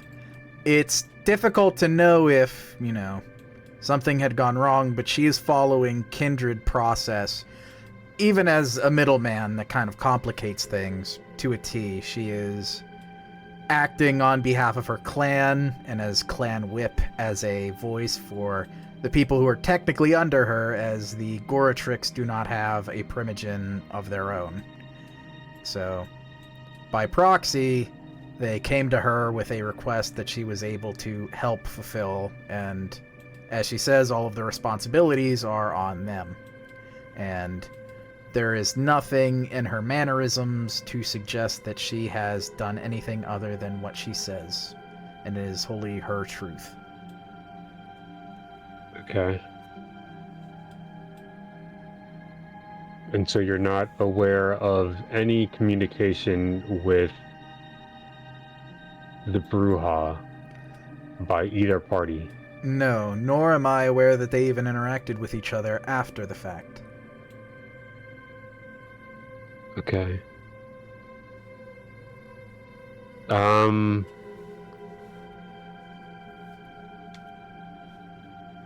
Okay, well that's all I had then. Does anyone else have anything? I smile at her. Did you ensure that the amount received was the full and intended amount that was directed? Yes, and she'll confirm. It seemed like 5 her dots for 5 minor boons worth, it seemed like. Wait, he only said that he got 3. Yes.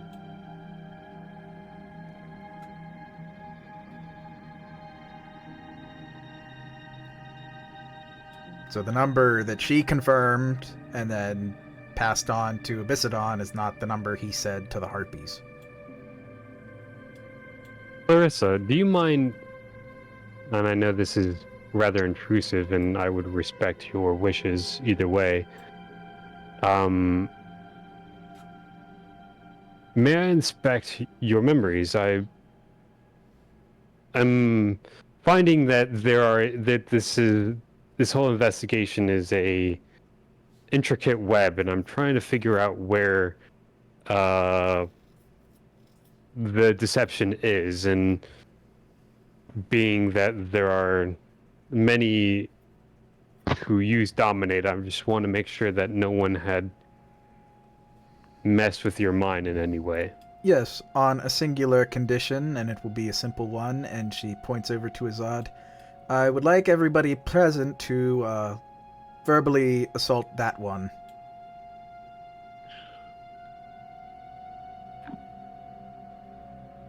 We'll go on, guys. Chris will go last and make sure everybody else is agreed to do this, but is quite remorseful.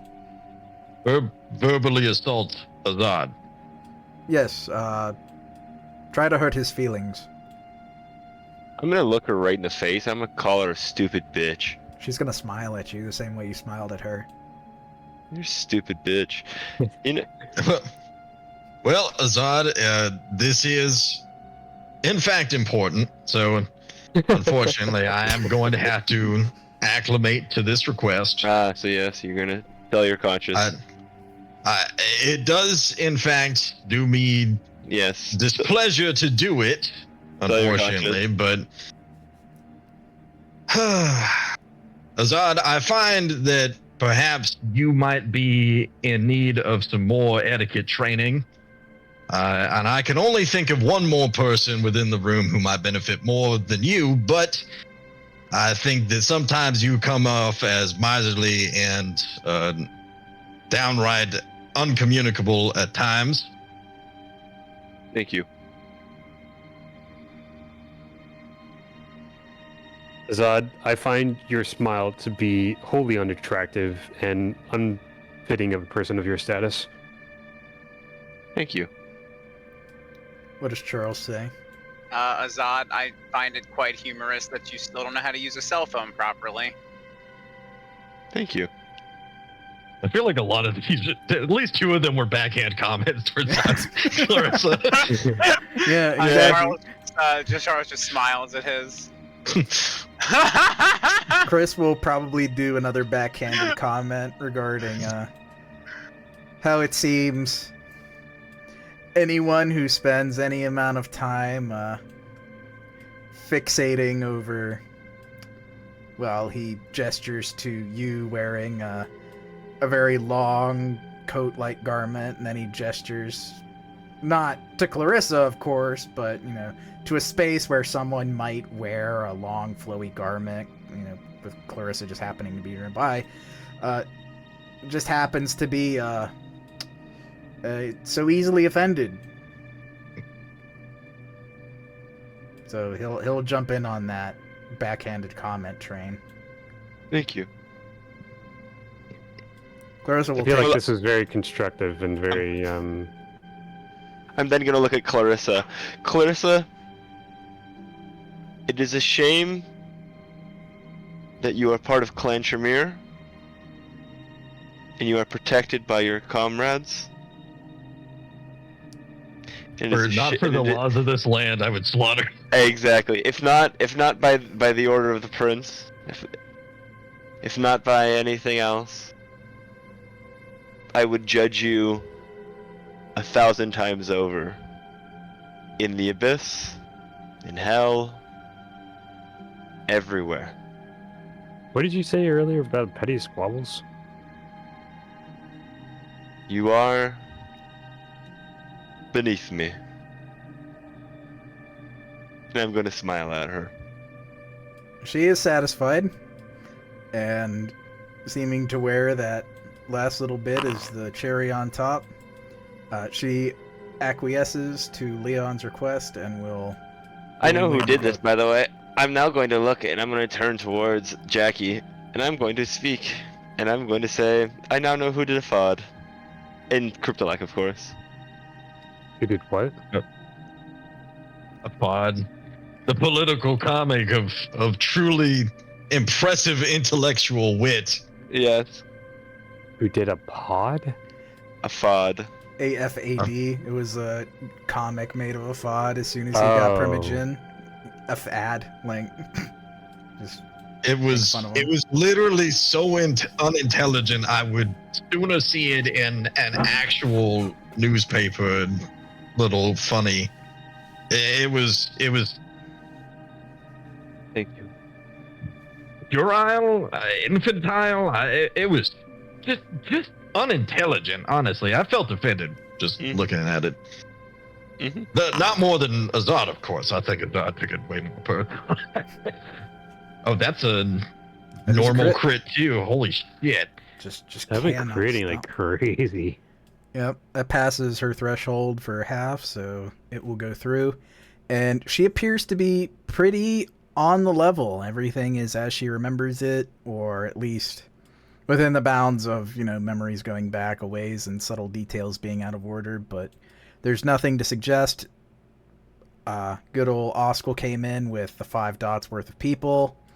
They were handed over. She did look them over, and she goes to Abyssadon and tells him, yep, this is 5 dots worth of people. And all seems to be agreed on. Okay.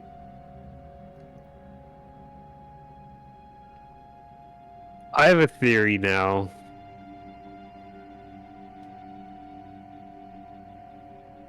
All right.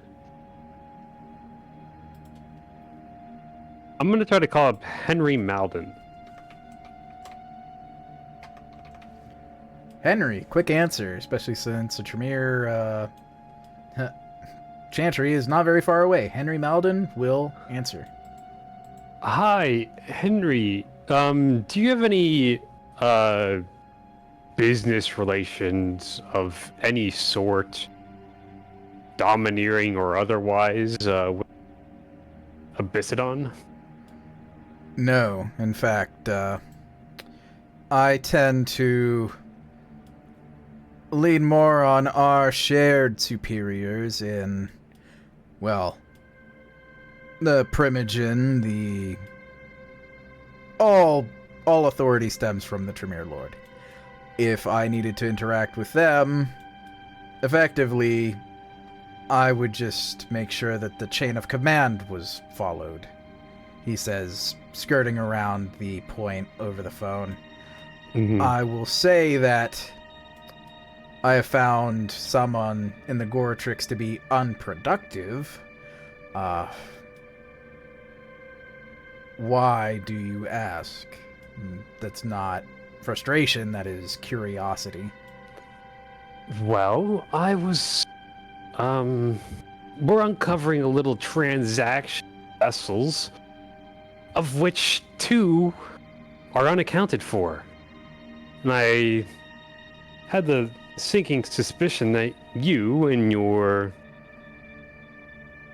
peculiarities might have skimmed from the top.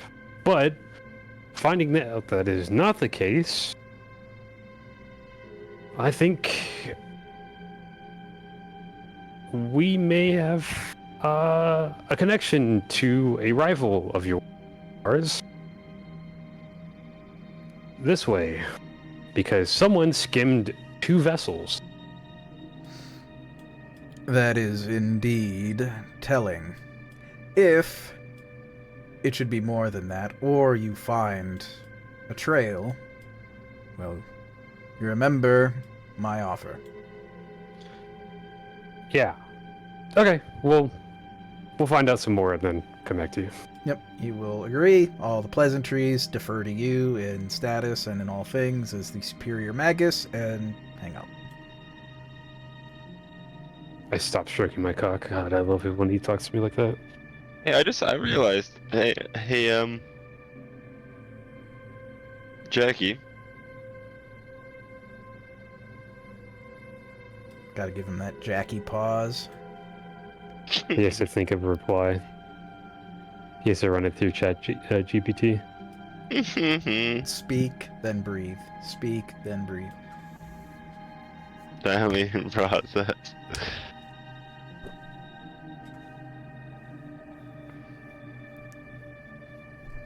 It's either that or I'm you're a dog. I'm biting fart bubbles into bath. Yeah, I love that.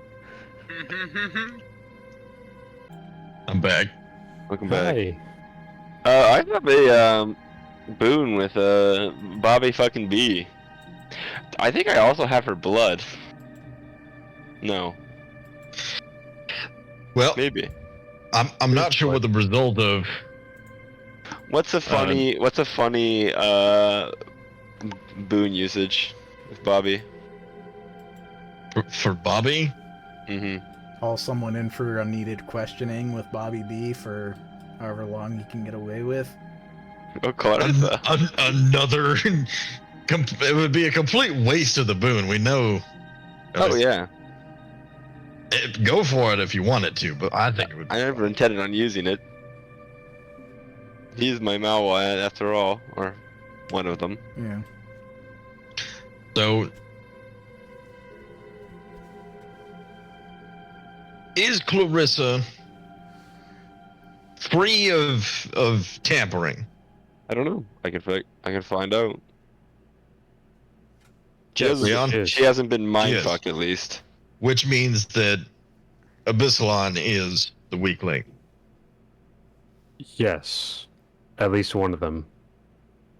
Because she confirms that Abyssadon knew that it was 5, and she oversaw giving a 5. But he claims 3. Which means Clarissa, who else was there? Was it just Abyssadon and you? And these 5 mortals? The transaction happened a small way out of the Tremere Chantry, so it was just us physically on the premises, but there were other Tremere not far away. We have alibis. People saw us. Well, I'm just wondering if I don't. I'm not calling into doubt any of that. I'm calling if Oskel and it was Oskel and Lear who. Well, actually, it was just Oskel who handed them all over. And then they departed. She checked everything again, and then... Again, moving location, see some people, pass some people, go over to another part of the campus and hand them over to Goratrix. So, the handoffs were relatively private, but people were around to see them. Okay.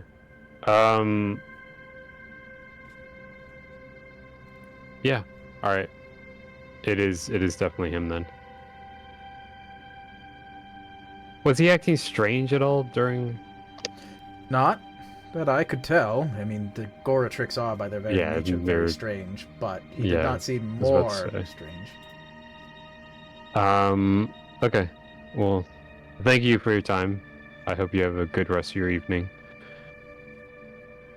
She will agree, but she will allow the rest. So, with that, she will depart and leave you to your next play. Well, we can... Did I kill her? Go to... Abyssadon directly, or we can try to contact Blue. I feel like Blue doesn't know anything. It's... We don't know that. That is true. We don't know definitively. We know that no one on this side contacted, but that doesn't mean that a middle party did not. So that is fair. I think that the Goratrix is still the most direct path, but yeah, I mean, that's obviously like we have to do that. I just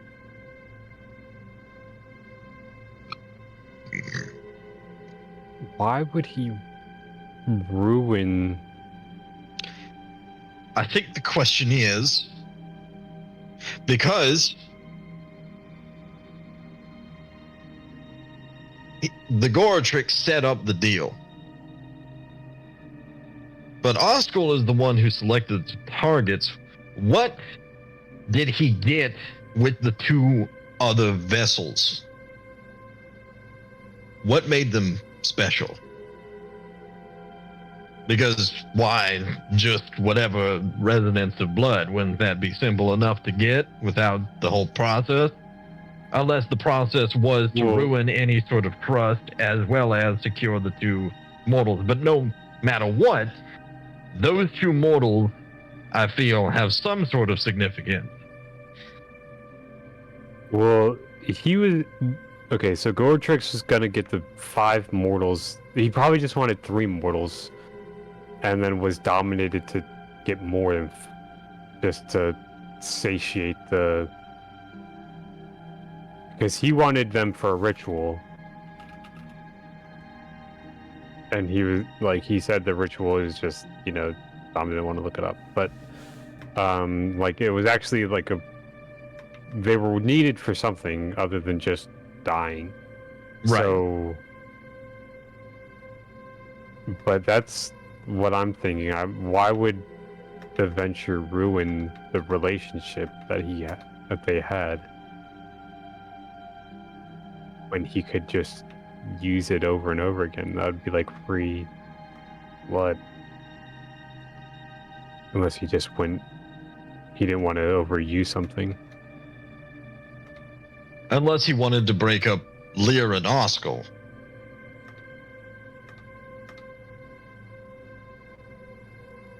Lear, so far, had been doing some generally solid political maneuvering. Which would have happened regardless. Yes, but it kept that connection between Oskel, who is himself a good political maneuverer as well, from connecting. We have to think about what is the outcome of all of this. There are 2 missing mortals. There is the potential that Blue knows that there was poaching involved. Lear doesn't like Oskel. That, so far, is the amount that we have connected. The question is, are the mortals significant? And for what purpose did Lear not liking Oskel need to happen? What was the benefit? Everything that we have known about this Methuselah so far is that it is intending to keep as much of the status quo as possible, which I must assume that ruining this deal somehow was a check on the balance.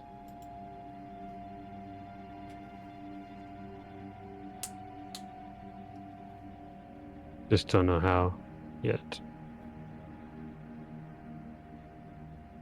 I mean, it literally could just be something as so simple as needed sustenance. Also, I did find it, and one small correction, because I wrote this down wrong in my notes, but it should be phlegmatic blood, not choleric blood in the Bruja domain, but that was a small, just minor correction. But I also found what I was looking for, so I know exactly what it is. So. What does phlegmatic bolster? Fortitude. And dominate, maybe? I know it's fortitude, though.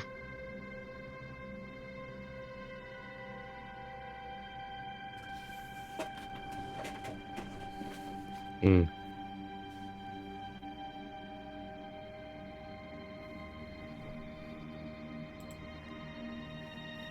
But yes, the missing people, equivalent to herd dots or what have you, are potentially still out there. May have been squandered, may not have been, but either way, they traded hands. Blue may know, Blue may not know, but path forward. I think we need to know where the failure happened. Who got the mortals and when? Well, that's not where the failure happened. The failure happened after Clarissa cleared it. She had all 5 of them accounted for. So it's literally just what Abyssidon did with them. Yes, exactly. That's where the failure happened, not gathering the mortals.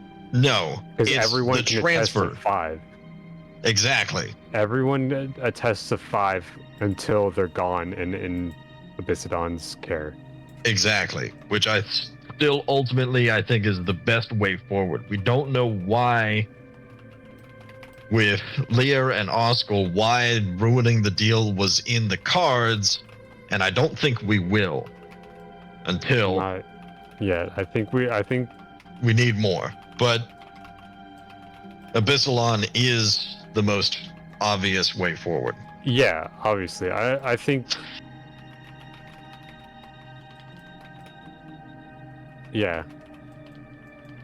I would like to know if Blue knows, like, actually knows. But otherwise, yeah, I think Abyssidon.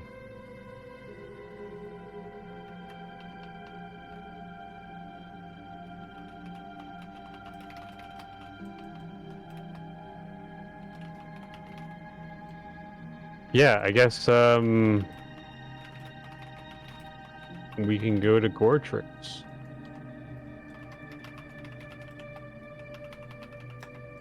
I think I might head to bed because I got to work at 9 o'clock tomorrow. We could. But you guys can go ahead. It's fine. I don't care about talking.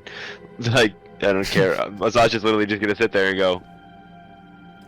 Oh, Yeah, okay. I mean, Yeah, we could polish out a little bit more of the investigation if we want, or we could stop here, or you guys can continue. It's all good. I'm down for whatever. I can keep going for a little bit. I might. I feel that. John, Yeah, I Tony? probably have like 30 minutes in me before I need. Hold on. I got something for this.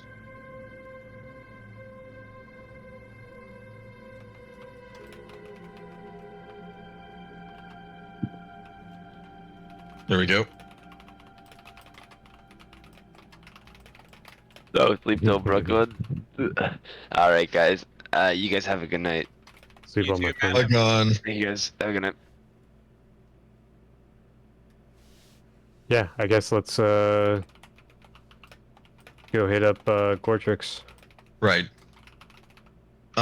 Fuck. I just had a question.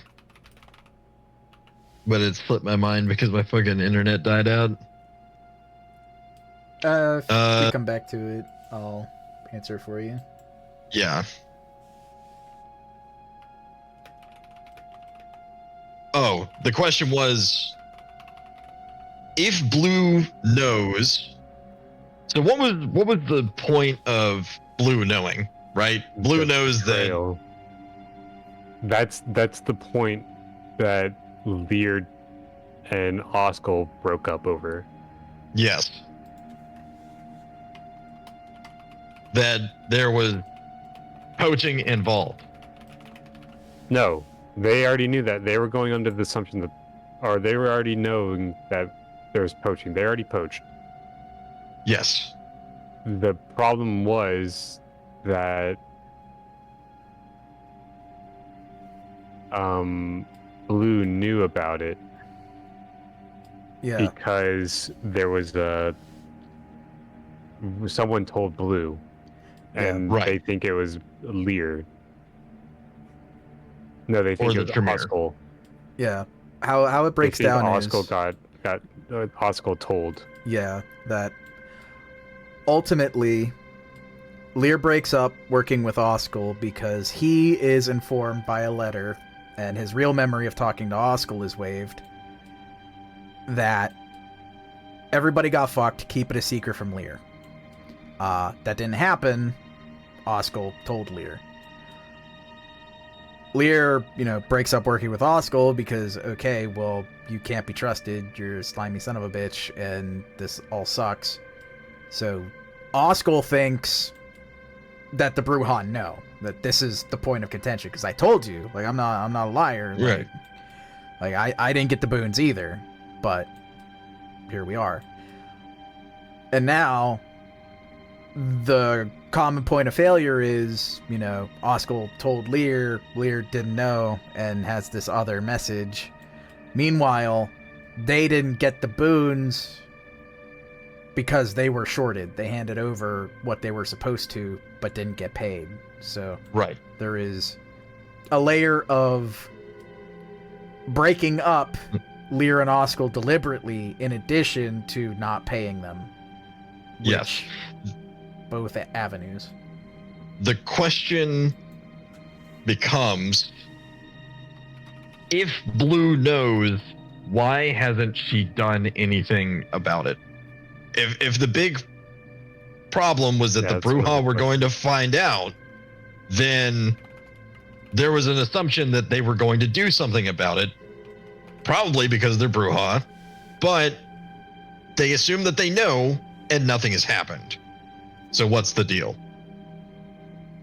There's either they don't know that it happened, Is or Blue an Anarch Bruja or No, Camarilla. Camarilla? Okay. Well, it could be that they just don't want to upset the Tremere, because the Tremere are very overwhelming politically. yes, but they could seek reparations against Lear for poaching, which would be a Or very maybe they serious. just don't want anyone to know that the Bruja are weak enough that poaching was even allowed on their territory without them knowing about it.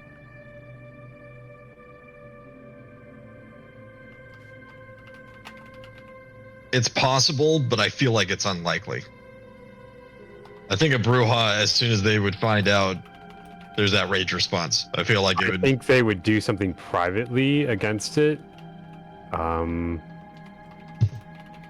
If that was the truth, like if they didn't want to appear weak, they would go after it privately and not publicly, which maybe they have.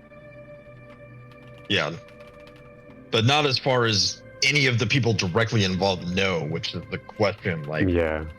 so I still think that they don't, but I think Abyssalon is still the first stop to go to. But I think Blue is another one just to see if they know anything. Yeah, because Abyssadon already threatened, like, initially, like, he did threaten to tell the Bruja about it. Yeah, and he said that he didn't. Yeah, he said that he didn't. But he So, did say that he threatened to. Yeah. But he didn't, ultimately. So, But, I mean, we can't trust anything that he fucking says either. no. And it doesn't mean that somebody in the middle didn't tip them off anyway, but it still means that it's likely that it's just the threat. It seems like all of this has been predicated on none of the parties trusting each other enough to ask any more questions. So it was all smoke and mirrors, is what I'm thinking. Yeah, and the ultimate question of why break everyone up? Yes. Why break everyone up, and why did they just get rid of the two mortals because that was just convenient? Or was it because they wanted those two mortals specifically? Or did they just need two for something completely different? And I think the only way we know that is through Abyssalon. Yeah. Okay, let's go talk to him. Yeah, we can keep going. I think we're going around in circles. So let's go talk to him. Get answers from him. Absolutely. It's a straight shot. Pretty much right up or a major interstate, maybe crossing a little bit, but the Goratrix Chantry being what it is, making your way inside is not really an issue at all. Oh, what? Finding your way around once you're inside is maybe a little tricky, but somebody has experience here, so might be able to help, and has a good entourage to make sure that it's not a problem.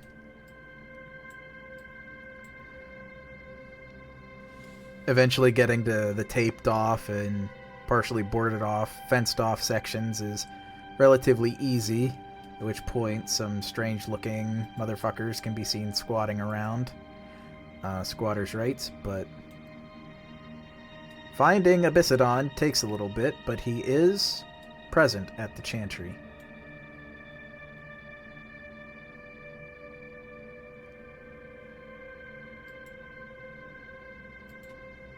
Who would like to opening salvo?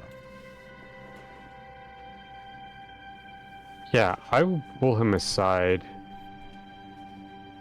I'm actually gonna try to get Eulatrix to try to secure like a nice private room in the Chantry. Sure. Easily done.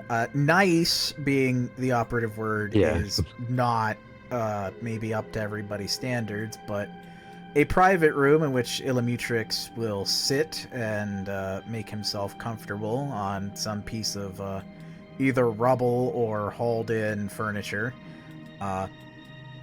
Anybody else expected to do the same for themselves or stand. Abyssadon is plainly accessible to you. and somewhat isolated from the rest of the house. I want to...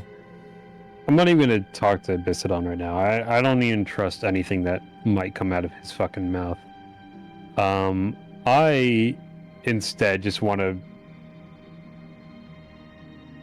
run guided memory on him. Sure, and Illumitrix will even give the added like, hey, don't piss this guy off or you're gonna piss me off to Abyssodon. So he will accept and not resist.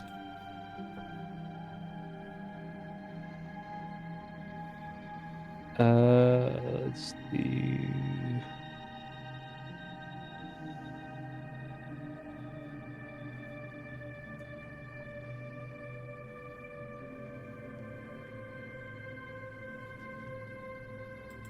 Do I get any bonuses in the Chantry?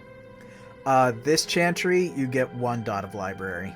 They are slightly less laboratory, or they're slightly less library oriented and more laboratory oriented.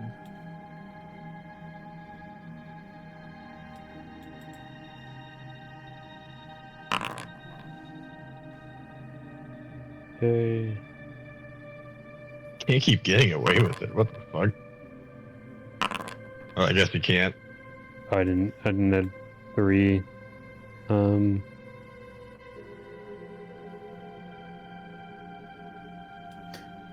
Even so, 6 beats his half, so willingly going under. I'm gonna try to pull up memory of that night. Yes. And what all happened. Yep, and sure enough, Clarissa arrives, completes the handoff. All of them are present, the 5 dot / people / whatever unit worth. And Abyssodon, takes them and brings them back to, perhaps not surprising, a laboratory in the Chantry. And he seems to consult a specific book of spells that he has either written or acquired or something, and begins using their blood. He doesn't kill them. They're not being cold, and all of them are there. He will make a call sometime later to the Harpy, but it seems like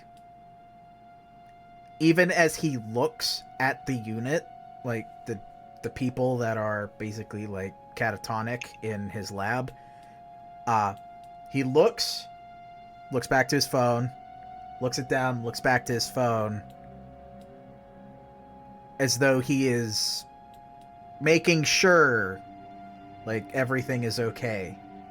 And then he says, yeah, I only like 3 boons, 2 to Lear, 1 to Oskel, and hangs up and continues working on them. And I will also provide to Leon the specific ritual it looks like he's trying to cast, and he does successfully at least cast the first time.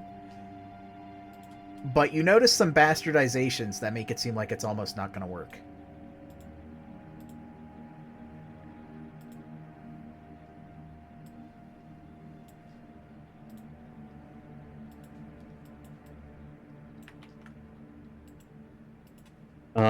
Is he, when he's looking back and forth, does it appear as though, given Leon's knowledge and usage of dominate, that he's dominated? It would look like he is attempting to, one might say, rationalize what he's doing. Oh, buddy. Oh no, John. Oh no. Oh. What's the Yono for? What?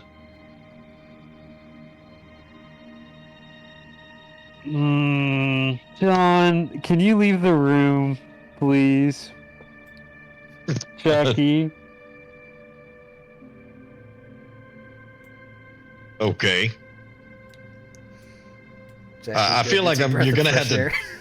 you're gonna have to tell me anyway, but I'll be outside. Abyssadon.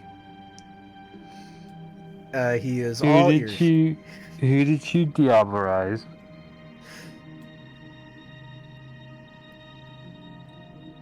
That's a good question.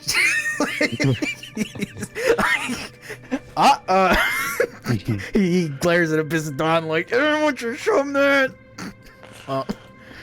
But well,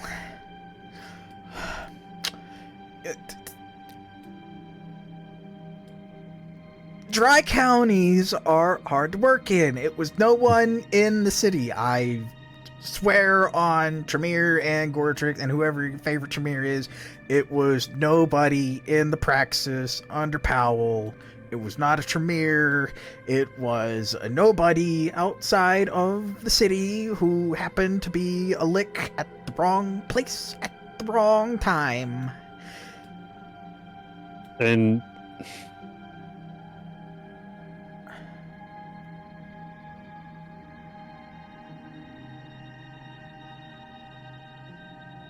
why did you do it? Yeah, it's just Illumutrix is like,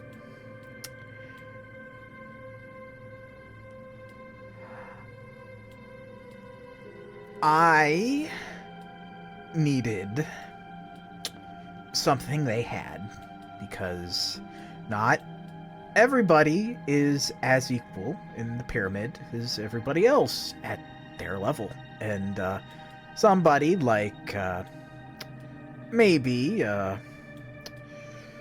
well, at Red Blade of the Coven might have been a little more equal with some of the things he's got laying around in his toy box. So I just needed to make sure I stocked up the same tools. So I have a couple of my little dedicated helpers make sure it's not easy to see, and make sure we uphold the whole reform Camarilla killer squad of peace in our time. Yeah. Does anyone else know about it? No. And in fact, I make sure that only Abyssadon here and our good friend, well, I wouldn't say good friend, but a friend, you've called her Moonward, those are the only two that know, and the only two I've taught the ritual, just so that way I'm not having to constantly worry about it myself. And they don't, besides Abyssadon, Moonward doesn't even know what it does.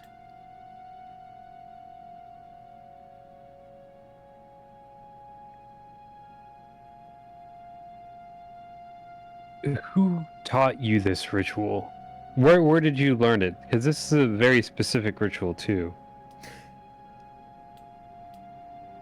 He will hop down and pat Abyssadon over the shoulder, said, task this little bugger with getting it for me, because I knew it was out there. I didn't suspect I'd find it around here, but, well, my little helper, my eventual whip, he pats Abyssadon down again a little more forcefully, caught wind of it, so go ahead, bud. Tell him where'd it come from. And Abyssadon is more than keen to gesture over, and in my quarters I got a tome. I stole it out of a, well, it was an old part of the Undercity where at one point a Tremere had been holed up. I think no.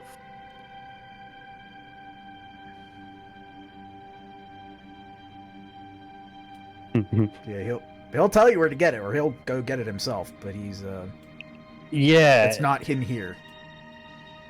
It's in the Undercity still? No, the book is in the Chantry. It's in his quarters. He doesn't have it right on his person right now, but he retrieved it from years ago.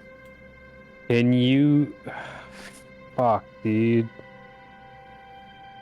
Tell Lamutrix to go get the book so he could stay here and... Yeah, and could you tell me roughly how to get to where you found it in the Undercity? Yeah, he'll do that. It's the first level down. It's in the relatively recent ruins, past 100 years or so. Some building collapsed and it's just been kind of left there. Ilamutrix goes and gets the book, and true enough, when you take a crack into it, there's some other rituals in there, but they're all pretty straightforward. This one, though, has the aberration that you might notice that doesn't really make any sense, in that it calls for phlegmatic blood.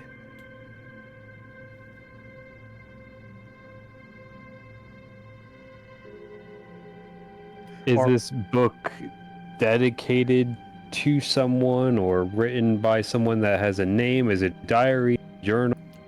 It is an anonymous diary. It is obviously someone who was practicing thaumaturgy. There are other notes in there, research, experiments, little things, observations, and it seems that they wanted to keep this at least somewhat discreet, though there are sections that were ripped out, and moreover, if you want, you can give me, or anybody present, this includes Charles, could give me a wits and larceny, or even it would probably be a wits and larceny if anybody wants to. I can give a +1. I can give it a go. I don't have anything in larceny, but I have wits. What's your wits? 3. We're equal then. Is this based on perception? It is. So I can use aspects? Yes, sight wouldn't apply necessarily. There's a little more to it. But yes, aspects would count, and I also believe Charles has aspects, but either... What's your aspects? It's 2. Okay, so we literally have the exact same. I am you.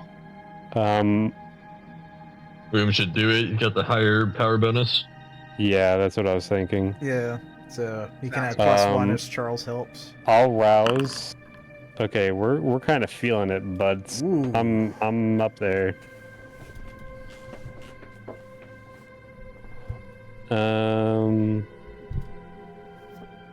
But it's all for the...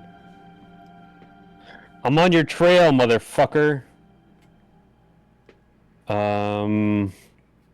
Wits and larceny.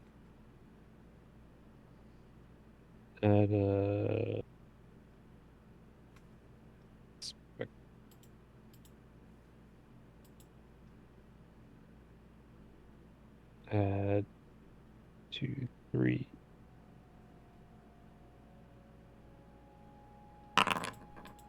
Oh my good lord. I'm also going to have Chris roll for it, because I just realized Chris has a pretty decent modifier, so... And just for the fuck of it, since you roused, I'm going to have him rouse. Because 5 would get everything, but I want to see if Chris might be able to get it, and if he crits, so we'll...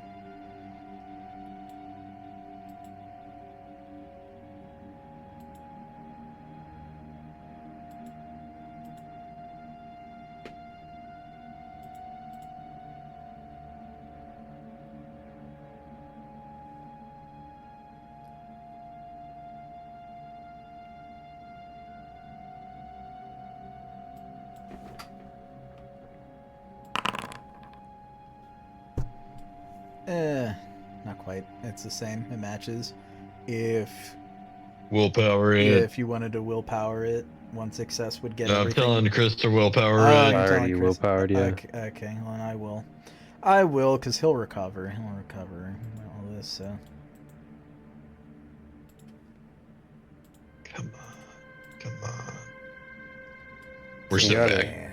We're Oh, so wait, back. yeah, it happened. Fuck yeah.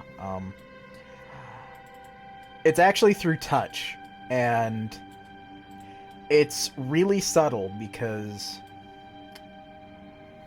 the handwriting is pretty much perfect. Looking at it by sight, there are aberrations, like this is someone's diary, their handwriting shifts a little bit here or there, depending on where they're writing, what they're writing on, what their day's like.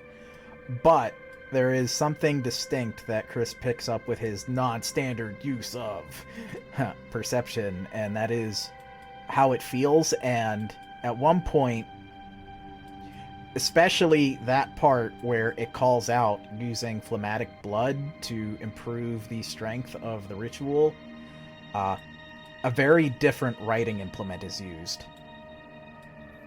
So it feels almost as if that section was penned very much in the style of the person writing it. They may have even wrote it, but they wrote it with something else that they didn't use anywhere else in that book. Or someone copied it very, very, very well. Is there an indication what they wrote it with? An old time, or well, maybe not an old timey, but like a deliberate fountain pen, like classy, like expensive fountain pen. Whereas the rest, not modern ballpoint pen, but a more standard either pencil or pen than thought very hard. I forget what the tip of ink pen or fountain pen is, but a much simpler style.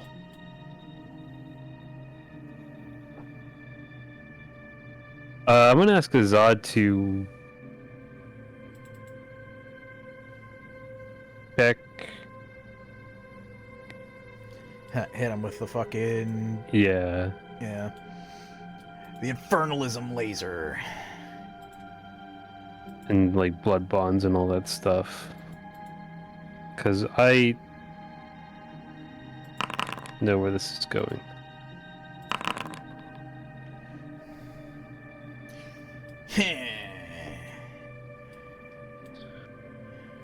Oh man. We already said my magic word. What's your name? I'm also not gonna risk it for the super high tier to tell the demon's name, because I don't think that that's actually as valuable in this situation, but I will. Yeah, no. I don't think a demon's doing anything We here. just need to know the bond to potentially snap it. Oh, that was the... I already browsed for that. Awesome.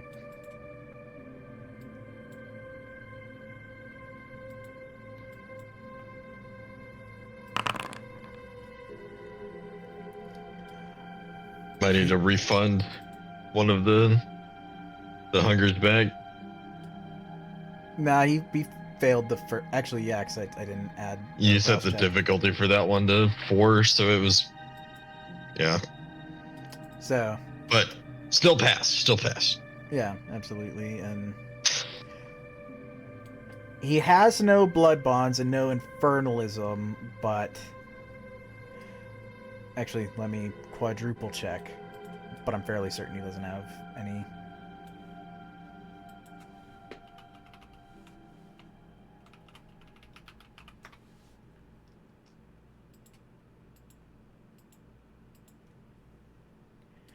Yeah, no immediate blood bond. And no infernalism, but again, he has this spell book that is questionable, especially with regard to that ritual, and he will point out that that is what he was, trying to do and why he wanted the phlegmatic blood. So what happened?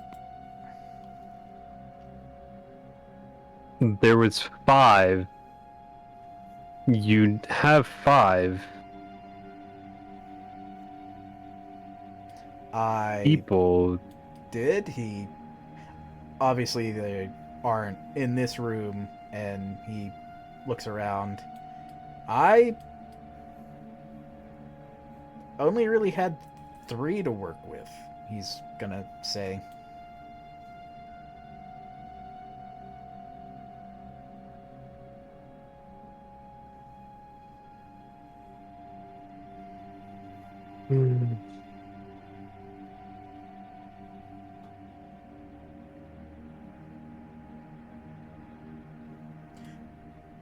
Illumitrix will volunteer to go look for any guests, but counting them up would be fine. Need some blood. Abyssadon is in no position to argue.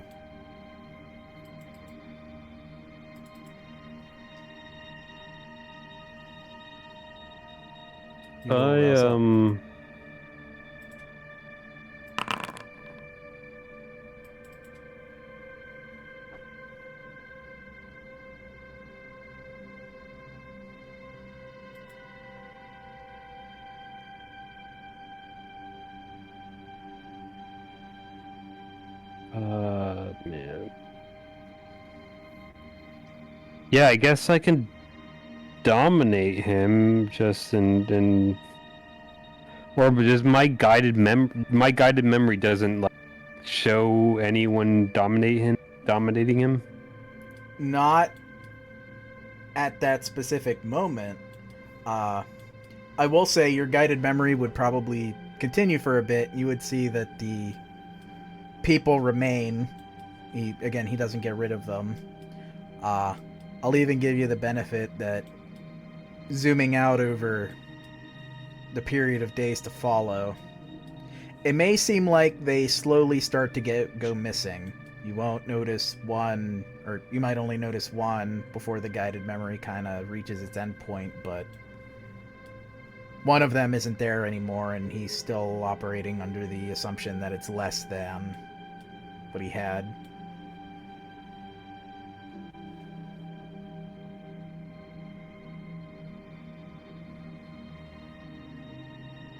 Is there a way to end someone's dominate?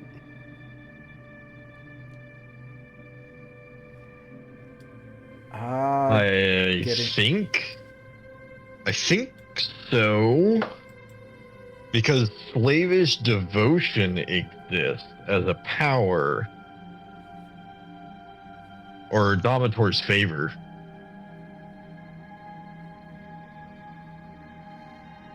Let me look that up. Wonder if it's as simple as dominating them to no longer have any any submerged directives. Well, yeah, I mean, you can.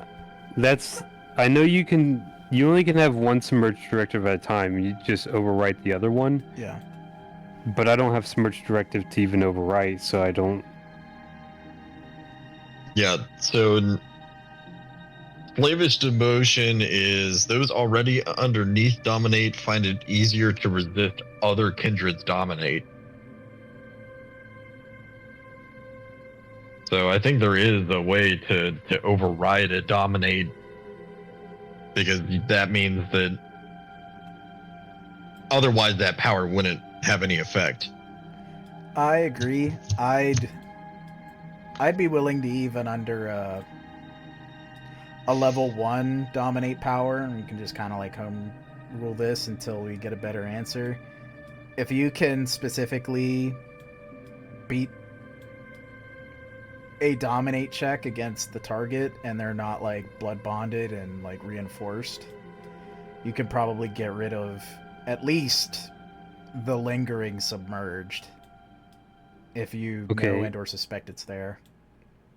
I need big time blood then.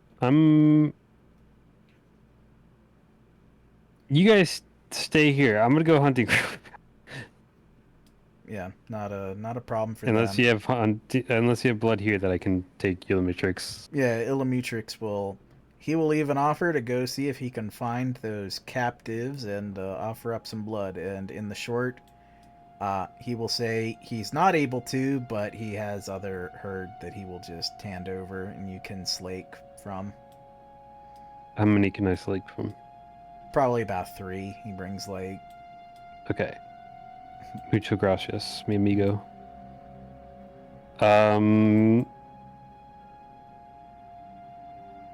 Okay, so we'll roll this. Okay. Pass it. And we'll roll this. Okay, fail it.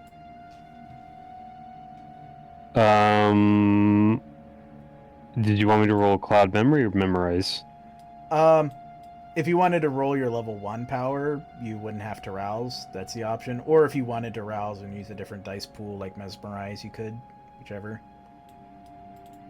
So, whatever is your preference, Cloud Memory or Memorize. Where's my... Yeah, I want Manipulation. To Mesmerize. 1, 2, 3...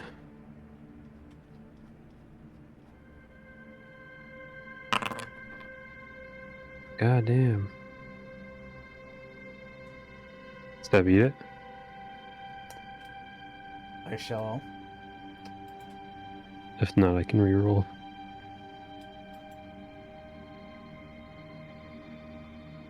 Let's see. Or even do Zealotry. Indeed.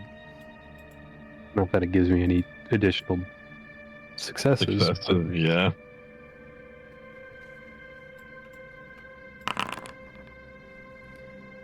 Passes. It will snap a submerged directive, or rather, it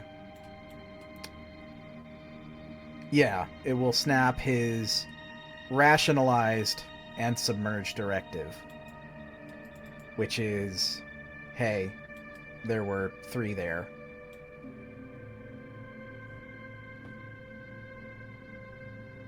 Now, they're not there for you to count up and determine that there were 5 of them, but you could maybe ask him again, or... Yeah. So, Visodon, those 5 that you had... Yeah, I did count 5, but I said 3. You did say 3. To multiple people who did know it was 5. Yeah, and I saw 5, but it wasn't, but it was.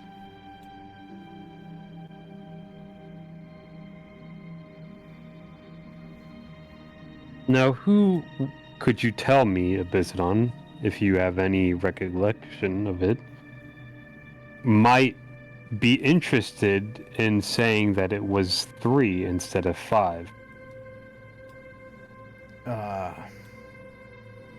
Anyone interested in the bodies if they're not here, or if they didn't want us using the ritual, but if it would have worked with any blood, then where are the bodies? Do you know what happened to the other 2?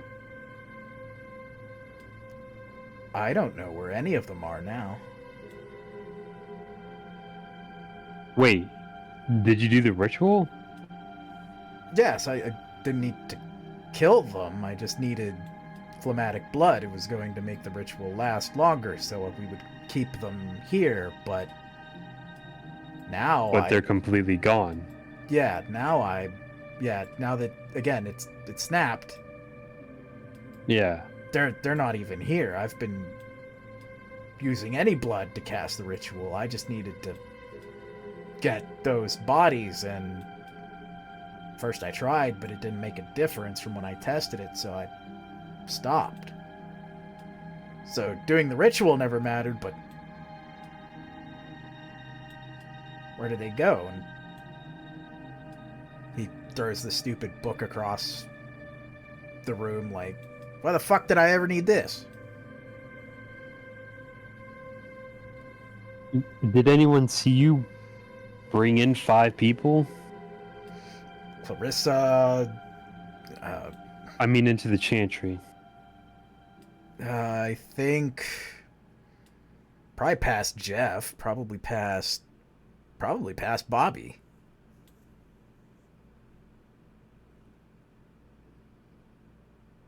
So they both probably saw it too. Yeah. And no one knows where people have gone off to. He looks to Illumitrix, and Illumitrix shrugs, saying, We can go through bodies pretty quickly, and we've got a way of disposing of them, so it's not impossible to steal them, but How recent was this? Like about not recent at all. This was about going on, I'm gonna say 3 years, so not long ago history, not the past decade like kindred events can run, but yeah, long enough that this was not contemporary. Now, you only did this the one time, or did you do it multiple times? I only needed the phlegmatic blood the once just to try the ritual out. And well, certainly, but did you ever... Have you ever, collected phlegmatic blood before? Did you... Don't think so. Haven't had a reason to. Whether intentionally or not, have you ever been on blood collection before? I've paid my blood tax, but we don't care about phlegmatic blood. That's not really our resonance. I mean, doesn't make our blood sorcery any better, I don't think. Oh man, I have so many things going on in my mind right now, and none of them are any bit enlightening. And all of them are kind of scary. I will, as he mentions, Jackie, if you want to give it a try, we're back. We're so back. There is a potential.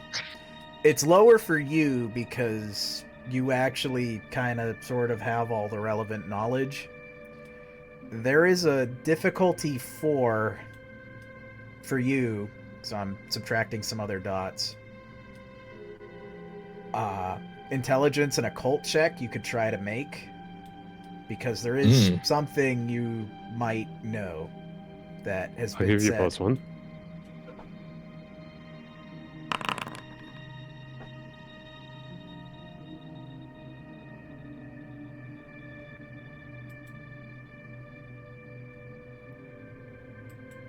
And just for context, if Leon was going to attempt it, it would be a difficulty... Diff 4, right? For you, yes. For Leon right now, it would be a diff 10. Jesus.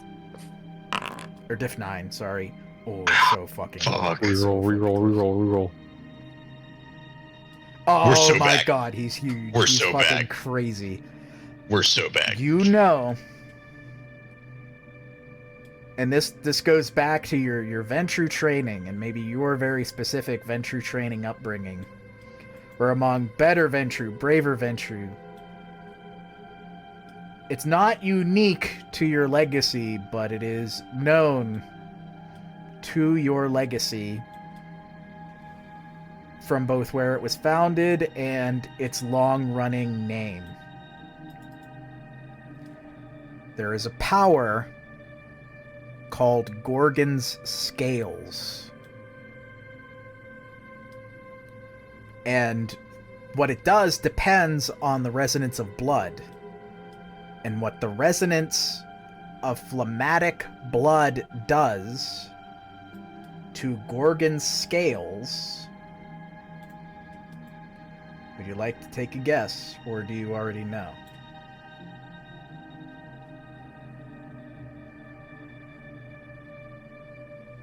Damn. They got him.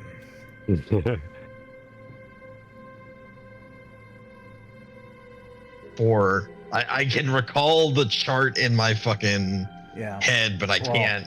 Jackie remembers where you do not. Phlegmatic blood. The vampire gains a 4 dice bonus to resist Auspex powers that would reveal anything about them or what they know.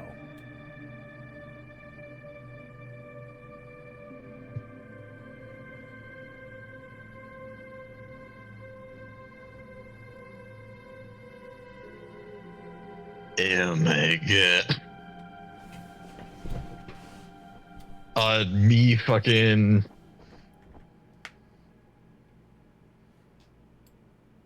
Dude, I fucking... I'm outside the room right now, but...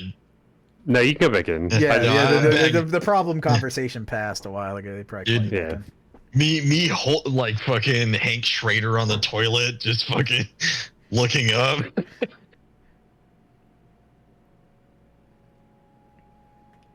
What's up?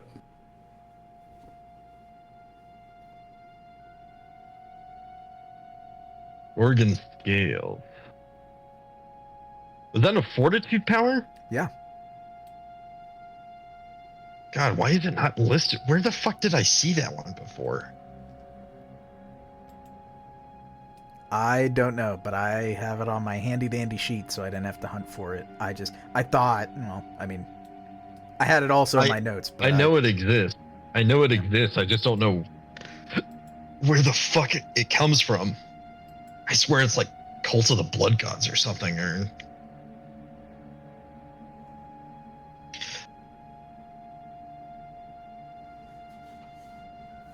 Even better, but yeah, go ahead. Right. The power that would require specifically phlegmatic blood is not one that I possess, but phlegmatic blood would allow whoever is practicing the power to massively reduce any sort of Auspex attempt on their person. Combine that with other powers within the Fortitude branch, and the chances of ever discovering somebody through Auspex with it is nigh on impossible.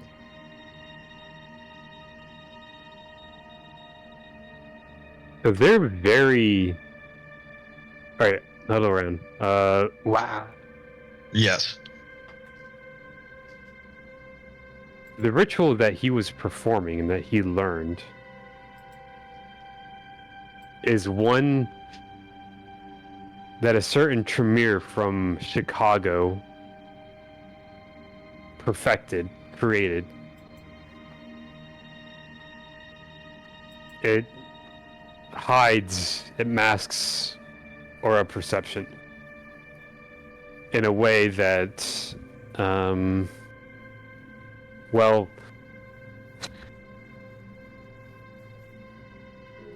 out of great alarm, that mortal didn't... It could have been a kindred.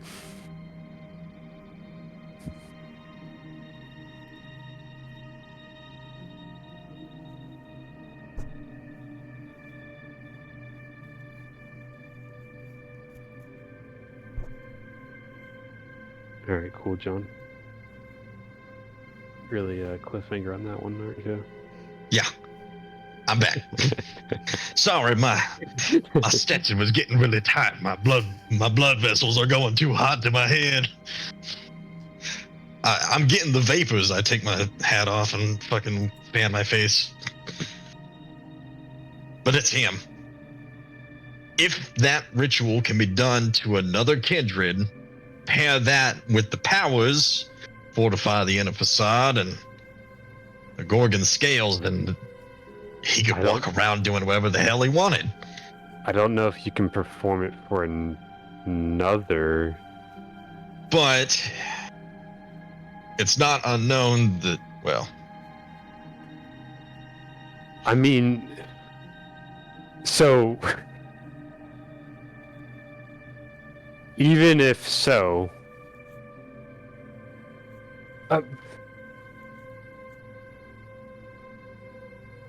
Abyssadon, how did you come across this rumor that there was a Tremere hiding among the top layer of Thunder City? And how did you come across this book? What was the impotence that you came across this? He has a good long think. Oh no. It takes... He does get an answer. He's not gone, thankfully. He's not going to make you roll and crit again. But... Alder is immune to all attacks, physical and magical. Yeah. Ultimately, he bought that information, and the source, out of all of it, well, he drops a name, and it is another of the Tremere, but not one that you've met before, or at least not talked to, but you've probably seen them. A guy named Carl Hillhouse, and he can get you into contact right now with him, and because Carl is among the Karna and is a little more tech savvy, so he can ring up Carl, because they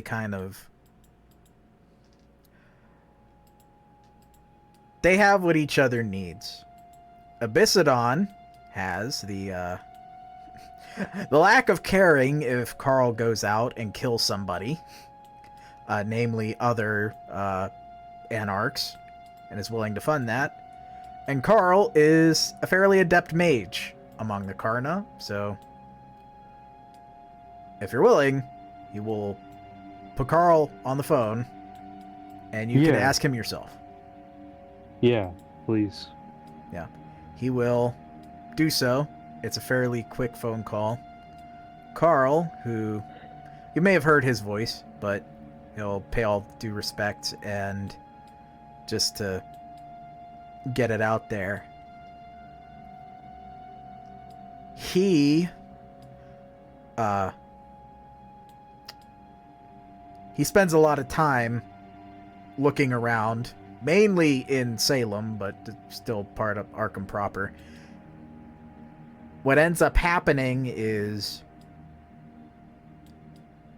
at one point, he gets approached by, well, someone that has, your average metal detector tourist who's uncovered something in the Undercity. He tries to, dominate him, get him out of here, but ends up investigating that same spot, and then that's where it all is, which was really convenient, as is Carl's story, as there aren't a lot of people just conveniently poking around. Grab the tourist. Yeah. It was near the beach. He can send you the details. And as you look, I don't have a ping directly on the map for it, but where is it?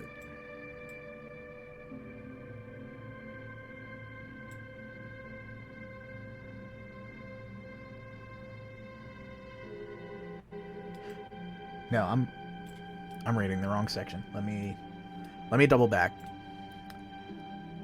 That all happens, but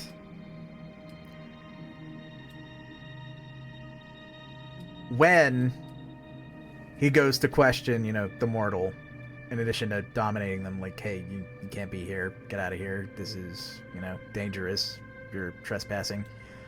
There is a moment where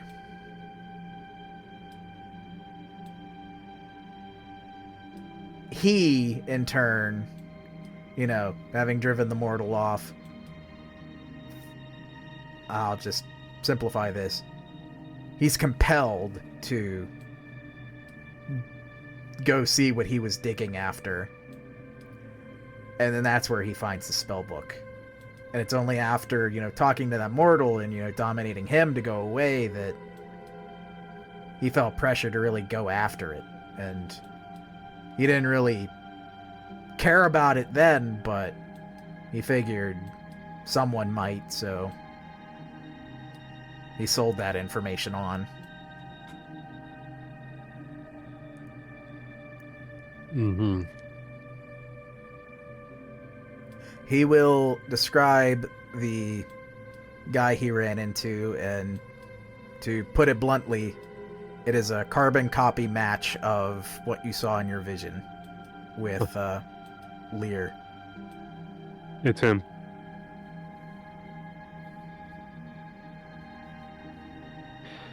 John, he's walking around among us. He is an imposter.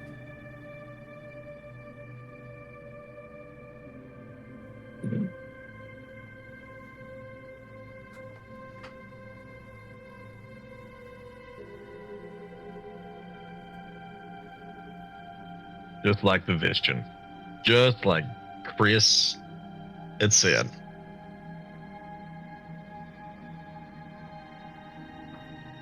But we got him now.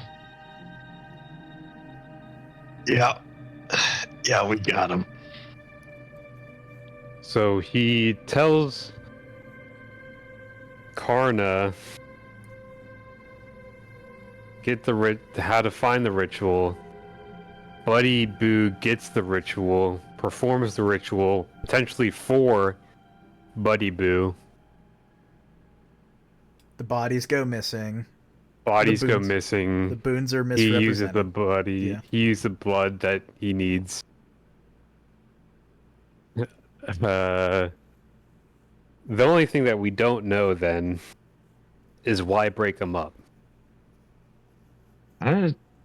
Considering all that we know now, considering just how close we are to nailing the son of a bitch, I think we turn up the heat. Let's just go and ask Oscar. Or Leah. They got played. Why?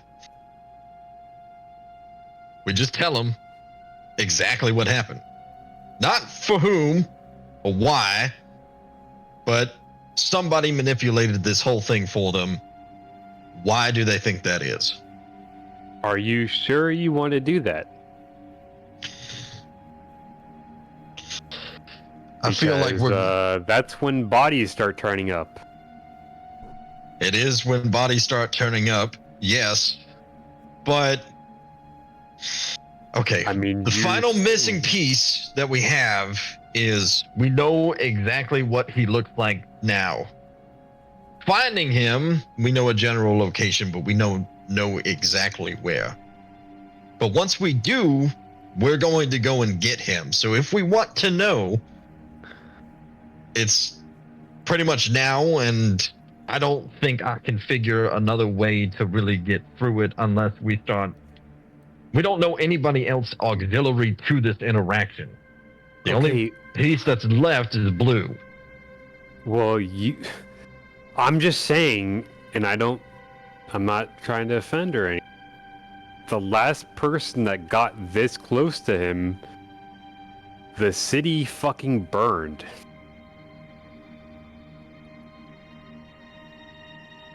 And you're trying to turn up that heat.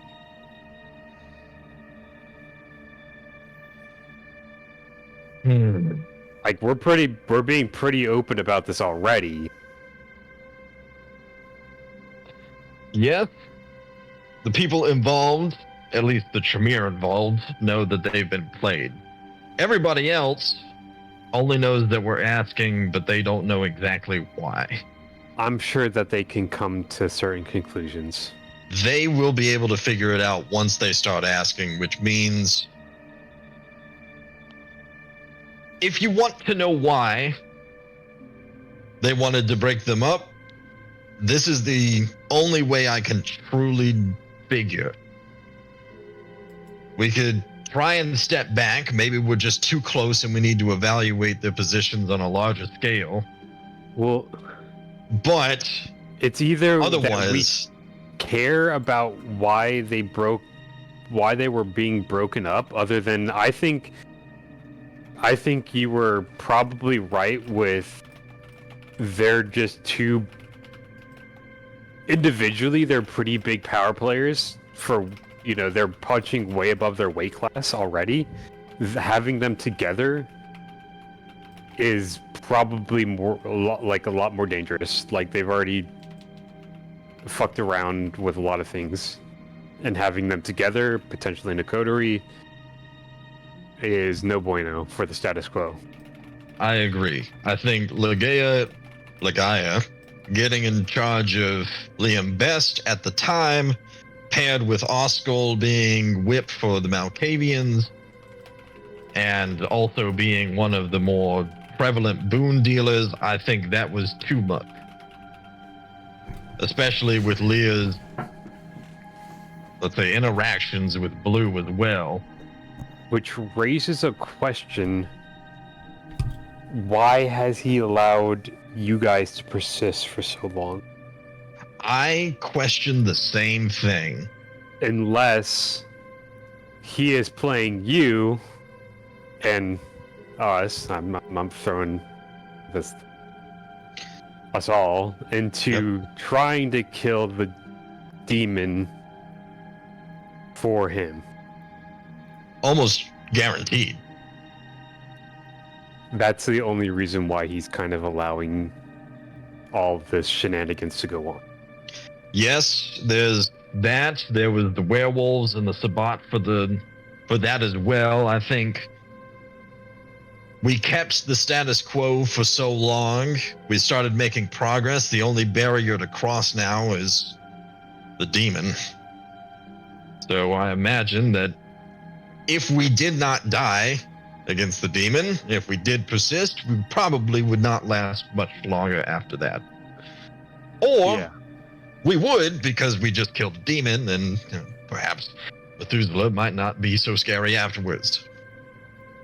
Well, the demon is an overt power.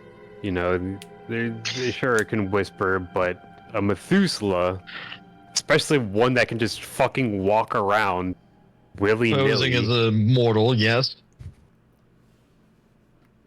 Does not, in fact, save us from getting day-raided by whoever drops a hot tip line at the local FBI office. So, honestly,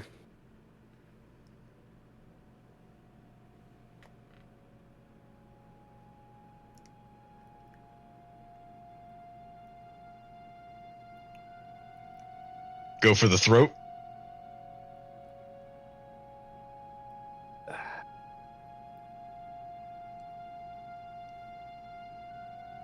you know, as demented, I'm gonna pull Jackie aside for this. As demented as he is, he may be onto something. The Methuselah? Yeah. What if we simply arrange a meeting? Or at least try to.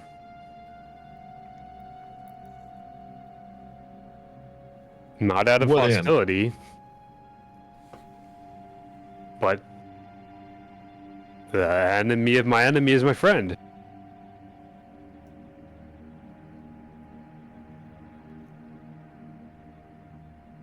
You said you want allies for this demon. If assuming that we are on a right track of the only reason why you are alive is because he wants to kill this demon, and he views the demon more as a threat than anything that we can, which is honestly true. Who knows if he's working towards that goal, or if he's just manipulating us into that goal. Why not just play into the hand? My opinion is that given everything, he wouldn't provide any assistance. Not directly himself. No. But if he were going to do it indirectly, we could do it directly ourselves. The last time this happened, the last time that he gathered everything he could to throw at Shamut, it was just off the backs of every pawn that he could grab in his little hands. Currently, we are the pawns. And once we know about him, he will dispose of us. He will kill us. Well, or at least he'll try. About us. Yes, but he might not know that we know about him, at least in this much in depth. I think he probably knows. I think he knows, and I genuinely think he knows, and I think that he is using us to fight the demon. As almost assuredly, the entire point of him maintaining the blood bonds that he has, probably throughout the different kindred, is to maintain the separation from the Bali. The Shamut said as much, or at least someone did, that he was maintaining influence with bonds so that the Bali could not use that very same door. He is... Small correction, he had other kindred do that for him to not expose himself. Because you've worked that way back through a few people, but now it's... Right. The lattice. He's obviously getting bolder and bolder. Because he has deigned to, I'm a messenger. So he has shown himself. I genuinely think trying to make contact. We won't get him directly, more than certainly, but I think that we can talk to him. I think that we could talk to him, but given every manipulation so far, we have to assume that it would only be to our detriment. I think it would be to our detriment eventually, but in the short term, I guess the problem is what enemy do we think is the worst right now? If we agree, hey, the Methuselah's the worst, then let's kill the Methuselah. If we say the demon's the worst, let's kill the demon. But obviously we're not gonna get the fucking demon's help against the Methuselah. Of course not. That would be ridiculous. We could get the Methuselah, I think, against the demon. Because the Methuselah's a coward. Like, full stop, he's a coward. Every indication that we have, he's a coward. And he just wants this land for, like, himself, and he just... But...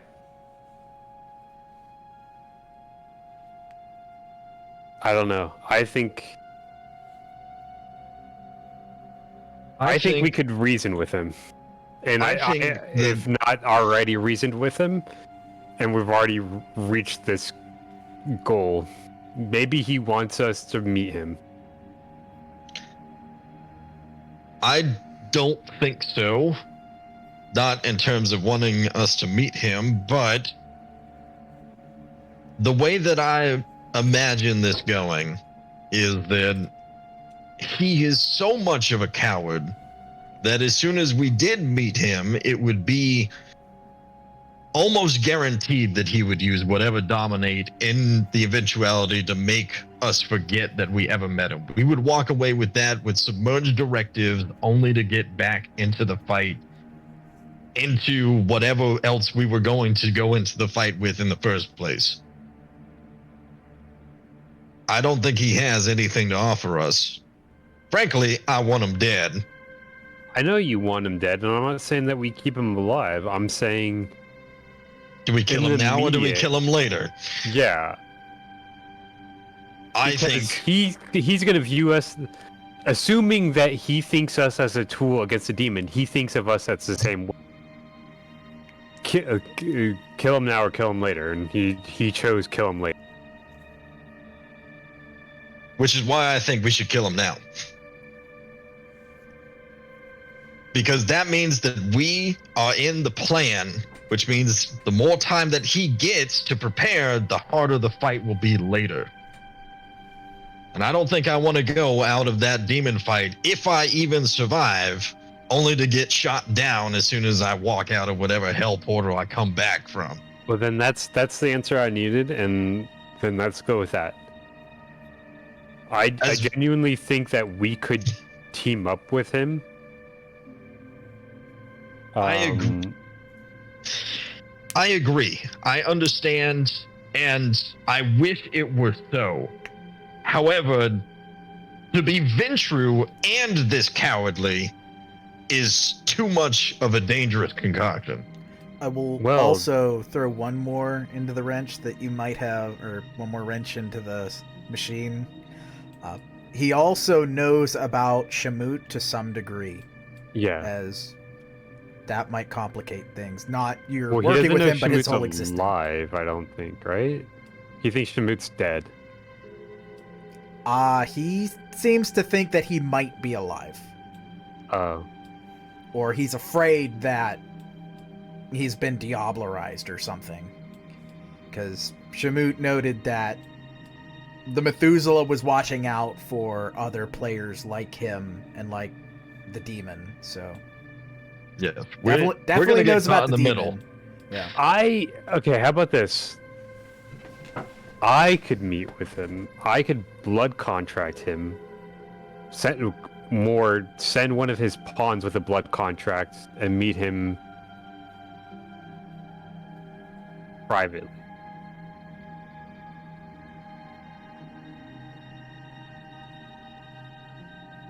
Under the auspice that, hey,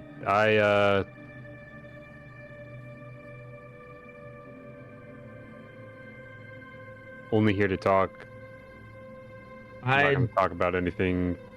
Blah, blah, blah.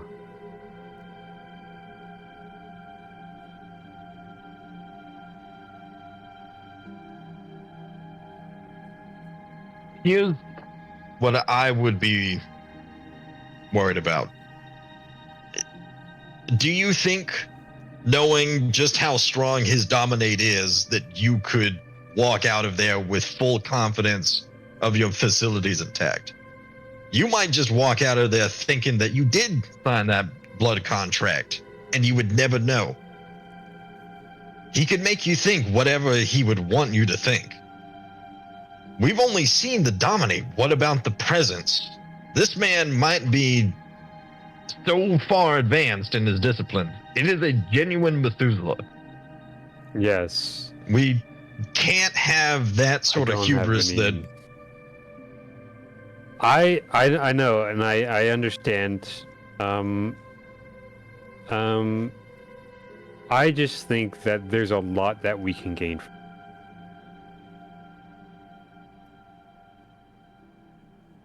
Unfortunately, you're right, but... And I think throwing out a litmus test to see if he's game or if we're, how far we are is the way. But if you genuinely want to go, let's kill him. And not know what ifs or whatever. Like, I think we're throwing away a good opportunity to find out more and kill him later. It's tempting. But attempting to put aside every personal bias that I have,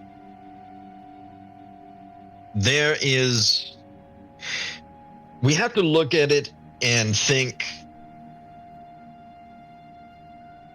if we don't go this route, it's not a loss. It's just an unrealized gain.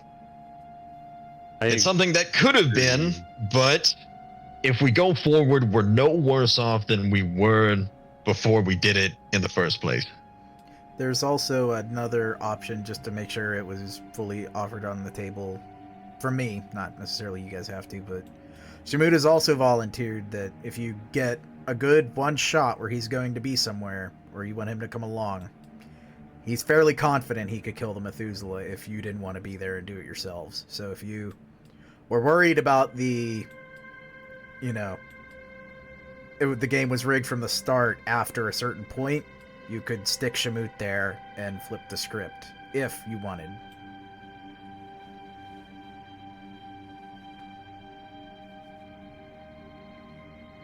I think all of these are valid options, just letting you know. Yes. This might be my own hubris, but the only vision that we should be concerned with is the one that we will present ourselves. This Methuselah has proven itself unworthy of its continued existence in all forms, and frankly, I find its continued presence a disgusting affront. Whatever methods, whatever reasoning that it had, I don't particularly care for. The only question is what practical effect it could have upon us, and I think that the negatives outweigh the possible benefits. As much as I would, of course, I'm not exactly going to say that we're going to go into that fight with an actual demon, creature of creation, with very good odds, and as many Methuselahs and elders as we could gather would be beneficial.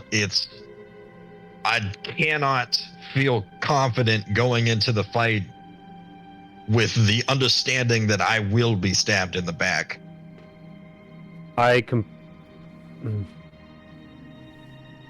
Okay, when I say I want you to trust me,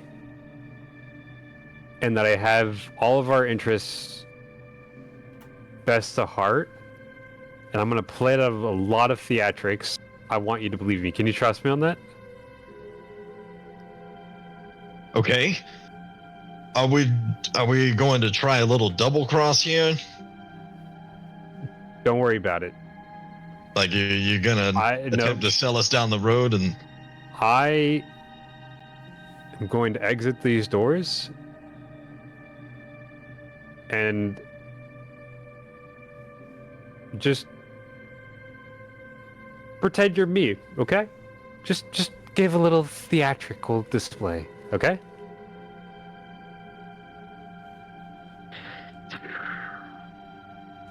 all right. Game on, Wayne. I'm gonna exit this room, Dom. Yep. I'm gonna actually kick open the door. For sure. Leon's going to be yelling that he disagrees wholeheartedly, and that saying that they're being outrageous and that there's a lot more at stake here and they're short-sighted. And he's gonna slam the door behind him and fucking go off. For sure. Illumitrix and Abyssodon both watch, smirking to themselves. Well, mostly Illumitrix, and not at Leon's expense, but more at the others. Abyssodon is just like, ooh, I'm glad that wasn't me. And you will not be I hit impeded. Abyssodon with Dread Gaze. Bitch. Yeah, that'll definitely teach him to not be the one to sneer at you guys. Like, damn, I wasn't even like doing shit, and I got hit. Sorry, I just gotta start throwing strays, you know, I'm just mad. Yeah, exactly. But you won't be impeded, but you will definitely be witnessed as you head on out. Yes. Yeah. And Leon will call up Igor and speed the fuck out of there. Indeed. The classic Duchesky peel off. Loud, partially on the curb, but he gets where he's going, and that's to speed. Wanting to go back to Grandpappy Stromp's place, actually. Sure. Just very quickly. Yep.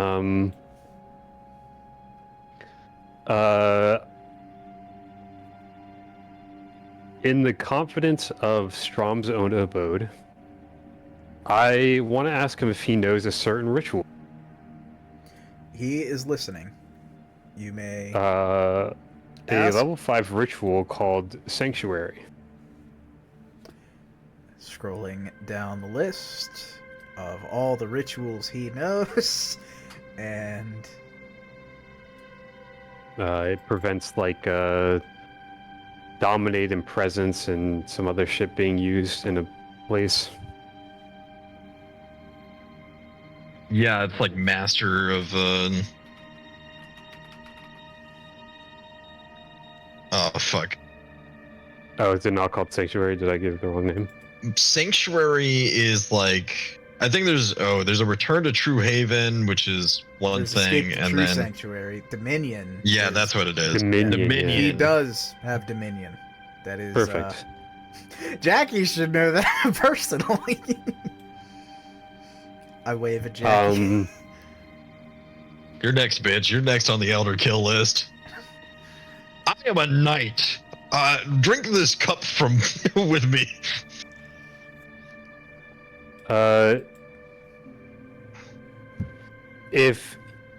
Does he have any places in the city that he's already cast that on? He's cast it on his haven, so Anywhere else? no, but he could attempt to cast it using well, it either takes some dots and resources, or if you have Mala dots with that. I'm not gonna check your sheet rate this moment, but for 3 dots of the equivalent, he could cast it somewhere for you. It would be effective for a small I have his period. lore sheet. The one where you could summon him for Yeah. I'll let that count. Yeah. I knew you had that one, but I think that's actually fair. He'll Okay. cast it somewhere. It'll be effective for the story, but Cool. Yeah, if he could do that stealthily and causing, no one to be alerted by him doing that. yeah. At a place that Leon chooses. Yeah, that will not be a problem. The only question is you'll have to tell him exactly where. As if I remember correctly,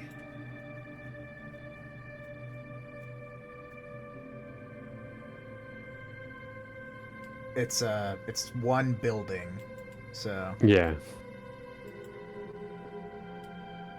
name the building and he'll go there and do it, and he'll use discreet means.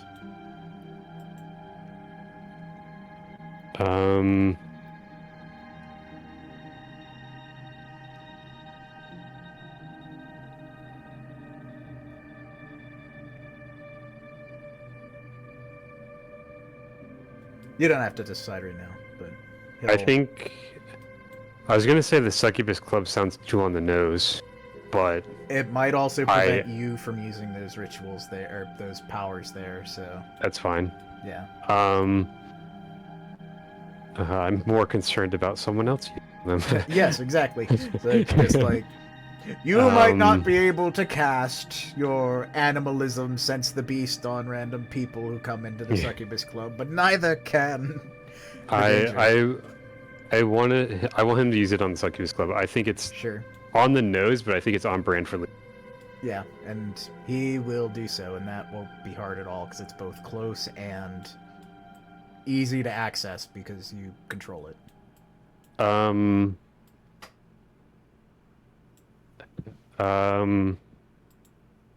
Next play for this, we'll call up Oskel and Lear and tell him he knows the identity of the messenger and that they should get back to him.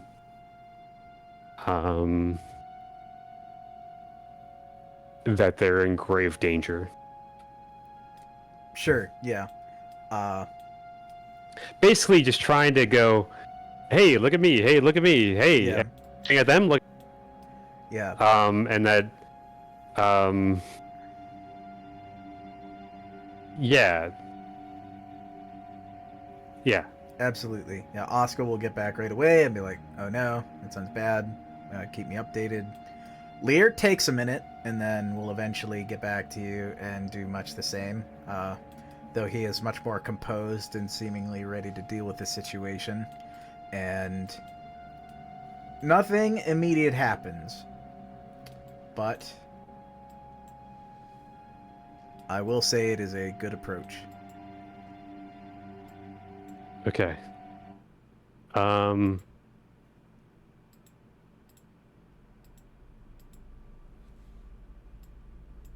don't know if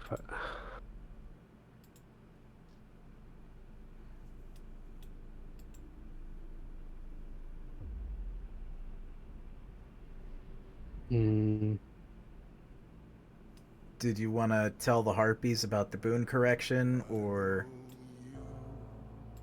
Yeah, actually, I think that'd be good too.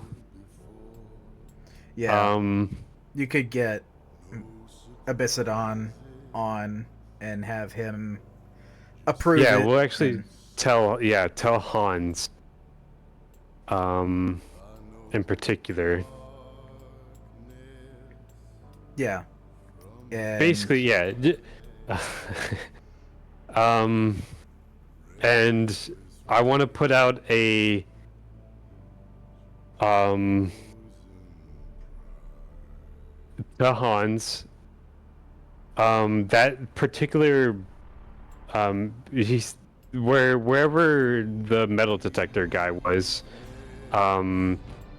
I want to put out a harpy message that says, be on the lookout for a red-haired individual around that area. Any information, come to the Succubus Club. For sure. You put out any kind of picture or description, or well, I mean, not depiction. Yeah, Leon will make up, he'll craft up a as close as he can get. I have 2 craft skills, so I'm pretty okay. Chris has a pretty good handle. Okay, so yeah, we'll make up a as far as, yeah, Chris has seen him too, so so we'll craft up a likeness and try to post it. Trying to the lure of, hey, come talk to me. I hate my friends. I like you more. Yeah, decent sketch. Not perfect, but he can do it, and yeah.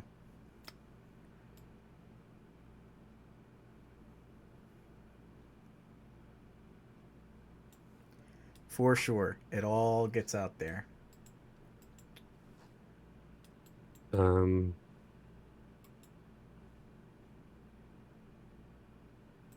Ooh.